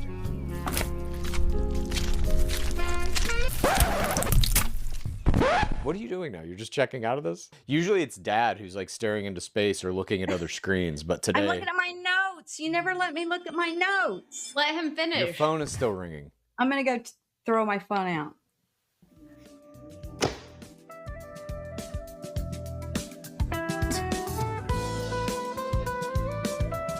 That's crazy. When you said ML, I thought you meant Marxist-Leninist. It turns out you were talking about Mary Lou. What the hell, dude? Crazy time to be audio only? It's probably better. Holy fuck, Stephen Miller mentioned you? No, he didn't. That's Twitch Himbos. Shut up.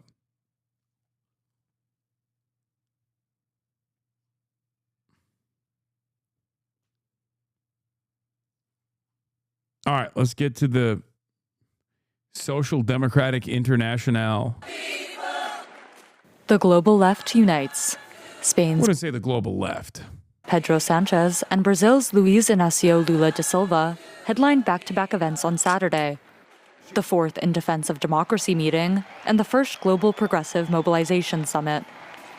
The events brought South Africa's Cyril Ramaphosa, Mexico's Claudia Sheinbaum, Colombia's Gustavo Petro, and prominent U.S. Democrats to Barcelona to promote progressive prominent U.S. Democrats policies and defend a rules-based world order.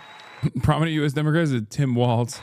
I am convinced that the era of the international far right and the right wing that has succumbed to these reactionary ideas has come to an end, and that we, all of you, are going to usher in a new era of progress for the world and for all our countries. While Lula told Spanish newspaper El País the summit would not be an anti-Trump meeting, the U.S. president's actions hung over the events. Leaders expressed concern over Cuba's energy crisis, which sharply deteriorated after Trump imposed an oil blockade of the island nation. Lula also appeared to take... Yeah, Neera Tanden was at this event. If you want to understand, like, the American participation here, the only person who was, like, ostensibly on the American left that gave a brief note was Zohran Mamdani, which is ironic because I feel like Zohran Mamdani, if adjusted to France, Zohran Mamdani's perspective and Zohran Mamdani's position in American politics would place him squarely in the LFI camp for, you know, French politics, but the only party in attendance here was the Socialist Party of France. So it's mostly just like center-left parties with the exception of, I would say, Scheinbaum and I guess maybe Lula, if you want to call him a left figure still. Yeah, it's interesting. Game at Trump as he called on the UN Security Council to fulfill their obligation and guarantee peace. Yeah, Gustavo Petro. No president of any country in the world, no matter how powerful, has the right to impose rules on other countries. We cannot wake up every morning and go to sleep every night with the president's Twitter account threatening the world. Zoran has socked them, LFIs to his left. Hey, notice how I used my words very carefully, and I said what Zoran represents in American politics, in French politics, would be better represented by LFI. I didn't say Zoran and LFI are aligned on issues. I'm saying that adjusted to French politics, LFI is the left flank. Adjusted to American politics, Zoran would be the left flank of electeds. That's all I mean. Making war. While progressives rallied against the far right, its leaders tried to hold their ground. In the wake of nationalist Viktor Orban's loss in Hungary, France's Jordan Bardella and the Netherlands' Geert Wilders joined thousands in Milan for a rally in support of the far-right Patriots for Europe party. Saturday's rallies came ahead of major elections in France, Italy, Spain, and Poland in 2027, in which far-right candidates hope to further their influence within the EU. The world, as I said earlier, is more dangerous and divided. The U.S. has fundamentally changed its approach to trade, raising its tariffs to levels last seen during the Great Depression. Many of our former strengths, based on our close ties to America, have become our weaknesses, weaknesses that we must correct. Workers in our industries most affected by U.S. tariffs, in autos, in steel, in lumber, are under threat. Businesses are holding back investments, restrained by the pall of uncertainty that's hanging over all of us. The U.S. has changed, and we must respond. Canada Strong is our plan to build Canada by Canadians, for Canadians. It will attract new investment so we can build more for ourselves, striking new partnerships abroad so we can sell into new markets. It's about taking back control of our security, our borders, and our future. There are some who say there's no need for a comprehensive plan. They believe we should wait it out in the hope that the United States will return to normal, that the good old days will come back. But hope isn't a plan, and nostalgia is not a strategy. And the days that young Canadians have known all their lives haven't been that good. Their lifetimes have been marked by a series of shocks and crises from abroad: the Iraq War, the global financial crisis, COVID, and now this. We have to take care of ourselves because we can't rely on one foreign partner. We can't control the disruption coming from our neighbors. We can't bet our future on the hope that it will suddenly stop. But we can control what happens here. We can build a stronger country that can withstand disruptions from abroad, that creates good jobs here at home, that's a leader in this new world with a vast network of reliable allies. That's the Canada Strong plan we're putting into action.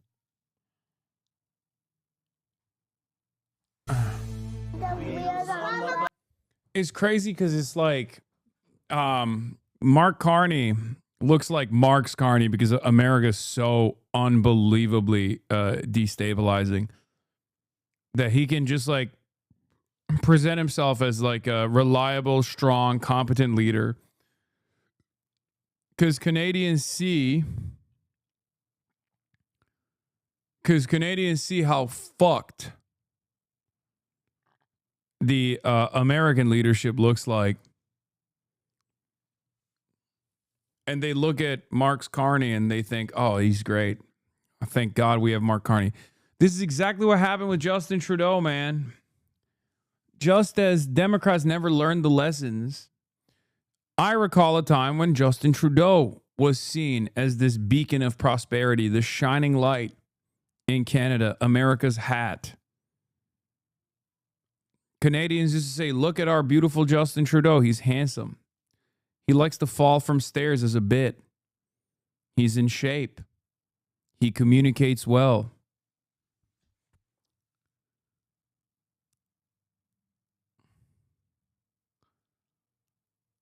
Man, you just bitch about everything. Come on. Yeah. Many of you said this when I criticized Kid Starver, Keir Starmer, when he won. Look where we're at now. I will remind you. I will remind you once again. Heed my warning. In order for Canada to truly chart an independent path forward, you must demand more from Mark Carney. Okay? Not just words, not just symbolisms, not just saying that we're going to separate ourselves from America. You must demand action. Yeah, this is it. He jumped on board with U.S. and Israeli imperialism against Iran a week ago. Who's he fooling with this?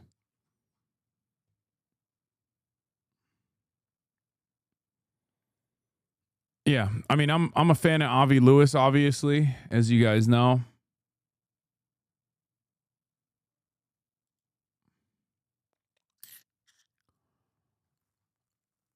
Just begging everyone to recall that how to win elections in New York City is not really a problem that Democrats have. Oh, my God. Oh, my God.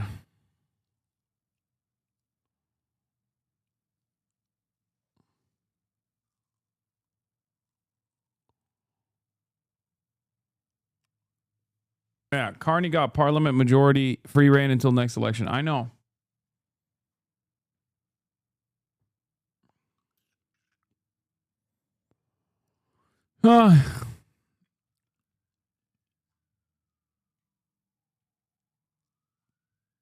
He knows. Mark Carney knows the cheat code. He doesn't have to walk the walk. He just talk the talk. He just say Trump sucks. And every Canadian will celebrate him. I'm just letting you know. It's not enough. That's all I'm saying. In a WhatsApp.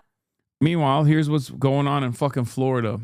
In a WhatsApp group chat of about 215 students, where students were discussing an event that was to take place Friday at the Ocean Bank Convocation Center on campus to make their capstone presentations. An FIU police officer read some of the statements in court. The exact words utilized was, there's going to be a bomb in the Ocean Bank Convocation Center, and it's going to be at Jonathan's fault, one of the members in the chat.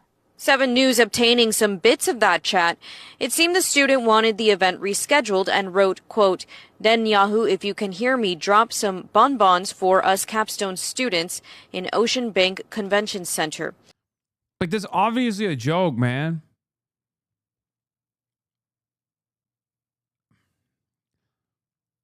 That's crazy. I mean, it's like obviously a fucking joke. What do you say about this? They're literally saying Netanyahu, bomb the fucking Ocean Bank Convention Center. legalize comedy.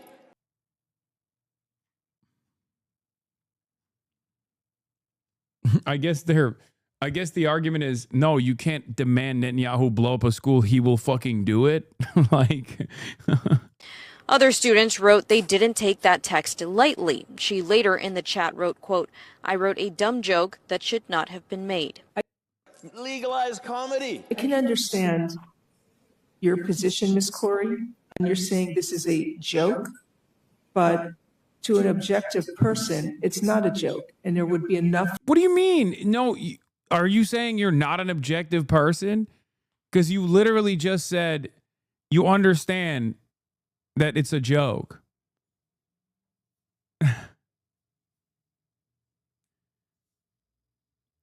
I think it's fucking nuts. I mean, look, there are more serious bomb threats than saying Netanyahu dropped some bonbons.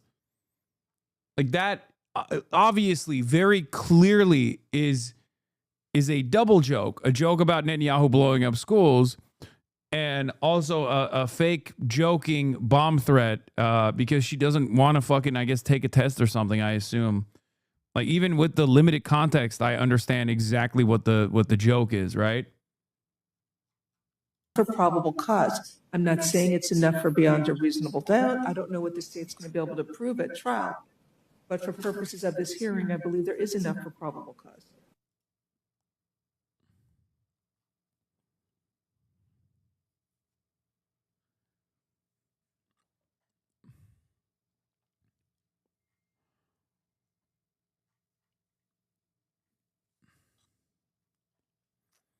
I can't believe it, dude. It's just guy with a beeper in his handle. She made a bomb threat.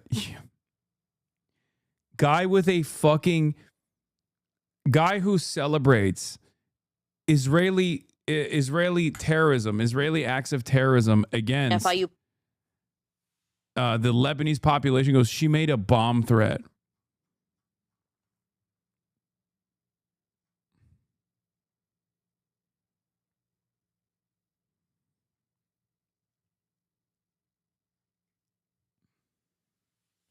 In those hearing, they are supposed to view facts in a light most favorable to the presenter. The laws inform how the judge interprets facts.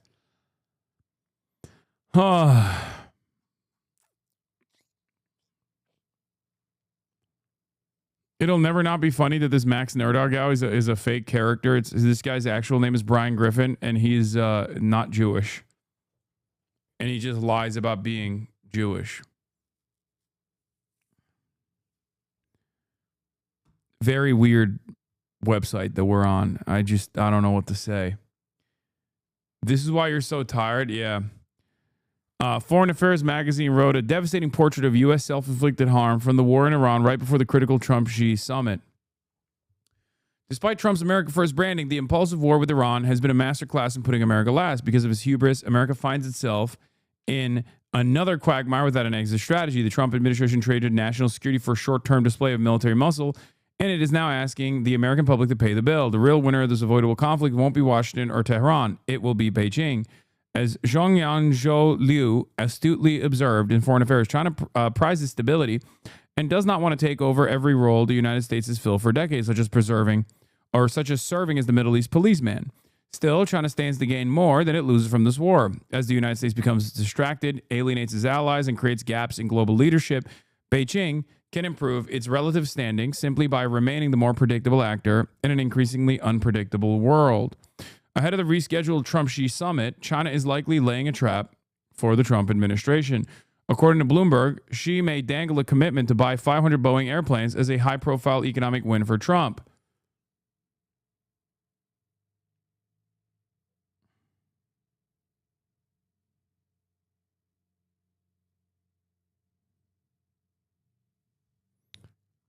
Hold on.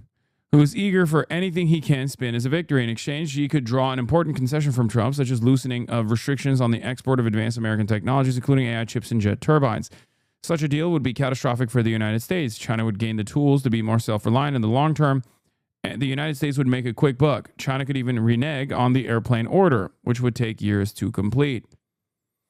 As the United States speeds up its own decline, China is accelerating its technological self-sufficiency, building its military strength, and upgrading its industrial policy. Its ultimate goal is so-called national rejuvenation.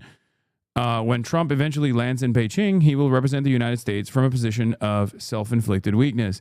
He will face a formidable counterpart in Xi, who has spent years preparing for this exact moment of U.S. overreach. It is time for the United States to stop fighting the wars China wants it to fight and instead train its focus back on its greatest rival, China. Now, obviously, I don't agree with like the ultimate perspective being represented here, which is that we have to fight China. Okay?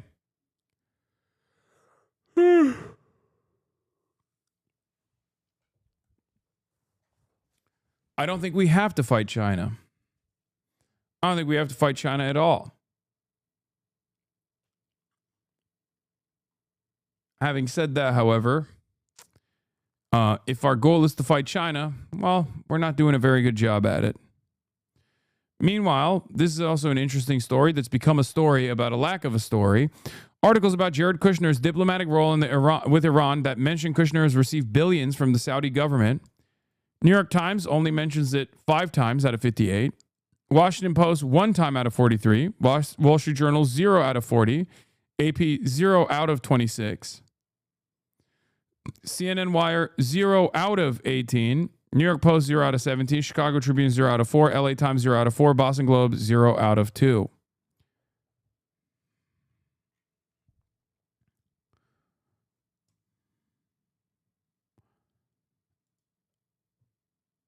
Anyway, now let's look at Drew Harwell's Washington Post article on Nicolas Fuentes. Drew reports from WAPO. New, we found out how much money Nick Fuentes makes from Super Chats. $900,000 since the start of Trump's second term. $900,000. Here's the story of Christine in Ohio, a food truck operator who became his most frequent donor despite not making much money herself. Nick's super chats look like this, so we use an AI tool to tally up the tips. His revenue spiked after the Tucker interview from $60K a month to $100K a month. People are fanatical because they feel conflicted and misunderstood like I do, Nick told me. Nick Fuentes' response to the story on X, I'm rich, and says on Telegram, mo money, mo problems. In text this morning, he told me, it's like an attack on my livelihood, and it's mean. He spreads hate online, and fans pay him hundreds of thousands of dollars a month. This is the story about Nicolas Fuentes. Nicolas Fuentes. The HasanAbi method? Yeah. Classic HasanAbi method. Do you make anywhere near that in donations? Fuck no. I don't get any donations because I don't have TTS on purpose. If you recall. You have an archive link? Thank you, chatter.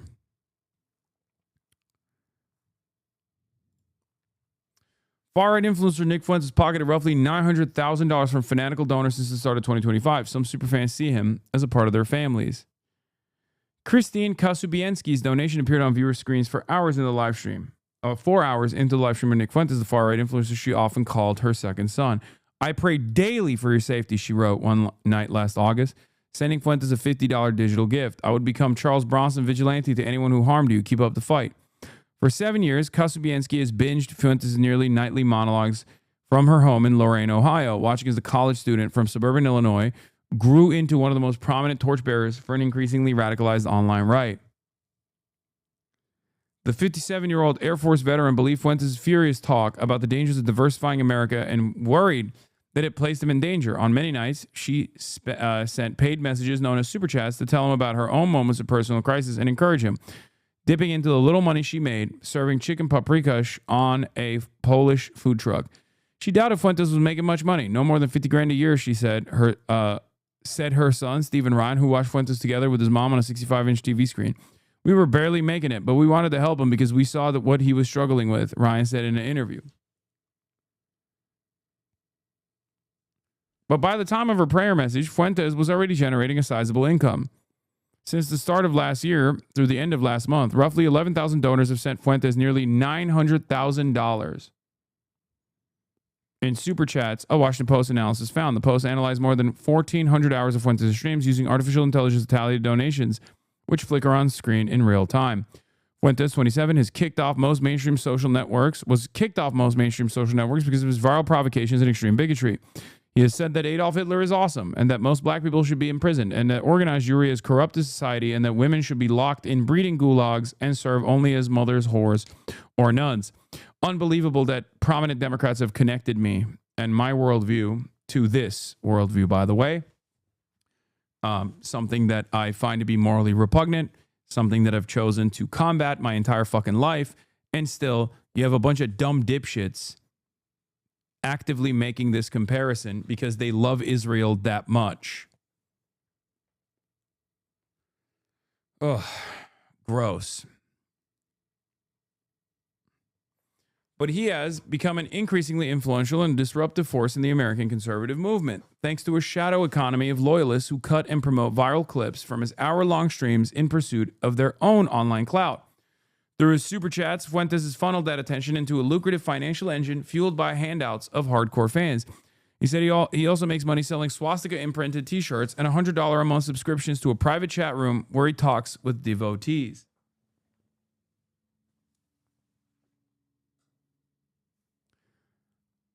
His monthly revenue for super chats has grown.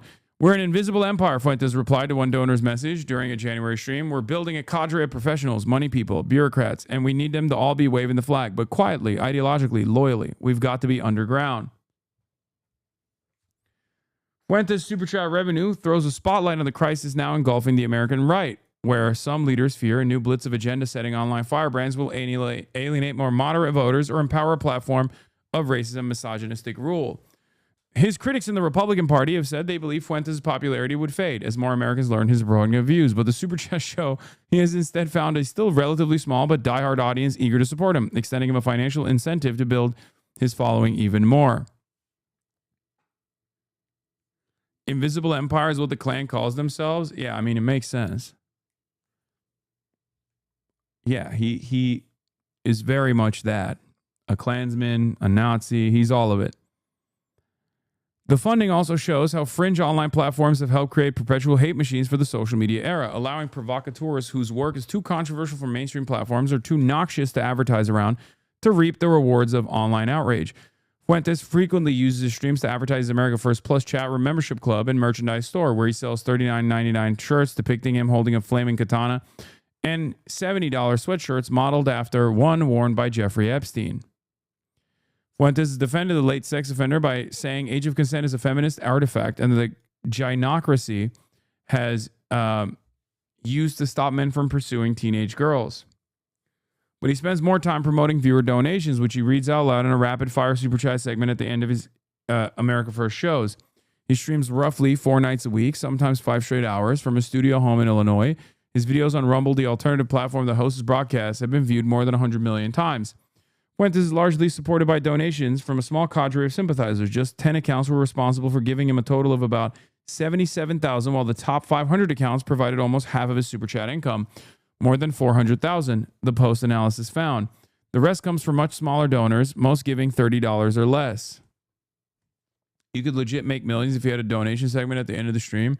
I know, but I don't do that.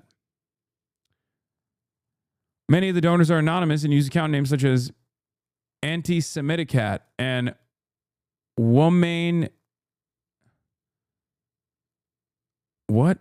Ego Crusher 9000 that reference edgy memes, profane language, or inside jokes, making it difficult to verify the names or other details of the donors shown on Fuentes streams. Owen Gatt sent $5, said, I'm taking a college class on the Holocaust. Should I push back on the propaganda the professor pushes? Austrian Paintress sent $20. What are the chances that we were at the same airport last week? How do you want your followers to react when they meet you IRL? Salute you with a Heil Hitler? Ask for a photo? Give you a hug? Ignore you? Roman Groiper sent $10. I feel white-pilled by how right-wing Zoomers are and by how much leftists hate Israel. It may be a unique opportunity now to get rid of the world of Zionism if literally all of the earth hates them. Megan Squire, a researcher who has studied online extremism at the Southern Poverty Law Center, said the growth of super chats and other micropayments has helped insulate influencers like Fuentes from the constraints that once made open racism a difficult business. Some donors see the super chat as a form of participatory politics that will help spread their beliefs and show their loyalty, Squire said. Others just pay for the status symbol of seeing their message and username on screen, she said. A way to prove oneself in an insular group brought together by their hatred of outsiders. Donating a super chat is the new showing up to a Ku Klux Klan meeting, Squire said. As a community builder, it shows you're involved. It's a financial form of keyboard warrioring, a thing you can do for the cause. Ryan, who sent Fuentes super chats alongside his mother, said he gave money not out of hatred, but to support the streamer in his goal of sparking candid discussions about global events. Some of the angrier exchanges, he said, stem from listeners just being a little more free with their speech. When the Post contacted Fuentes to discuss its findings, he did not dispute them and said, "Pocket watching is crazy."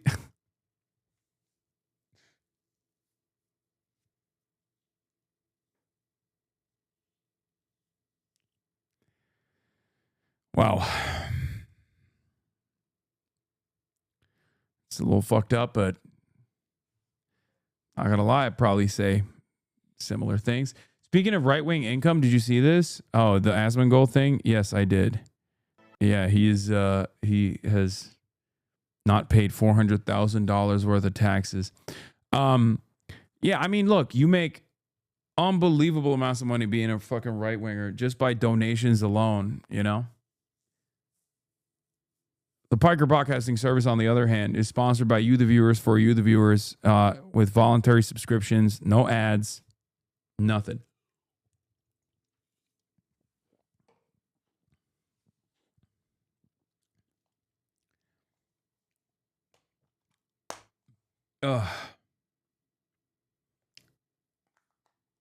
Thank you, Emily Giselle.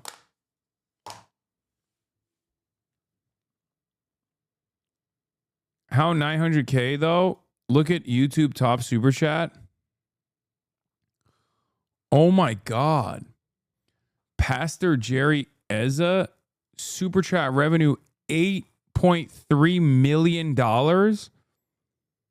What the fuck are these things, dude? What is all this?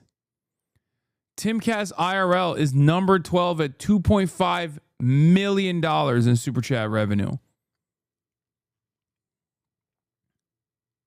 What the fuck is any of this? VTubers make so much money. Oh my Lord. It's like televangelists and then fucking VTubers, huh? Dr. Disrespect is here at 1.7 million. Fresh and Fit made $1.5 million. Wait, is this like, what is this? Oh, this is all time. Okay. Bro, you fucked me up. This is all time, dude. I thought this was like yearly income or something. I was like, Jesus Christ.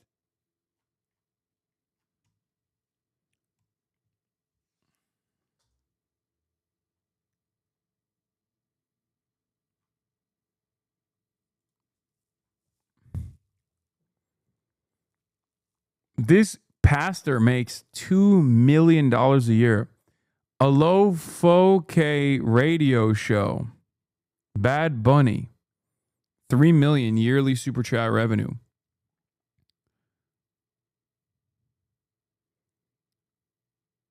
LolCow Live makes $471,000 a year off of super chat revenue. Bro, iShow Speed makes less money than these people. How is that even possible? That's just Ludwig. This is crazy. Okay, Parker get a job, $270,000 a year just off super chat revenue. Dean Withers at $251,000 a year. Damn, these motherfuckers are caking it, dude.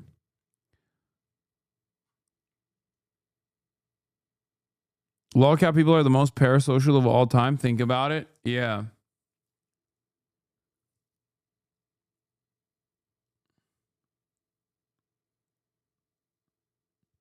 This is just super chats, by the way. They obviously do ads as well. They do a tremendous amount of revenue off of ads too. Oh my God. The entire environment is so geared in the direction of right-wing shitheads all the time. It's so funny that if you sincerely ask like a big chunk of leftists on the internet, a big chunk of right-wingers on the internet, they'd be like, who's the biggest like political grifter? Who makes the most money off of political commentary? Even leftists would probably universally say me.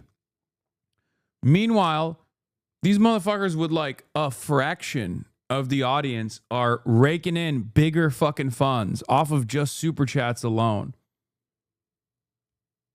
It's actually kind of crazy.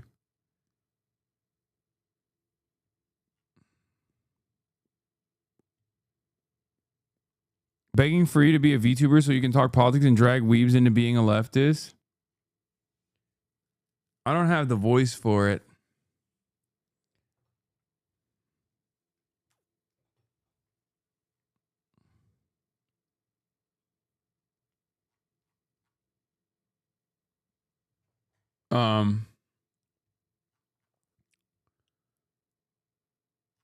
Anyway, getting back to this, his popularity, he said, stemmed from not just his political stances, but his community's craving for emotional connection. People are fanatical about my show because they relate to me and feel conflicted and misunderstood like I do. I don't think hatred or even ideology animates them as much as a feeling that they aren't totally alone. The message of my show is be yourself.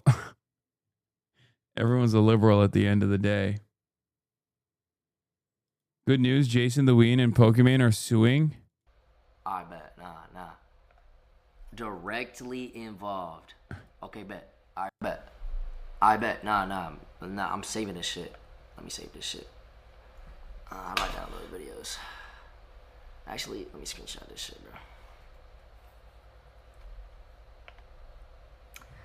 Fucking boomer, dude. See, he has to use the snipping tool.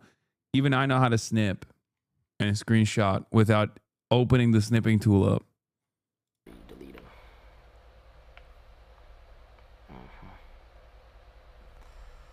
That's one. Let's get one more, bro. Hope Rainbed's paying you enough, buddy. Hope Rainbed's paying you enough, buddy. I know exactly how much they're paying you too, buddy. Hey, they offered Ween updates bread too. Not exactly. Hey, it's not enough. It's not enough, buddy. Great. I mean, I'm 100% on board with this. They should, I mean, every single one of these accounts should get fucking sued into oblivion. They do this shit all the time. Someone's got to deliver accountability, you know? Yeah. Hey, matter of fact, bro, I'm about to hit Pokey up, bro. We're gonna double sue your bitch ass. Hit you with a double lawsuit, motherfucker. You should have been sued them too, dumbass. I got too much going on. If I did this, it would be the only thing I do. Yeah. If I went after people who defame me professionally, I would have to literally go after virtually half of the fucking commentary sphere. Some of which have actually now turned on their fuck us on narratives and are have now gotten, it got so old for them that they just like literally were like, all this stuff is bullshit, it turns out.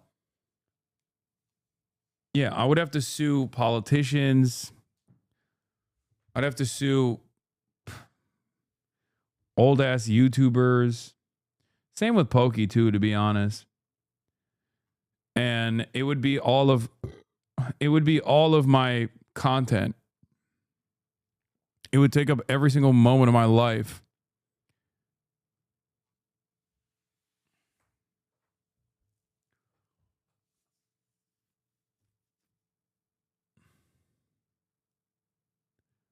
You'd have to sue Pokey? No, Pokemon would have to sue the entire internet too.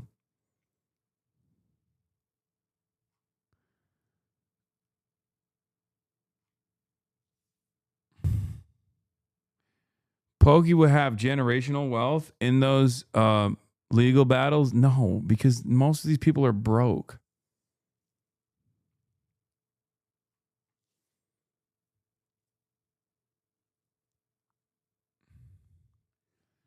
Fuentes sometimes bragged about how successfully he's translated online attention into wealth, saying in January to a super chat donor, who encouraged him to take cooking class? I'm a famous millionaire. You think I'm going to do that? Cooking, he added, is a little gay.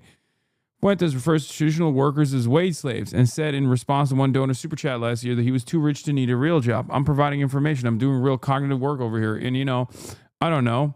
You sell fucking paperweights, he said. It's so... It is so funny that, like, these guys, and they love this shit, right? Realest shit he's ever said. Like, these are all the same people who are like, Hasan, you fucking hate the working class, you piece of shit. Remember when we misunderstood a point you were making by design and decided to make like a fucking month-long hate campaign off of it? Streaming is harder than a 9 to 5 when I never fucking said that. It's the same people when it's Nick Fuentes saying something far more heinous than what they claim I said. They're like, hell yeah, baby. Have you had? I love when poor people say, what real jobs have you had? First of all, I'm rich. Second of all, you should avoid having a real job. If you can swing it, you should avoid having a real job. I don't know what a real job is. What's a real job? A real job is what exactly? You sell insurance? What the fuck is real about that? You're a financial advisor? What is that exactly? You don't have a real job. What do you sell? You sell fucking what exactly? You sell widgets? That's a real job? The amount of freedom you have if you are just on the right to say whatever the fuck you want and get endless loyalty and endless charitability, and sometimes even get charitability from liberals, is unbelievable. The amount of people who are like supposedly on the left who are like, oh, I reluctantly think he's like kind of charismatic and he's kind of funny. That kind of shit bricks me. Like, there are people who sincerely say this kind of stuff. We are, as a society, so primed to be forgiving of reactionary commentary, so forgiving of right-wing commentary, no matter how far right it goes. We are also endlessly unforgiving for anyone that says, you know, we could have a better world. We could design this world in a better way for more egalitarian outcomes. Everyone goes, fuck you. Fuck you, you fucking piece of shit. Kill yourself. How dare you? Oh, man.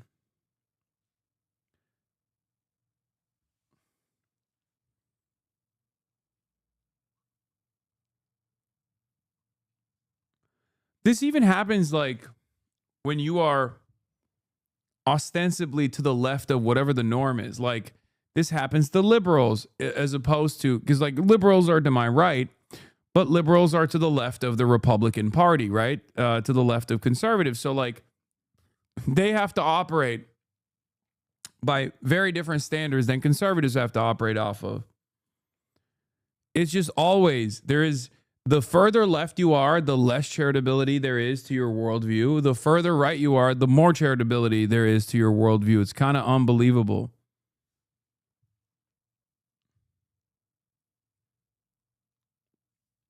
You know?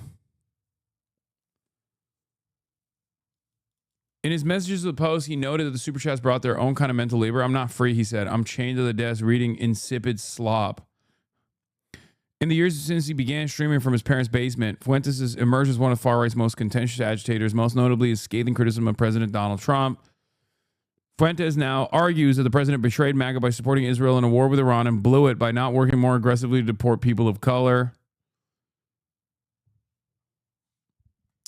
Fuentes told his fans, known as Groypers, to vote against Trump-backed candidates in the coming election so that a more brutal fascist regime can bloom, saying last month on an X post that the GOP must be purged and burned to the ground.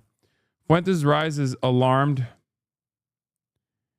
GOP leaders who are concerned that the online ecosystem that rewards his views are here to stay. The California Republican Party sent state party officials a memo in February urging them to block candidates who promote Fuentes and Groyper culture, saying his ideology called for an America model closely after Nazi Germany that was alienating to average Americans, to say the least. Trump said in January, first of all, you can't say that because the Republican Party is literally designing society in a similar fashion. right? Like, there are prominent members of the Trump administration that have identical views to Nick Fuentes, like straight up. And they know it too. They talk about it all the time. No such equivalence exists on the left. Like, the closest that our movement has reached in terms of like proximity to power is maybe like, you know, Zohran Mamdani and a couple of other people. And also, there is no moral equivalence between socialism and Nazism, obviously, which is precisely the reason why I don't shy away from saying my perspective on the world.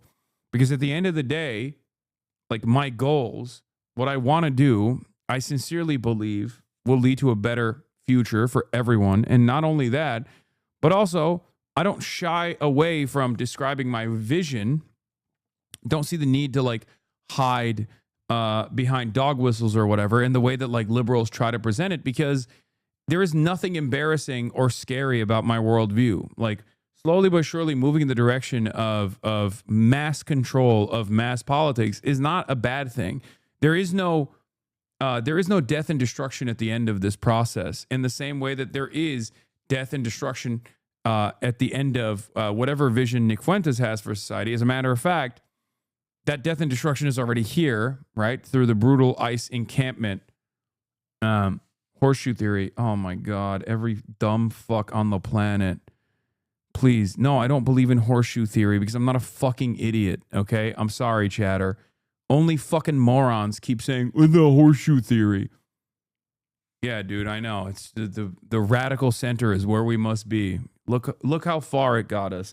Seems like the radical center keeps swinging wildly to the fucking right.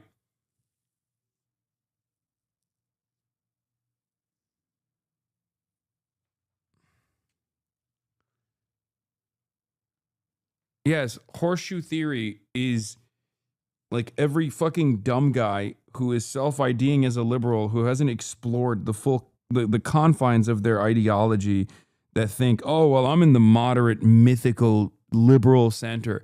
Ask those people what they think about certain policies, and you will very quickly understand that they're not actually in this like moderate, mythical center that they think they're in, okay? Half of those fucking people either know enough to know that, like, you know, modest social democracy is absolutely the direction that we need to move towards, at least in the short term, and perhaps could be convinced for more radical transformation of society in the long term. The other half are just dumbasses who think America is the only OECD nation that can't have socialized medicine for some fucking weird reason, because they're dumb morons that have been fucking propagandized into thinking that the only way the society can function is if like healthcare is costing an arm and a goddamn leg.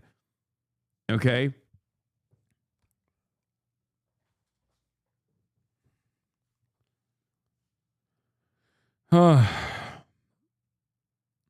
Horseshoe theory is the easiest tool for your average dumbass to think they're smart by avoiding the ends like it's a fucking seesaw. It makes people comfortable. Sure.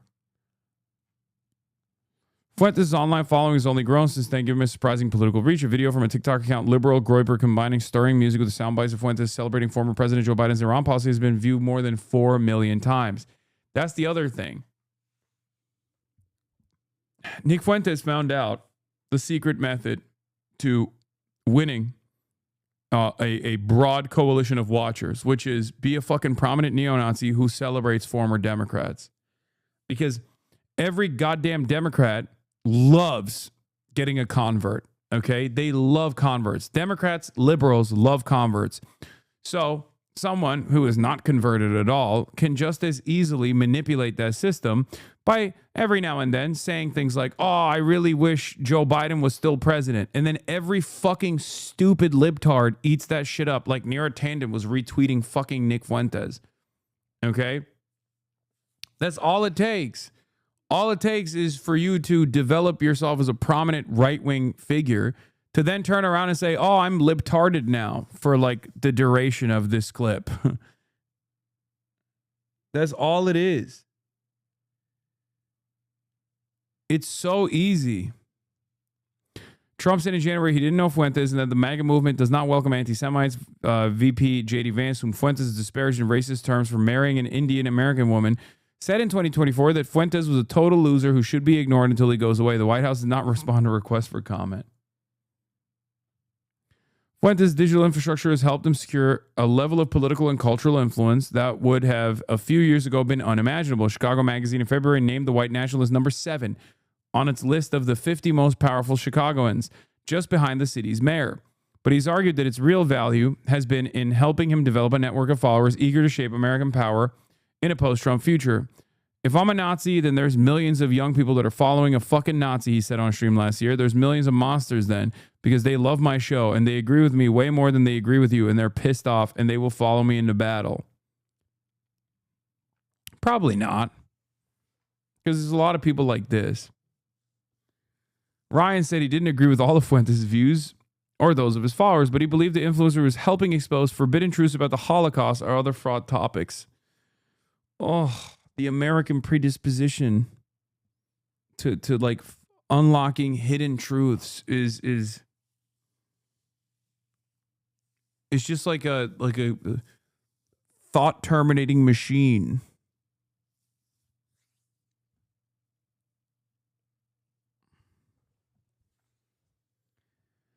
How can we convince Nick Fuentes followers to stop being bigots? Should we give them hugs and kisses until they're not racist anymore? Yes. That's my argument. You should do that.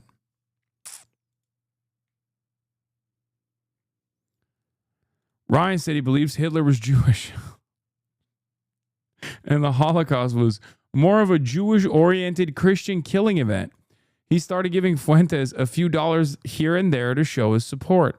The heart of Fuentes' message was that young men in the United States have gotten a rotten deal. In his telling, a nation of entitled baby boomers like those leading the Republican Party had poisoned American society with bad jobs, unbearable women, and a racially diverse population intent on depriving white people of what they are owed.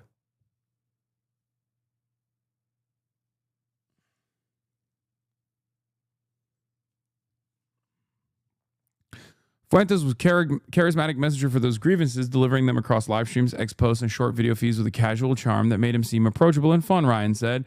But he was also not afraid to turn dark when he needed to, evoking a righteous anger at the chaos and constant wars of this fake world, Ryan said.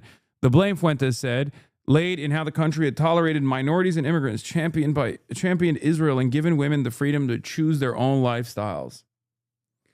He was like a younger version of me, just much more hostile, Ryan said. I was like, this guy's saying everything I really feel, but I try not to say out loud because I just don't want to piss anyone off. Growing up in the Chicago suburb of LaGrange Park, Fuentes has shown an early fervent interest in conservative debates. In an archived statement on the website of his high school, where he served as a student council president and secretary general of the Model United Nations, he called himself a classical liberal and an objectivist. Fucking nerd. He wrote that his personal heroes included German Chancellor Otto von Bismarck and Richard M. Nixon, and declared his life philosophy, hunt or be hunted.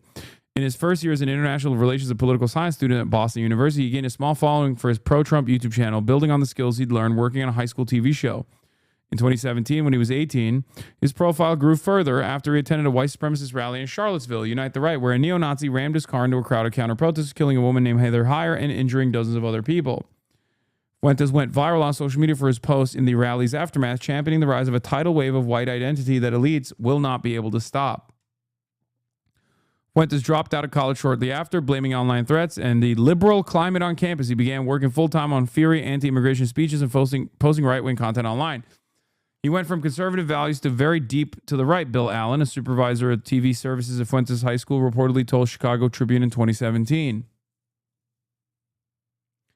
Fuentes has said his father is part Mexican and his parents are vaguely conservative like boomers are, but that they rejected some of his more extreme beliefs, including that Hitler was right and the Holocaust didn't happen, as Fuentes said on one stream. He and his family remain close. They had just gotten dinner at a steakhouse near the mall, he told viewers last month, but they are not without their disagreements. Fuentes said his father last month asked him to reconsider selling a swastika emblazoned t-shirt. Dad, that's the whole point. It's edgy, he said, he replied. Fuentes' parents did not respond to a request for comment.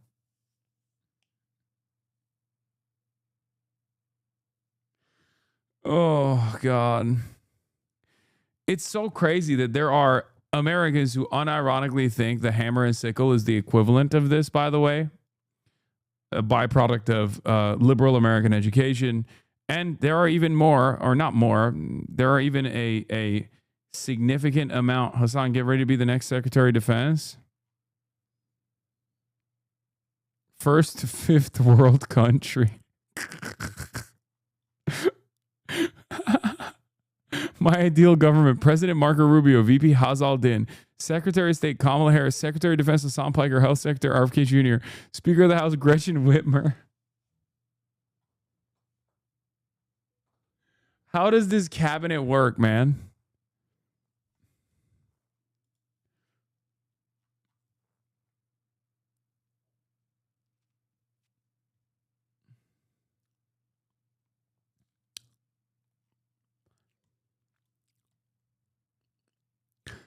Anyway, whatever. This is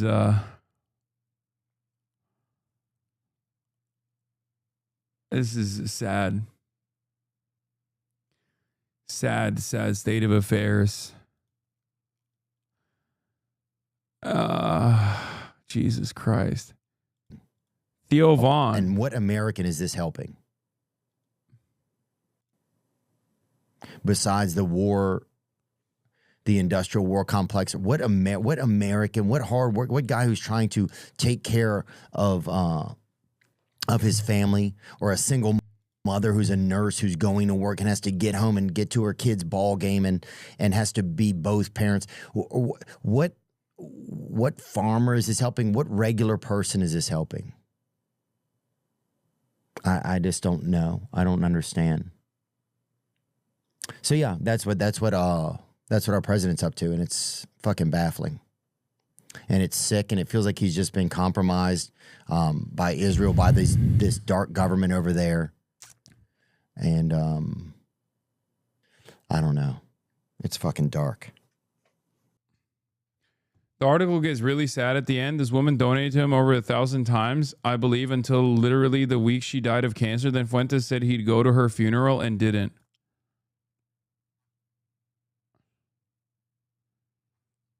That's crazy. By the way, did you see these crazy numbers? Yeah. I mean, this is an entire complex, dude. Yeah, if you're a Kick streamer, they have entire Discord servers dedicated to this shit. Clavicular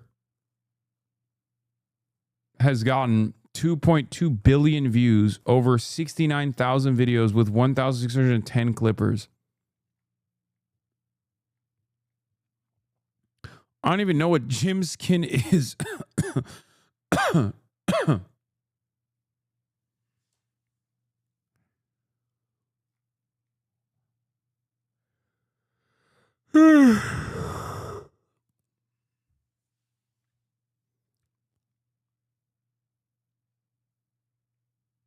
Jim Skin is the only guy here who is decent. Are you going to cover the InfoWars news? Yeah, InfoWars has been officially bought by The Onion.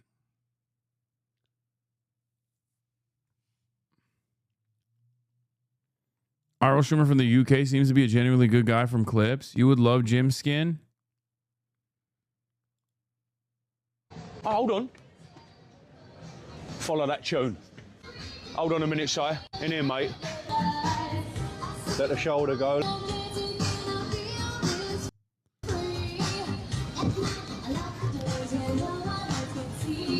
Oh, needed that. Let's roll. Oh, I needed that.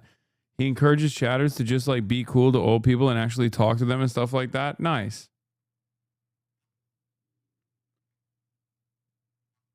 Yeah, InfoWars has been officially purchased by The Onion. The Onion has successfully landed a deal to take over the Alex Jones site after 17 months of legal issues. Tim Heidecker will serve as the site's creative director. Incredible work.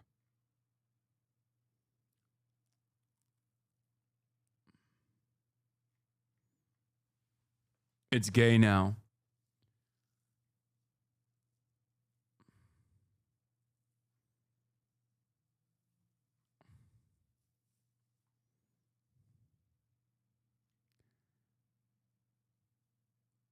The graphic was from this video. All right. Have you? Oh, it's Devin Nash. Haven't seen Devin Nash in a minute. Is he still homies with Sex Pestiny?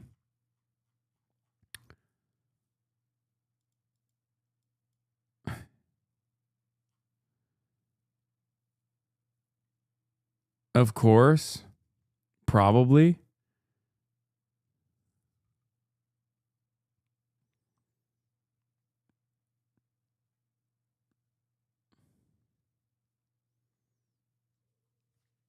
He used to be back in the day. I don't know if he still is. He probably, maybe he isn't.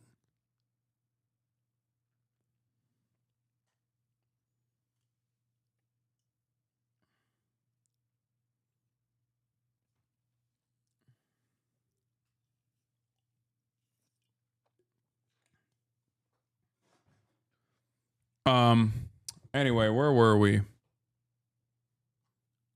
All right. We got the problem with Hassan Piker's Einstein story, which I thought was really funny. Yair Rosenberg wrote a whole fucking post about this. Apparently, his like college thesis was on Einstein and Zionism. And you know what's really funny about it? I'm right. Like everything that I brought up on Pod Save America was correct. And even his own here. Pod Save America appearance offers a case in point. While discussing his personal opposition to Israel's founding, Parker marshals an unexpected ally, Albert Einstein. My assessment on Zionism as an ideology is not that different from Albert Einstein's assessment on Zionism. He tells the co-host Jean Favreau, the Jewish physicist, Piker says, was actually asked to be the first president of Israel, but Einstein, Piker's account, had assailed the Israeli project from the start. He saw the violence that the early Zionist brigades were engaging in before the IDF existed, before Israel existed, and wrote about what Zionism was turning into. And he warned that what he was seeing was exactly what the Nazis were doing. Most listeners probably took little notice of this historical rift. Favreau does not remark on it, but for me, it was a flashing neon sign. I wrote my undergraduate thesis about Einstein's relationship with Judaism and Zionism, poring over the relevant documents in 3 languages on 2 continents.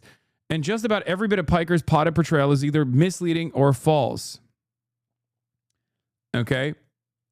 Far from an opponent of the Zionist endeavor, Einstein assisted it for decades. In 1921, he raised money. Notice how every single thing that he talks about with respect to Einstein's support for Zionism leads to 1947, which is when I brought up Einstein's criticisms after the Deir Yassin massacre. Okay. I did not bring up his previous support for Zionism or like fundraising initiatives in the 20s and whatnot. In 23, he delivered a guest lecture, blah, blah, blah. All this stuff doesn't matter, right? Einstein wrote to Indian Prime Minister Nehru in 1947 in an attempt to persuade him to support the movement. In 1951, the physicist hosted David Ben-Gurion, Israel's founding prime minister, at his home in Princeton, New Jersey. When Weizmann died the next year, Ben-Gurion offered a position to Einstein, who declined, writing that he was deeply moved by the offer from our state of Israel, and at once saddened and ashamed I cannot accept it. The notoriously absent-minded professor explained, I like both the natural aptitude and the experience to deal properly with people and exercise official functions. Shortly before his death, he told an interviewer that he had great hopes, okay, for the future of the Jewish state. He even planned to deliver a speech marking the 7th anniversary, blah, blah, blah, but died days before he could deliver it. He bequeathed his valuable papers and rights and likeness to Hebrew University. Okay. Yeah. At no point did Einstein support the creating of the state of Israel and Palestine at the expense of the natives. Exactly. Which was my point. And what's crazy about what Yair Rosenberg is saying is that he knows this. He briefly alludes to it right here, which was my point. Okay. None of this is to say Einstein was an uncritical booster of the Zionist project. On the contrary, he was a sharp public antagonist of the Israeli right. This ideological orientation was likely another reason Einstein turned down the ceremonial role of the country's presidency, which is meant to be nonpartisan. He was also a deeply reluctant nationalist. Before Israel was founded, Einstein advocated for a shared state for Jews and Arabs, writing in 1946 that what we can and should ask is for a secured binational status in Palestine with free immigration. Okay? Which is literally the point I was making. It's what I said. And he straight up turns around and has the audacity to say, you don't understand. It's more complicated. He was actually still in support. Okay, but that's not what Israel turned into, is it? My argument was my opinion on Israel and Zionism is not that different than Einstein's opinion on Israel and Zionism, a project that was supposed to offer a refuge to a people that were destroyed by pogroms and then also the Holocaust, but it turned into something unbelievably violent, a ethno-religious supremacist project that exterminated the native population. And what's interesting about that is Einstein also saw that and literally talked about it. So what the fuck is the problem?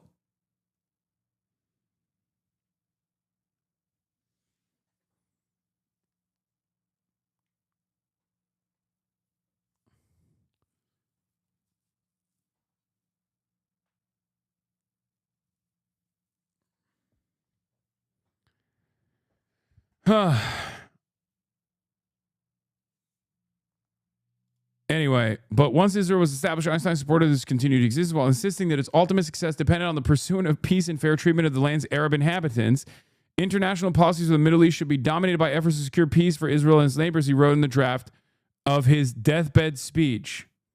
Okay? It's so funny.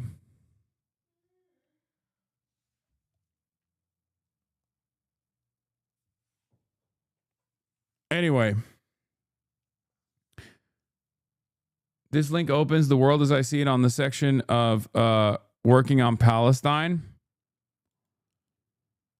There's a letter that he wrote specifically after the initial atrocities that Zionist brigades were committing that straight up say that the early Zionist brigades before the IDF was created, which, by the way, Yair Rosenberg famously does not mention here in his article for some weird reason. I don't know why, because I quoted it almost verbatim. Here's a letter.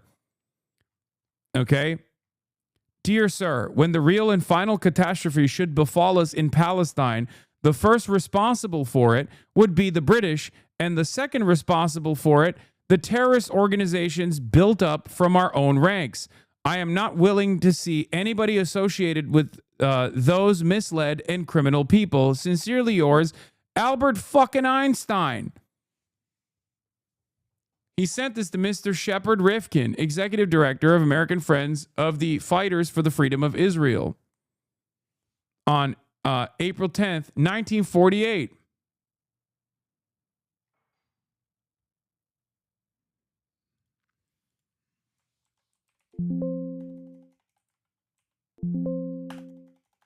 Wait, he doesn't have it here, right? He doesn't. Yeah. He even hyperlinks this article, I'm pretty sure. In the wait, was it this article? This is the article that he hyperlinks in the story, right?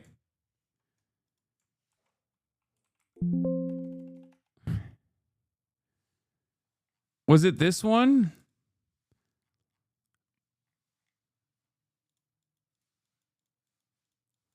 Hook and others, Mr. Bain and his followers denounced as terrorists. Yeah. Okay.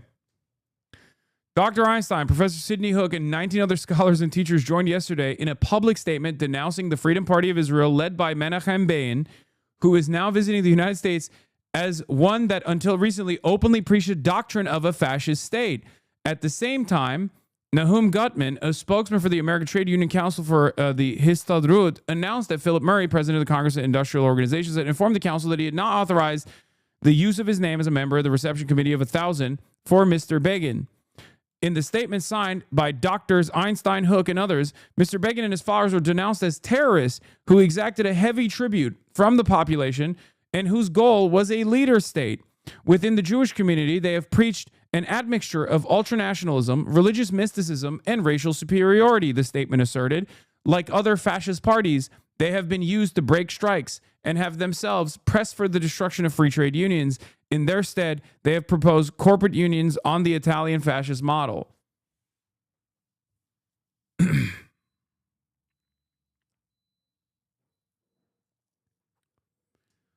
Perhaps there's a reason why Yair Rosenberg had to really beef up his argument with everything that Einstein said and did leading up to the late 40s. And ironic because this guy is a celebrated author at The Atlantic, I'm a fucking random Twitch streamer trying to recall this information off the top of my dome on a podcast appearance. And this is something that he wrote his dissertation on. He should be able to fucking destroy me in the marketplace of ideas. It makes no sense.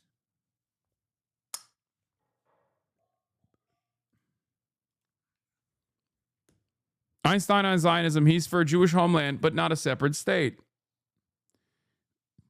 Having appeared as witness before the Anglo-American Committee of Inquiry established in 1945 to consider the issue of Jewish immigration to Palestine, Einstein reviews and explains his testimony. He went solely as to act in favor of our just cause, he says. He believes in Palestine as a Jewish homeland, but not as a separate state. He feels the Zionists, by asking for more, are taking an intransigent position, which will only damage our cause. What he would like to see is a secured binational status in Palestine with free immigration, adding that it defies common sense to ask to be given the political rule over Palestine where 2/3 of the population are not Jewish.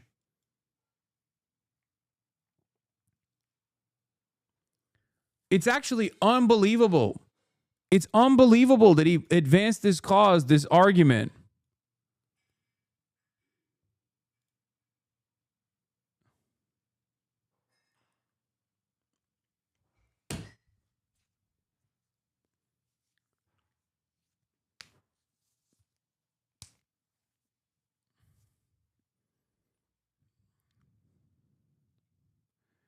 Not that it fucking matters, by the way. Einstein could have been an ultra-Zionist. Who gives a shit? You know what I mean? Like, I was just making one additional argument about the silliness of calling critics of Israel and critics of Zionism anti-Semitic.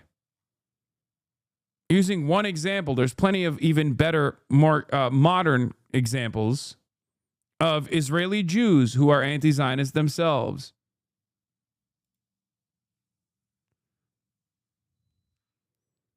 Yeah. Funny how Hosberg groups always mention Einstein's support of a Jewish homeland without ever explaining what Einstein actually believed about Zionism. Yeah, this is the letter. I should at Yair Rosenberg and be like, you seeing this? You seeing this, big dog?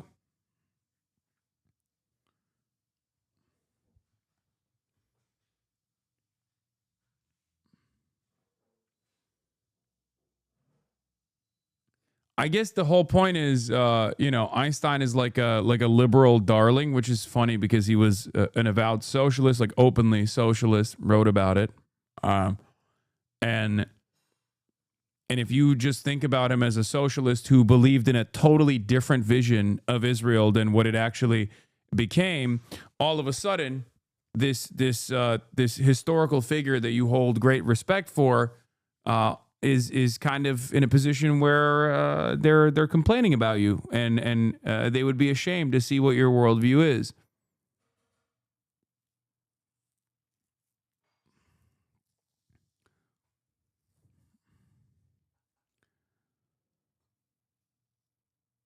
I mean, it's not dissimilar to the assessment by liberals on the likes of Martin Luther King Jr. as well. Always diluting the message, always doing their very best to present them as like toothless, and doing whatever they can to present them not at odds with their worldview. Look at that. Hold on. Where the fuck's what's that? What's that, chat? It's been a long time, so I don't even know if it'll work. You know what I'm saying? Compiling shaders. Pragmata. Is gaming actually back? For real? For reals? Is that even possible? By God, is that gaming music? Ain't no fucking way, right? Hold on, I gotta pee.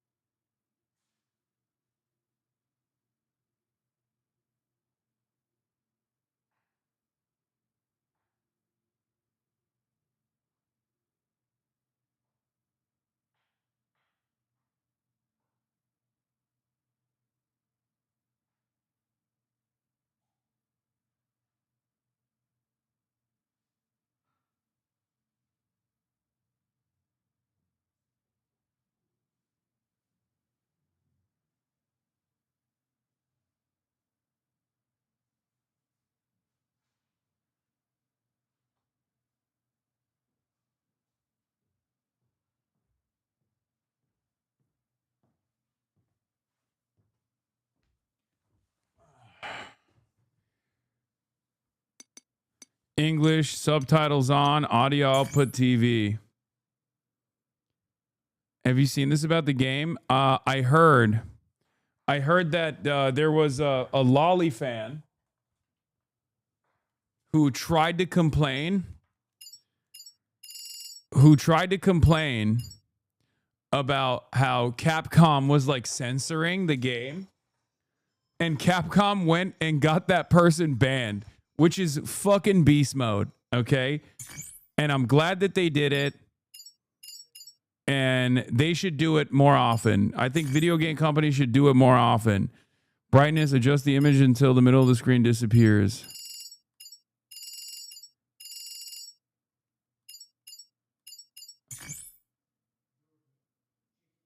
Following accessibility presence can be adjusted. Okay. Oh God, I'm old. I'm old. Is your age enter correct? This will not affect gameplay, but it cannot be changed later.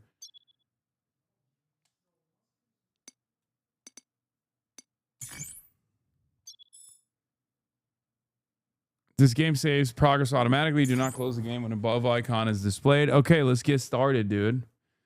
Let's get freaking ready to rumble, dude. Turn DLS5 on. Wait, why?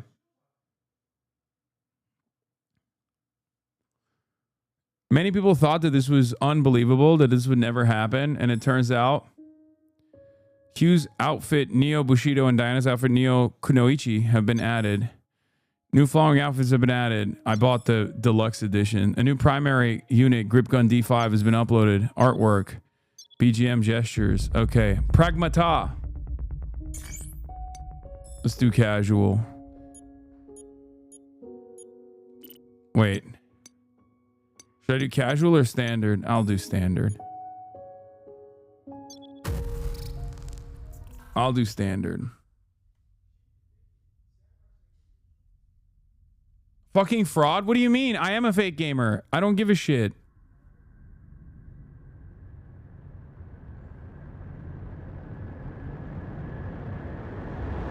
You beat Elden Ring, do the standard? Okay, well.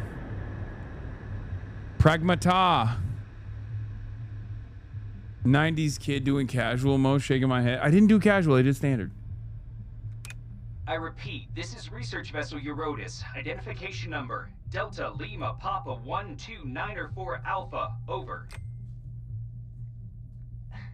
This is research vessel Eurotas. Edis, do you copy? Over. Come on. Still no response from the base AI? Guess the reports were right.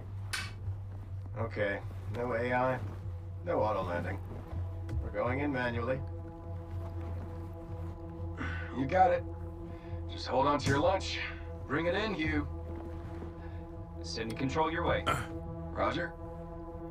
Okay, so we're scientists, astronauts in space. Is this scary, chat? Is this a scary game, chat? TV check. Lights. Oh, lights on. Nor. Landing struts. Down and green. Thrusters and brakes. Operational. We're clear for landing. Yes, it's very scary, Lamau. Yes, it's a horror space survivor. Wait, well, fuck, really? Oh, only if you're scared of failing as a parent? I can't believe they can just print something that big. Oh. That's Luna filament for you. Its applications are practically endless. You can create almost anything as long as you have a blueprint. I am scared of responsibility. I'm terrified of having to take care of a child. They could whip up someone to answer our call. We flew all the way out here to clean up their mess. Least they could do is meet us in person. Well then, let's get in there and scope it out. Corporate's waiting. You're 34, big dog, what? Yeah, I have 30,000 children I have to take care of, many of which are older than me. Oh shit. The gaming frogs are back. They're subscribing. And they're gifting subs. Hype Train level 5 achieved. Appalachia Chaperin. Thank you for the 5 gifted.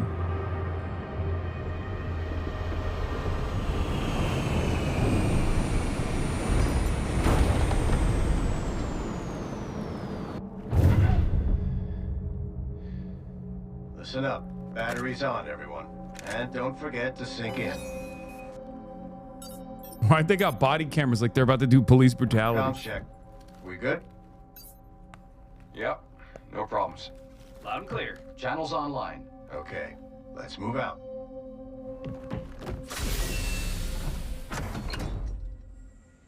PRAGMATA! Hugh, everything all right? What the heck? Grav sinks aren't working. One small step for mankind looking ass.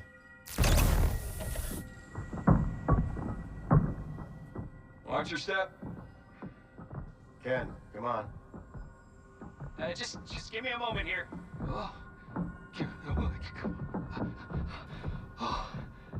Where's our welcome party? I can't believe I missed my daughter's birthday for this. You got kids? Sounds rough. Maybe don't care, but DLS5 fixes jarring edges everywhere. I mean, it's fine. For a thing. So we're space HVAC specialists? Is that what it is?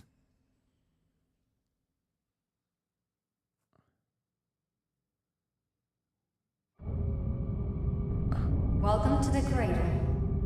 Initiating. Holy shit. All the gift subs broke the notifications. Bro, y'all broke the gift sub notifications. That's crazy. Like the gift sub animation is broken. All right. All it took was for me to game. So many people are subscribing again. What the fuck? Come on, Hugh. After you.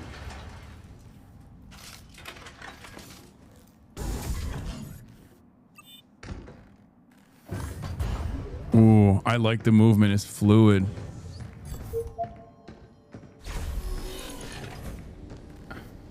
Man, these people sure love printing. Not gonna lie, kinda digging the view from here too.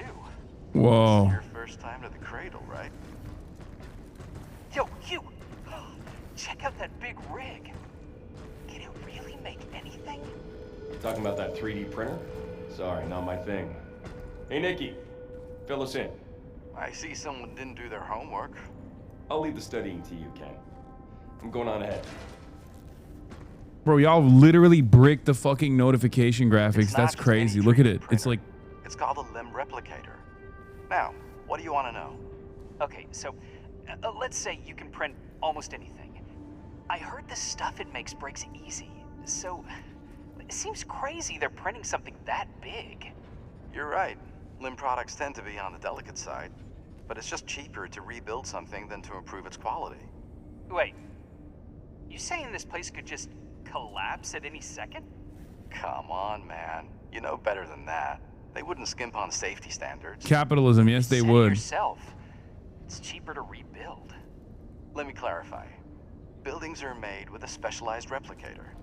And that means what exactly? Lunafilament is combined with other materials, and stability is improved at the cost of complexity. So it's a model that only handles construction? Bingo. Any other questions? Nah. Thanks, though. Wasn't as tricky as I thought. Oh. So maybe you can explain it next time. All right, where am I going? Chat, where am I going? Game developers are HasanAbi head? Anything that's even like subtly critical of capitalism must be HasanAbi head. Jump off? Go outside? How do I go outside? You're the astronaut, figure it out?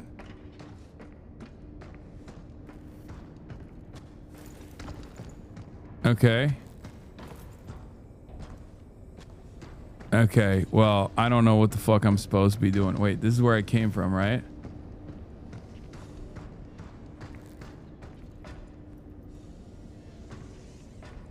I can't climb on anything. What are your graphic settings? Are they maxed out? I think so.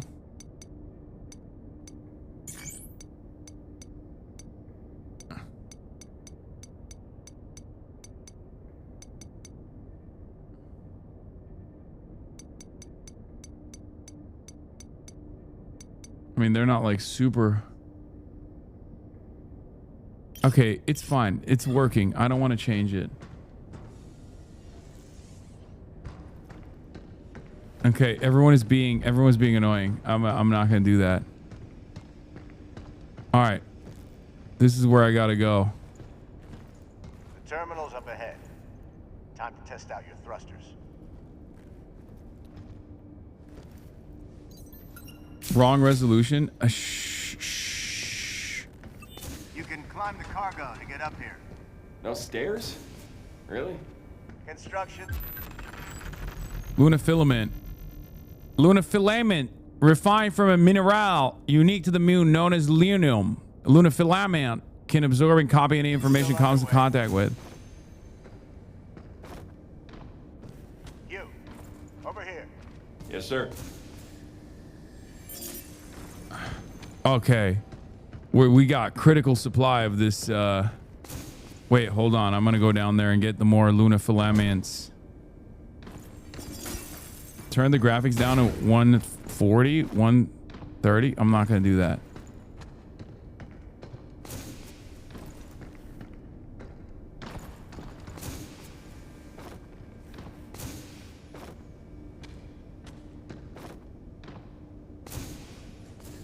Whoa, fuck.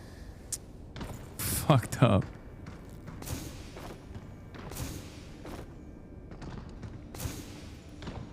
Change resolution to 480p. Shut the fuck up. Oh, I can't boost it. Like, I can't hit the...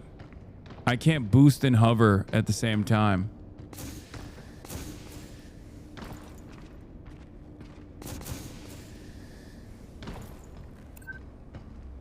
$240p meta? Shut up. This is why gaming with a chat is fucking annoying. Okay? Chat, don't ruin this for me. Oh, God. What a mess. Not exactly a popular hangout, is it? What is that? Aliens? Are there aliens in this game? Is it, dude, bro, this is scary. I think y'all lied to me. This looks scary.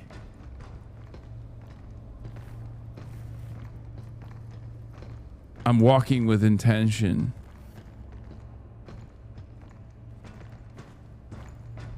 They got the FAP top. What's this rubble doing here? We're gonna need some backup.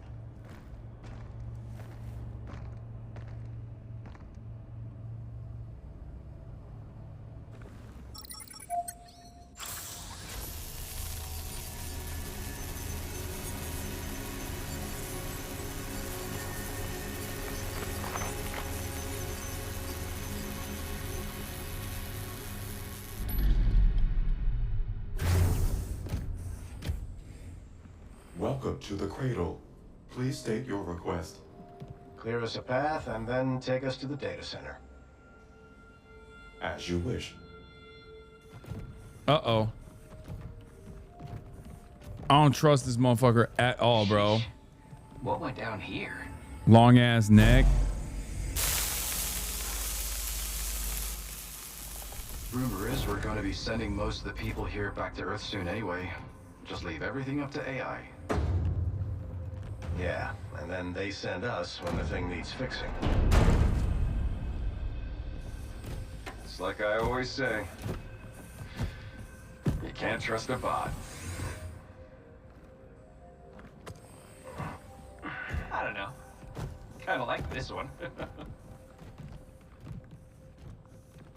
Can't trust a Is bot! he not gonna come out here and meet us? Yeah, something's off. Delphi didn't go and fire everyone, did they?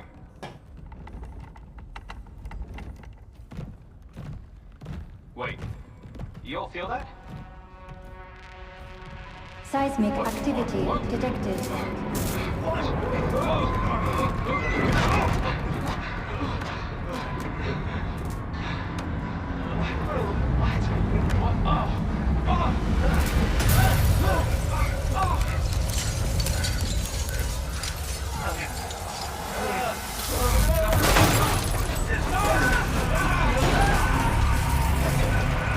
KCO has landed.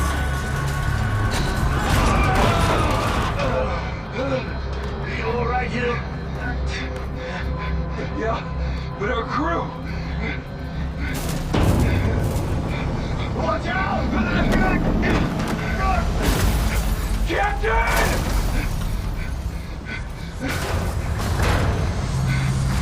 Just me and the bot, dude. Oh, never mind. I'm dead too.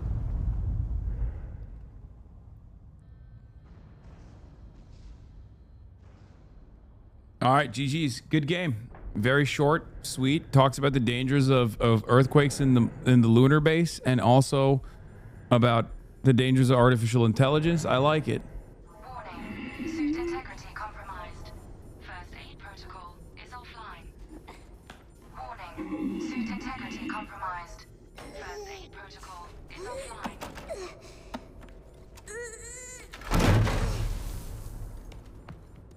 You get funnier when you're gaming. Thank you.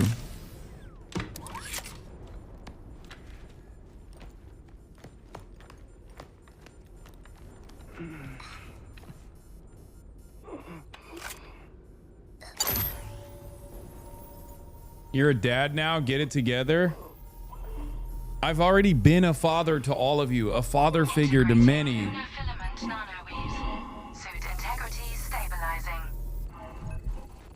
You get unkier when you're gaming? Biomedical diagnostics online. Administering cellular repair.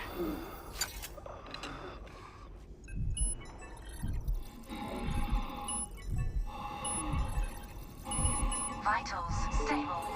Awakening subject, Hugh Williams. Why'd they call it dad bod and not father figure? Because that means something else.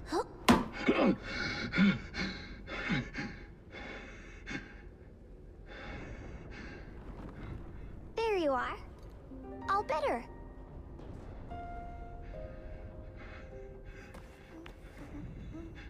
Dude, this would freak me the fuck out if I wake up in a lunar base after an earthquake and there's just like a little baby. That is that's terrifying. Can't believe someone brought their kid out here.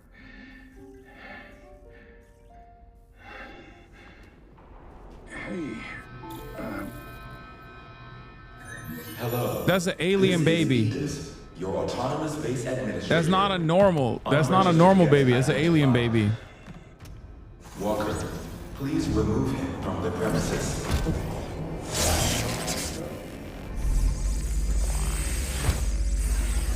hey, watch out. There's something right here.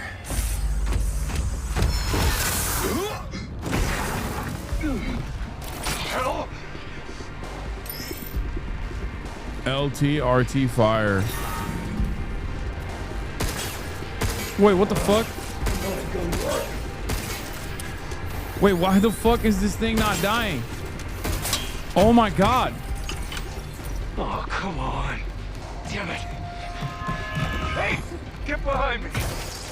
Move. No, let the baby save my life. You need to... I think I can help. Bypassing first and second firewall, hooking control protocols. Analyze them. Alien baby! Interrupt matrix. Save me! Visualization complete. Initiating hack. Reach green exonode to hack targets. Move the cursor across the hacking matrix and connect it to exonode to... Bro, what? I have no idea how this shit works. What? You got mocked by a toddler? LT aim?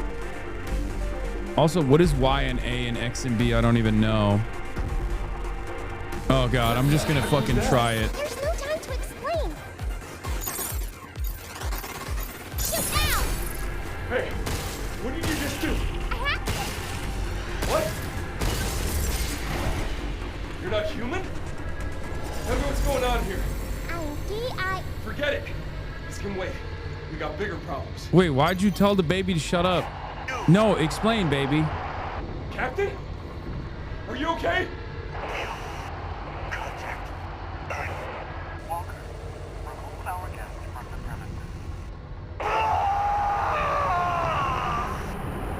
Captain? Captain! Wait, where are we going? Come on. Damn it! Contact Earth! It's no longer boss baby, it's bot baby. Hold on. Controls. Wait, how do I change the... Oh, there it is. How am I supposed to do that?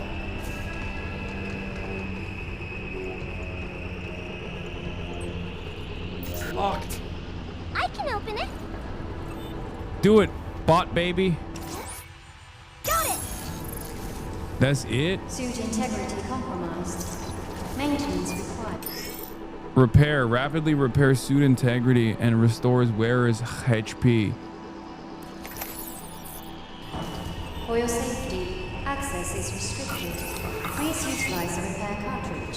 Suit All right, I got it. fully restored. Initiating unlock.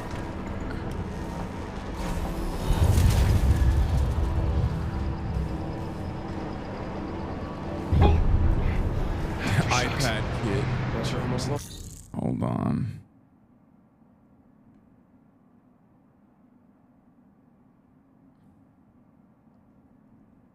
This place will last. Mr. Hack the World. That could be our way out. Gaming and drops. Who are you? I'm the GOAT.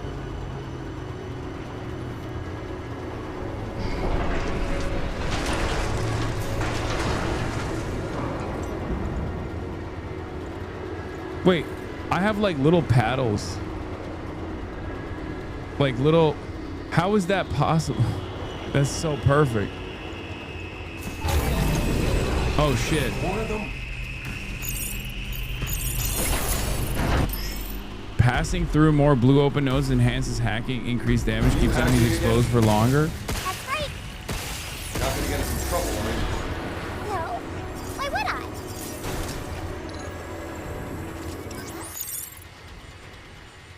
I only take them out without having. Why? I'm not sure I can really count on them. You can't get by with just your guns, right? Dodging and jumping consume thruster gauge.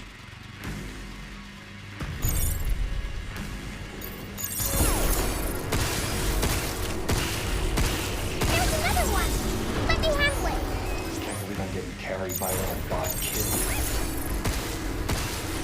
Okay. This is an interesting battle. Okay, you better stay up there, and I'll get us to that tram. Interesting combat mechanics, I will say.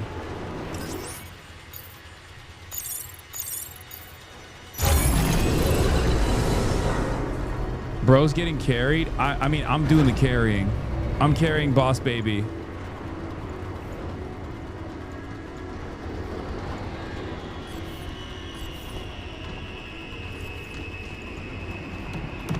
Okay, DEI Hitler, bot baby. Wait, is the baby Hitler? Is this baby Hitler? Am I saving baby Hitler? But like AI version of baby Hitler? What's that? Got it. Emergency mode activated. Rerouting destination to the shelter. Structural integrity of boarding dock below acceptable parameters. Sealing access now. Ceiling! How am I supposed to get back to my ship?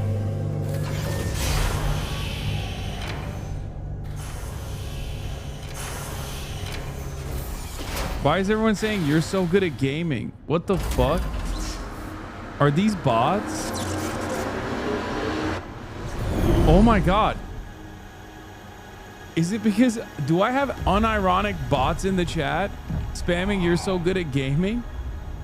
What the hell happened here?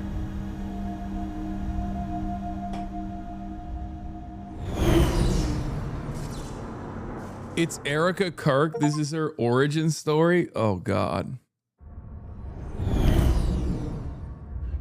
Gaming frogs died, so they're bots now.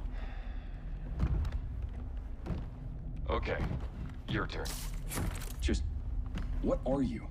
I am Bro, can I just say, who needs bots when my community also behaves like bots? They literally there was a bot spam of people saying you're so good at gaming, and instantly there's like normal community members also spamming it. Okay.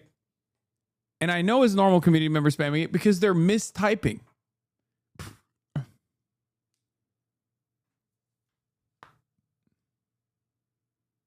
He doesn't know. What? Oh, did you? I don't understand. Did you guys? They're just glazing. You interrupted her at the same moment that Hugh did earlier.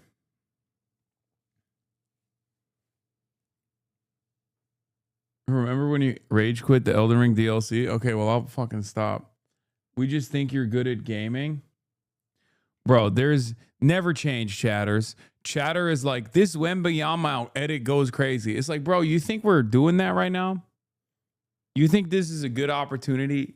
Chatter was like, this is the time, bro. This is the time. Yo, you got to watch this Wemby edit, bro. He fucking destroyed Denny Avdija. You got to watch that shit, dude. You feel me?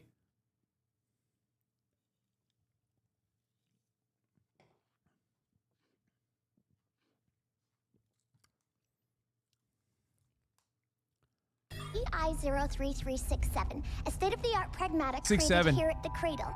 I possess basic life-saving protocols. Okay, that's enough. I don't need the user's manual. He's 6'7", baby. All right, next question. What the hell is going on here? And why are these things trying to kill us? I don't know. State of the art, huh? I can't believe they're all gone.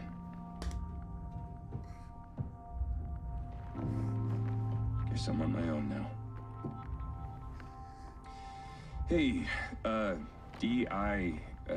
I am DI-03367, a state-of-the-art pragmatic... Hang on a second. Don't you have a name or something? I said I am DI-0... Okay. Look, how about we call you Diana? Diana?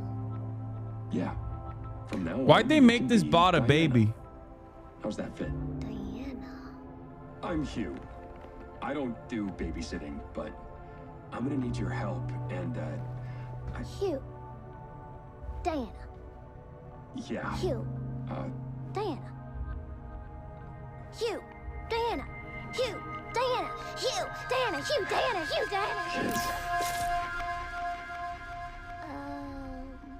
Diana. Diana? Diana.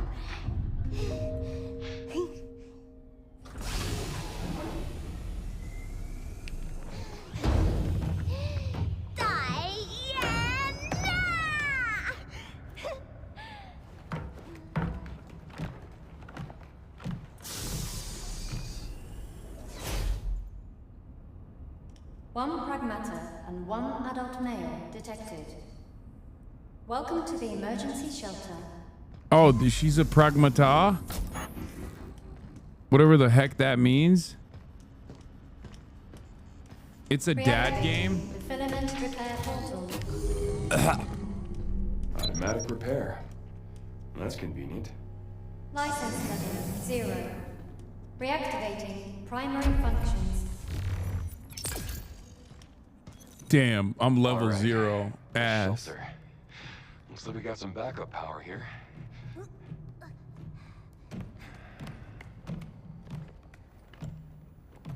Now let's see about getting patched through to Earth. Why isn't this working? 011000110001100. So, relay channels are locked down. About the comms tower.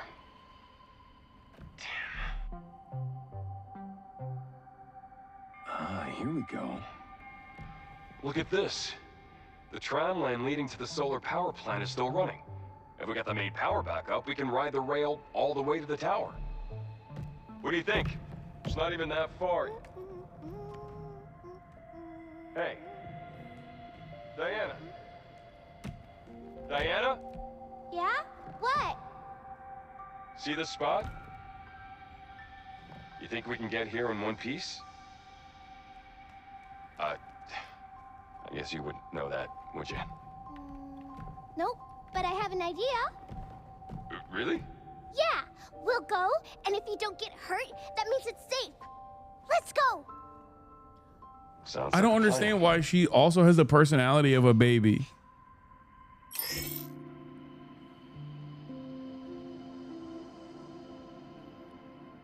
The shelter is a place away from prying eyes and enemy interference where you can safely upgrade and unlock abilities and adjust your loadout. You can also use the tram to travel around the cradle. Well, let's try our best, Hugh. Yo, I'm gonna need your support. It's pretty fun talking like this. Let's talk a bunch while we have the chance.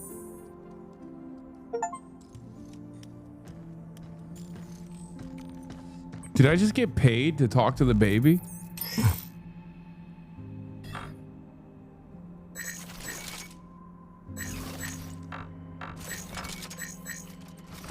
I can't update the firmware on anything.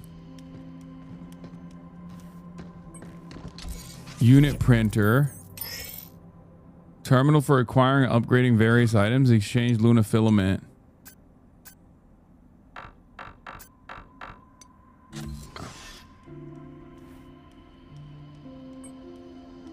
Yo, is this uncanny valley for you? Need to know.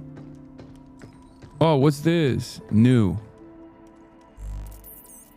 Oh, I got the pay to win. What the hell? Bro.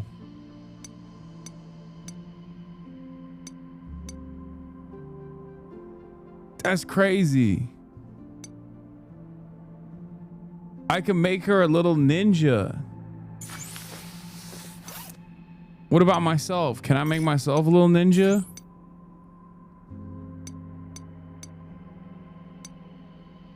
Oh. Okay, sick. How do I look? Hey, not bad at all. That's sick. That's tough. That's tough. Yo, that is tough.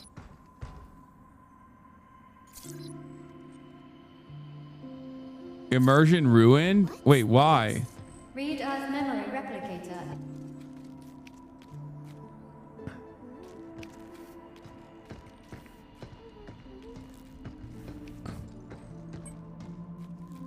Bro's going to space Japan. Here, we'll make her into a little fluffy. Check me out, Hugh. Look at you go. Oh yeah, that thing. What thing? We just. All the suits here. Hugh, what kind of clothes? Favorite? This is more like a uniform than anything. I'm not wearing it to look cool. Just gotta get the job done. Really? That's boring. Let's find something that suits you better. Bro, this baby knows how to do puns? That's a punny ass baby. Hugh, why did you come to the middle? Work. I got bills. We lost contact with the folks here, so I thought it was just gonna be signal interference or something. It'll be okay, Hugh. Aw. Space storms mess with signals all the time. So your guess was pretty. If you're trying to make me feel better. Pun mogged? Okay, how do we get the frick out of here, dude? I got bills to pay, baby. Stop with this nonsense. Okay then. Guess we should make for the power plant. Feed her computer virus? Okay, y'all are ruthless. This baby is too cute. It's definitely gonna die. I agree.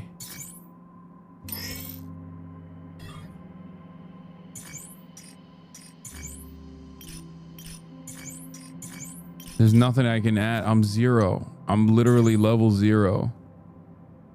I can only go to the power plant.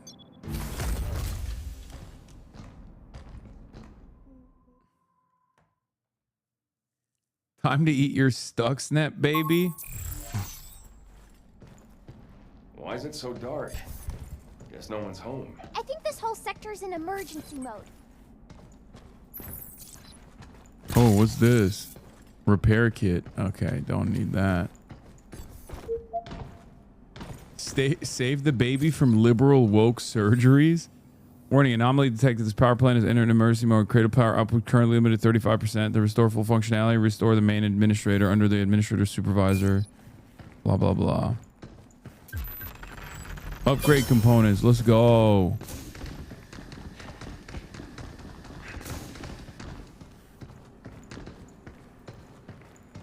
All right, I assume they're going to start attacking me soon. Looks like we have a power switch nearby. Let's go find it. Turning point bot baby. If you're not nice to the baby, me and the other chatters are going to unsubscribe. We have talked about this behind your back. Of course, emergency mode. Not sure what I was expecting. I'm not a fucking animal, chatter. Why would I be mean to the baby?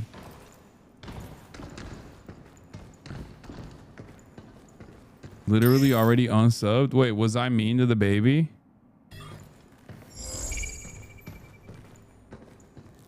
Whoa. I love getting carried like this. Lockdown procedures. Just operate the terminals located in active sectors. Disengage the locks. Most problems sort themselves out. It's come to my attention a simple mistake. I got caught on the hologram. Spread around the cradle. I enjoy my work. Doesn't foster positive work environment. Knowing everything I can be. Subject to criticism of joke. I break it to inform you. Upon joining the cradle, you agree to contract acknowledging all areas. Okay. Chat is weird as a fucking robot. I agree. Low consensually, I kind of agree. But because they made it such a cutie patootie, it's hard for me to... Backup generators. It's hard for me to not feel a sense of kinship.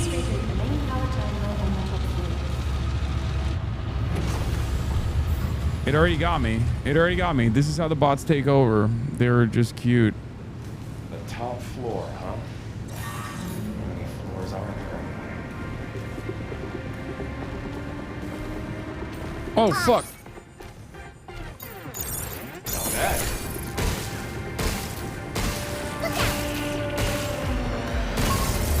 It's over.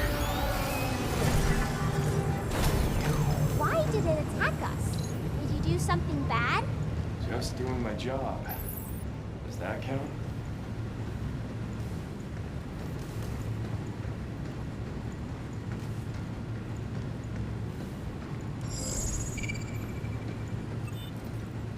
Whoa, what the hell?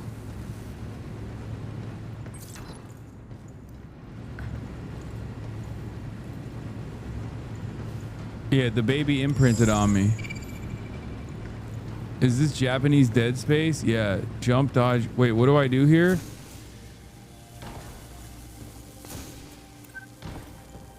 Easy. Yeah, it's Dad Space. Oh, fuck.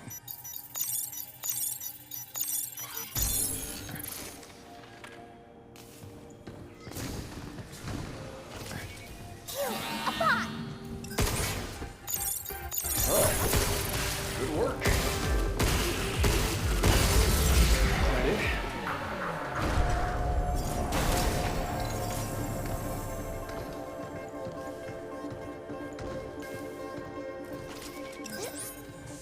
Wait, what is that thing? What is that? What does that do?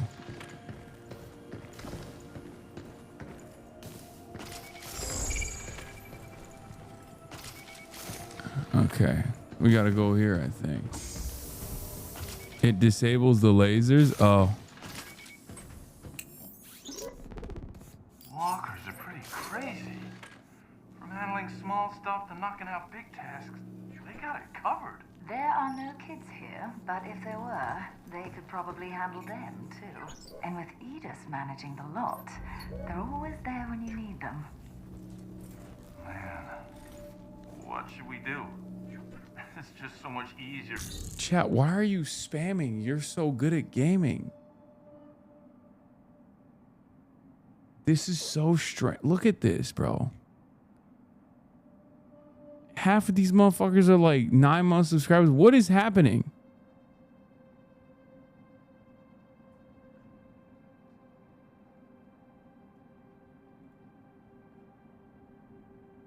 Ammo is scarce. Be efficient and utilize hacking plus headshots for higher damage output, especially when fighting multiple enemies. Is this positive reinforcement? Like, I don't understand.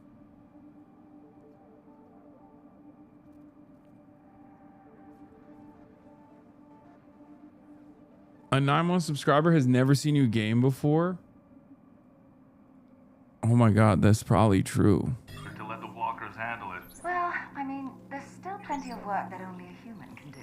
Like thinking up new innovations or new business ventures to explore. But anyway, enough slacking. Time to get back to crunching those lab results.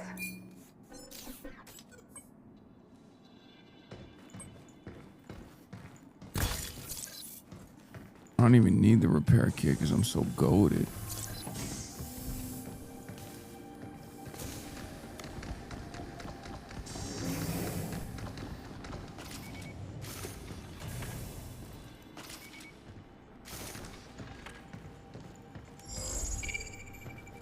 What is this? Oh, nothing there.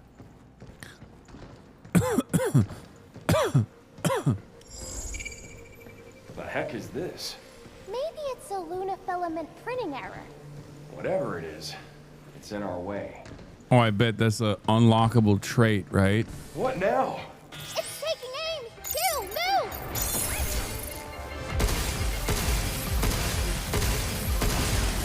It's over.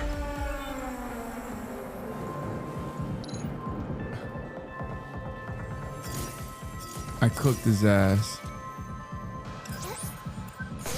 Whoa, what the fuck? Ow.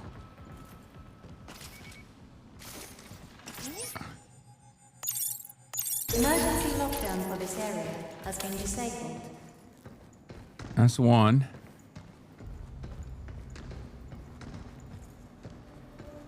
Upgrade. Upgrade component. Emergency lockdown for all on-site locations has been disabled. Please complete a manual reboot of the power plant controller to fully restore operations. Double locks, huh? Starting to feel a bit unwelcome here. I wonder if Cradle staff have easy access. Maybe? I'm not sure. What do you know, baby? This makes no damn sense. You know so much, yet so little. Don't look now. We got company. I'm really sure you... What? My fault?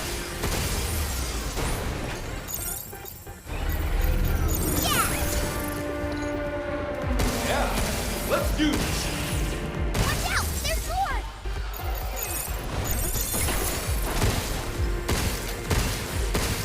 Hey! You're not bad at this. Really? Come on. We're not done yet. Okay. I'm cooking these fools, bro. Shit, like low key, low Kurt. I'm cooking these fools. Escape hatches. Emergency exit allowing travel to and from the shelter leads to... Let's go, Hasan. You can do it. Okay, guys, stop spamming. Nah, you're mid-gaming. The baby is cheering for violence and bloodshed and you're teaching it to take a life. That's true.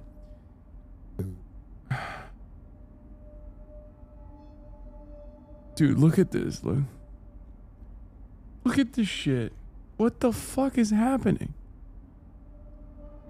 I've watched you daily for almost a year and a half. This is the second or third game stream. Why are people so weird about this game? People aren't weird about this game in particular. In my community, they're just weird about gaming. Because I never game.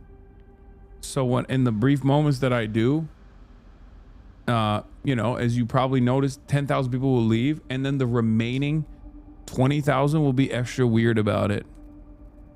Forever. The war has broken our brains. I'm scared, Haas. Gaming frogs don't know how to act. They act weird. We can use this to go back to the shelter. Huh. Good to know. If things get crazy, we can head back for a breather. Okay.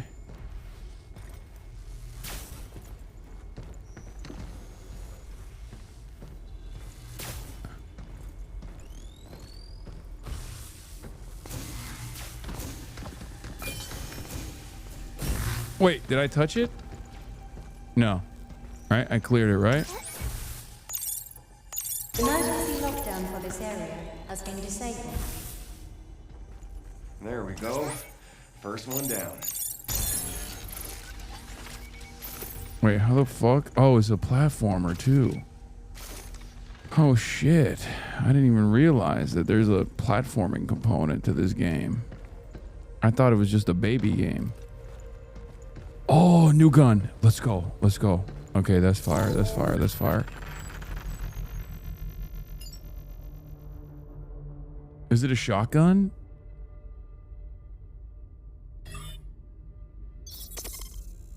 Use that one up close. That. I like this. Whoa, what the fuck?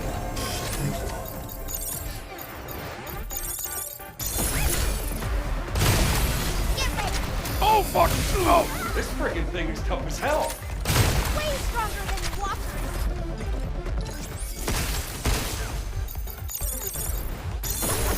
Shoot it where it's weak, you. Jump, you. God damn it.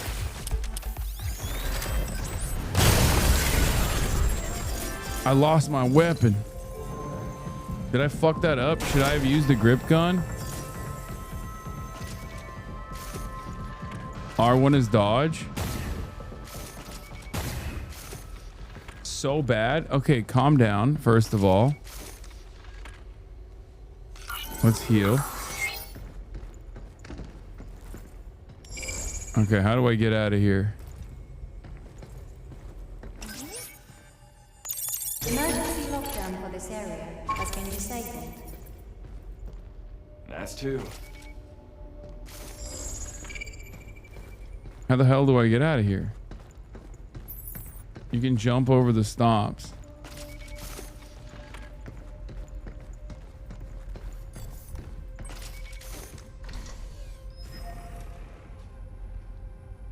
Hello.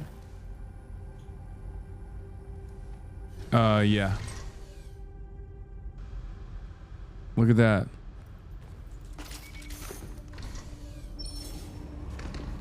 Oh shit, I went up already. I didn't even realize because Kaya got here.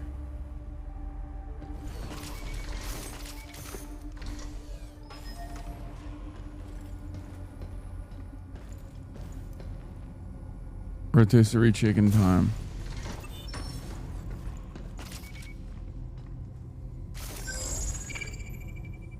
How do you mark objectives? Oh, it just automatically marks? Look out for its targeting sensor.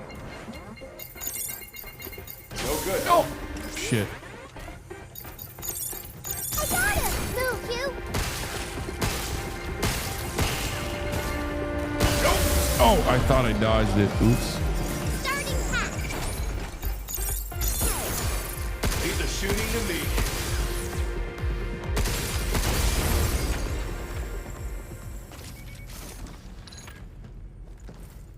You can air dash if you dodge in the air? Okay, good to know.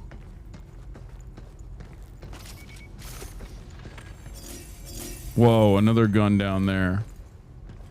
Bro, there's a massive platforming component here, it seems. Oh shit, I can get that.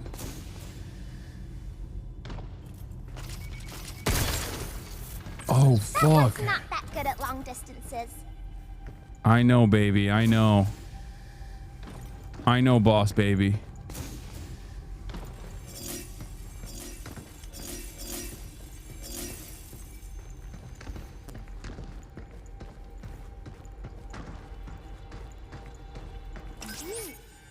Emergency lockdown for this area has been disabled. 2 more to go. Hack the world. Hack the planet.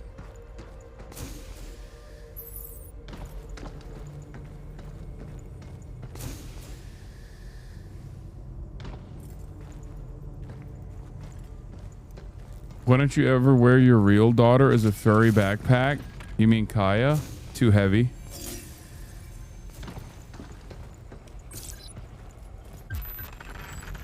Tactical unit that fires a spherical electromagnetic net. It expands on impact, immobilizing enemies. Oh. You stop them, and I'll pass them.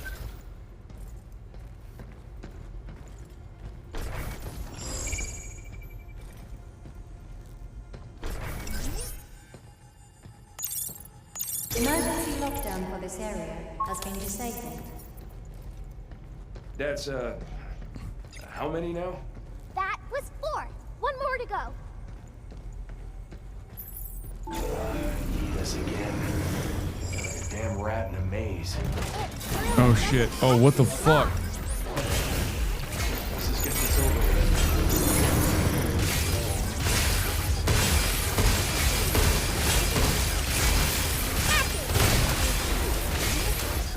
Oh shit. No! Ah! What the fuck? Why isn't it? Oh, because it's not hacked.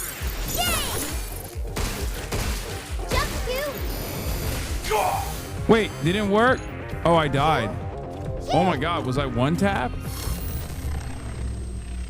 Okay, well, that'll do it for today. Hack first, shoot second. Why do you work out if not to use Kai like a backpack?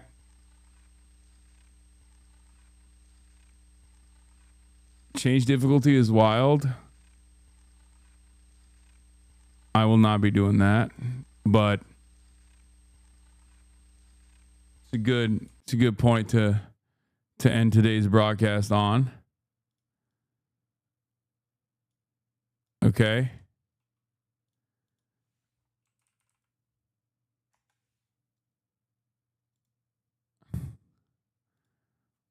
All right, everybody. Not even 7 hours, damn. Okay, I've spoiled you guys silly for years and years at this point. I'm an old man, okay? Anyway, you got a little bit of gaming in 2026. Took months, but we got there. All right, anyway, I love you guys, and I will see you tomorrow, as always. All right, peace. Starting off the day. All the chatter's trickling in. Hostile people hate. Sunny Los Angeles, California, says Hassan. Stun lock to the stun lock to the topics just begun. 'Cause there he is again. Hassan is streaming. Hassan is streaming. There is again. Hassan is streaming. Hassan is streaming. Reviewing a Chinese train, telling Kaya place. Sun and Asmin chatter loves, giving grinnings grace. Zoran winning NYC, woke two back with the force.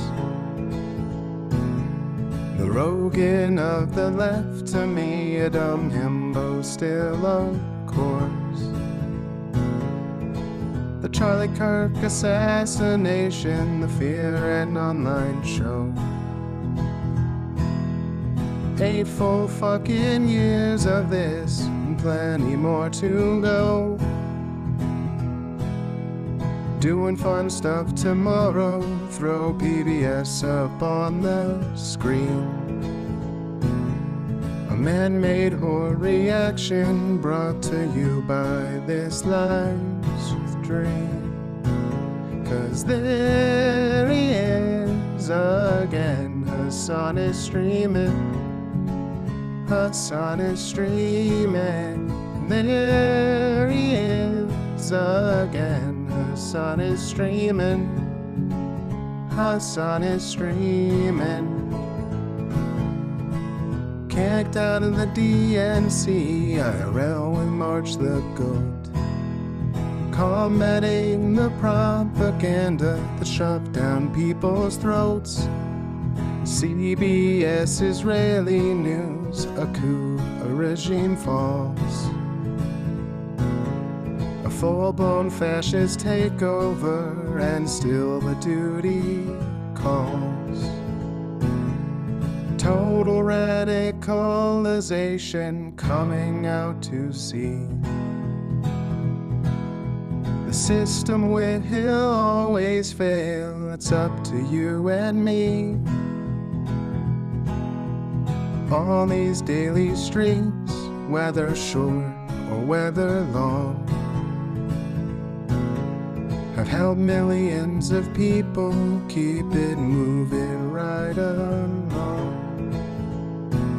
'Cause there he is again, the sun is streaming. The sun is streaming. There he is again, the sun is streaming. The sun is streaming. But hey, what can you say? That's PBS for you. But he'll play games real soon. Just you wait. Say, hey, what can you say? That's PBS for you. But he'll move on real soon. Just you wait. Ba-da-da, ba-da-da, ba-da-da-da-da-da. Hey, what can you say? That's PBS for you. But he'll pull your lungs real soon. Just you wait. Sha-da-da, sha-da-da, sha-da-da-da-da-da. Hey, what can you say? That's PBS for you. But he'll do jet advice real soon. Just you wait. But hey, what can you say? That's PBS for you. Brought on by viewers like you. Just you wait. Just you wait.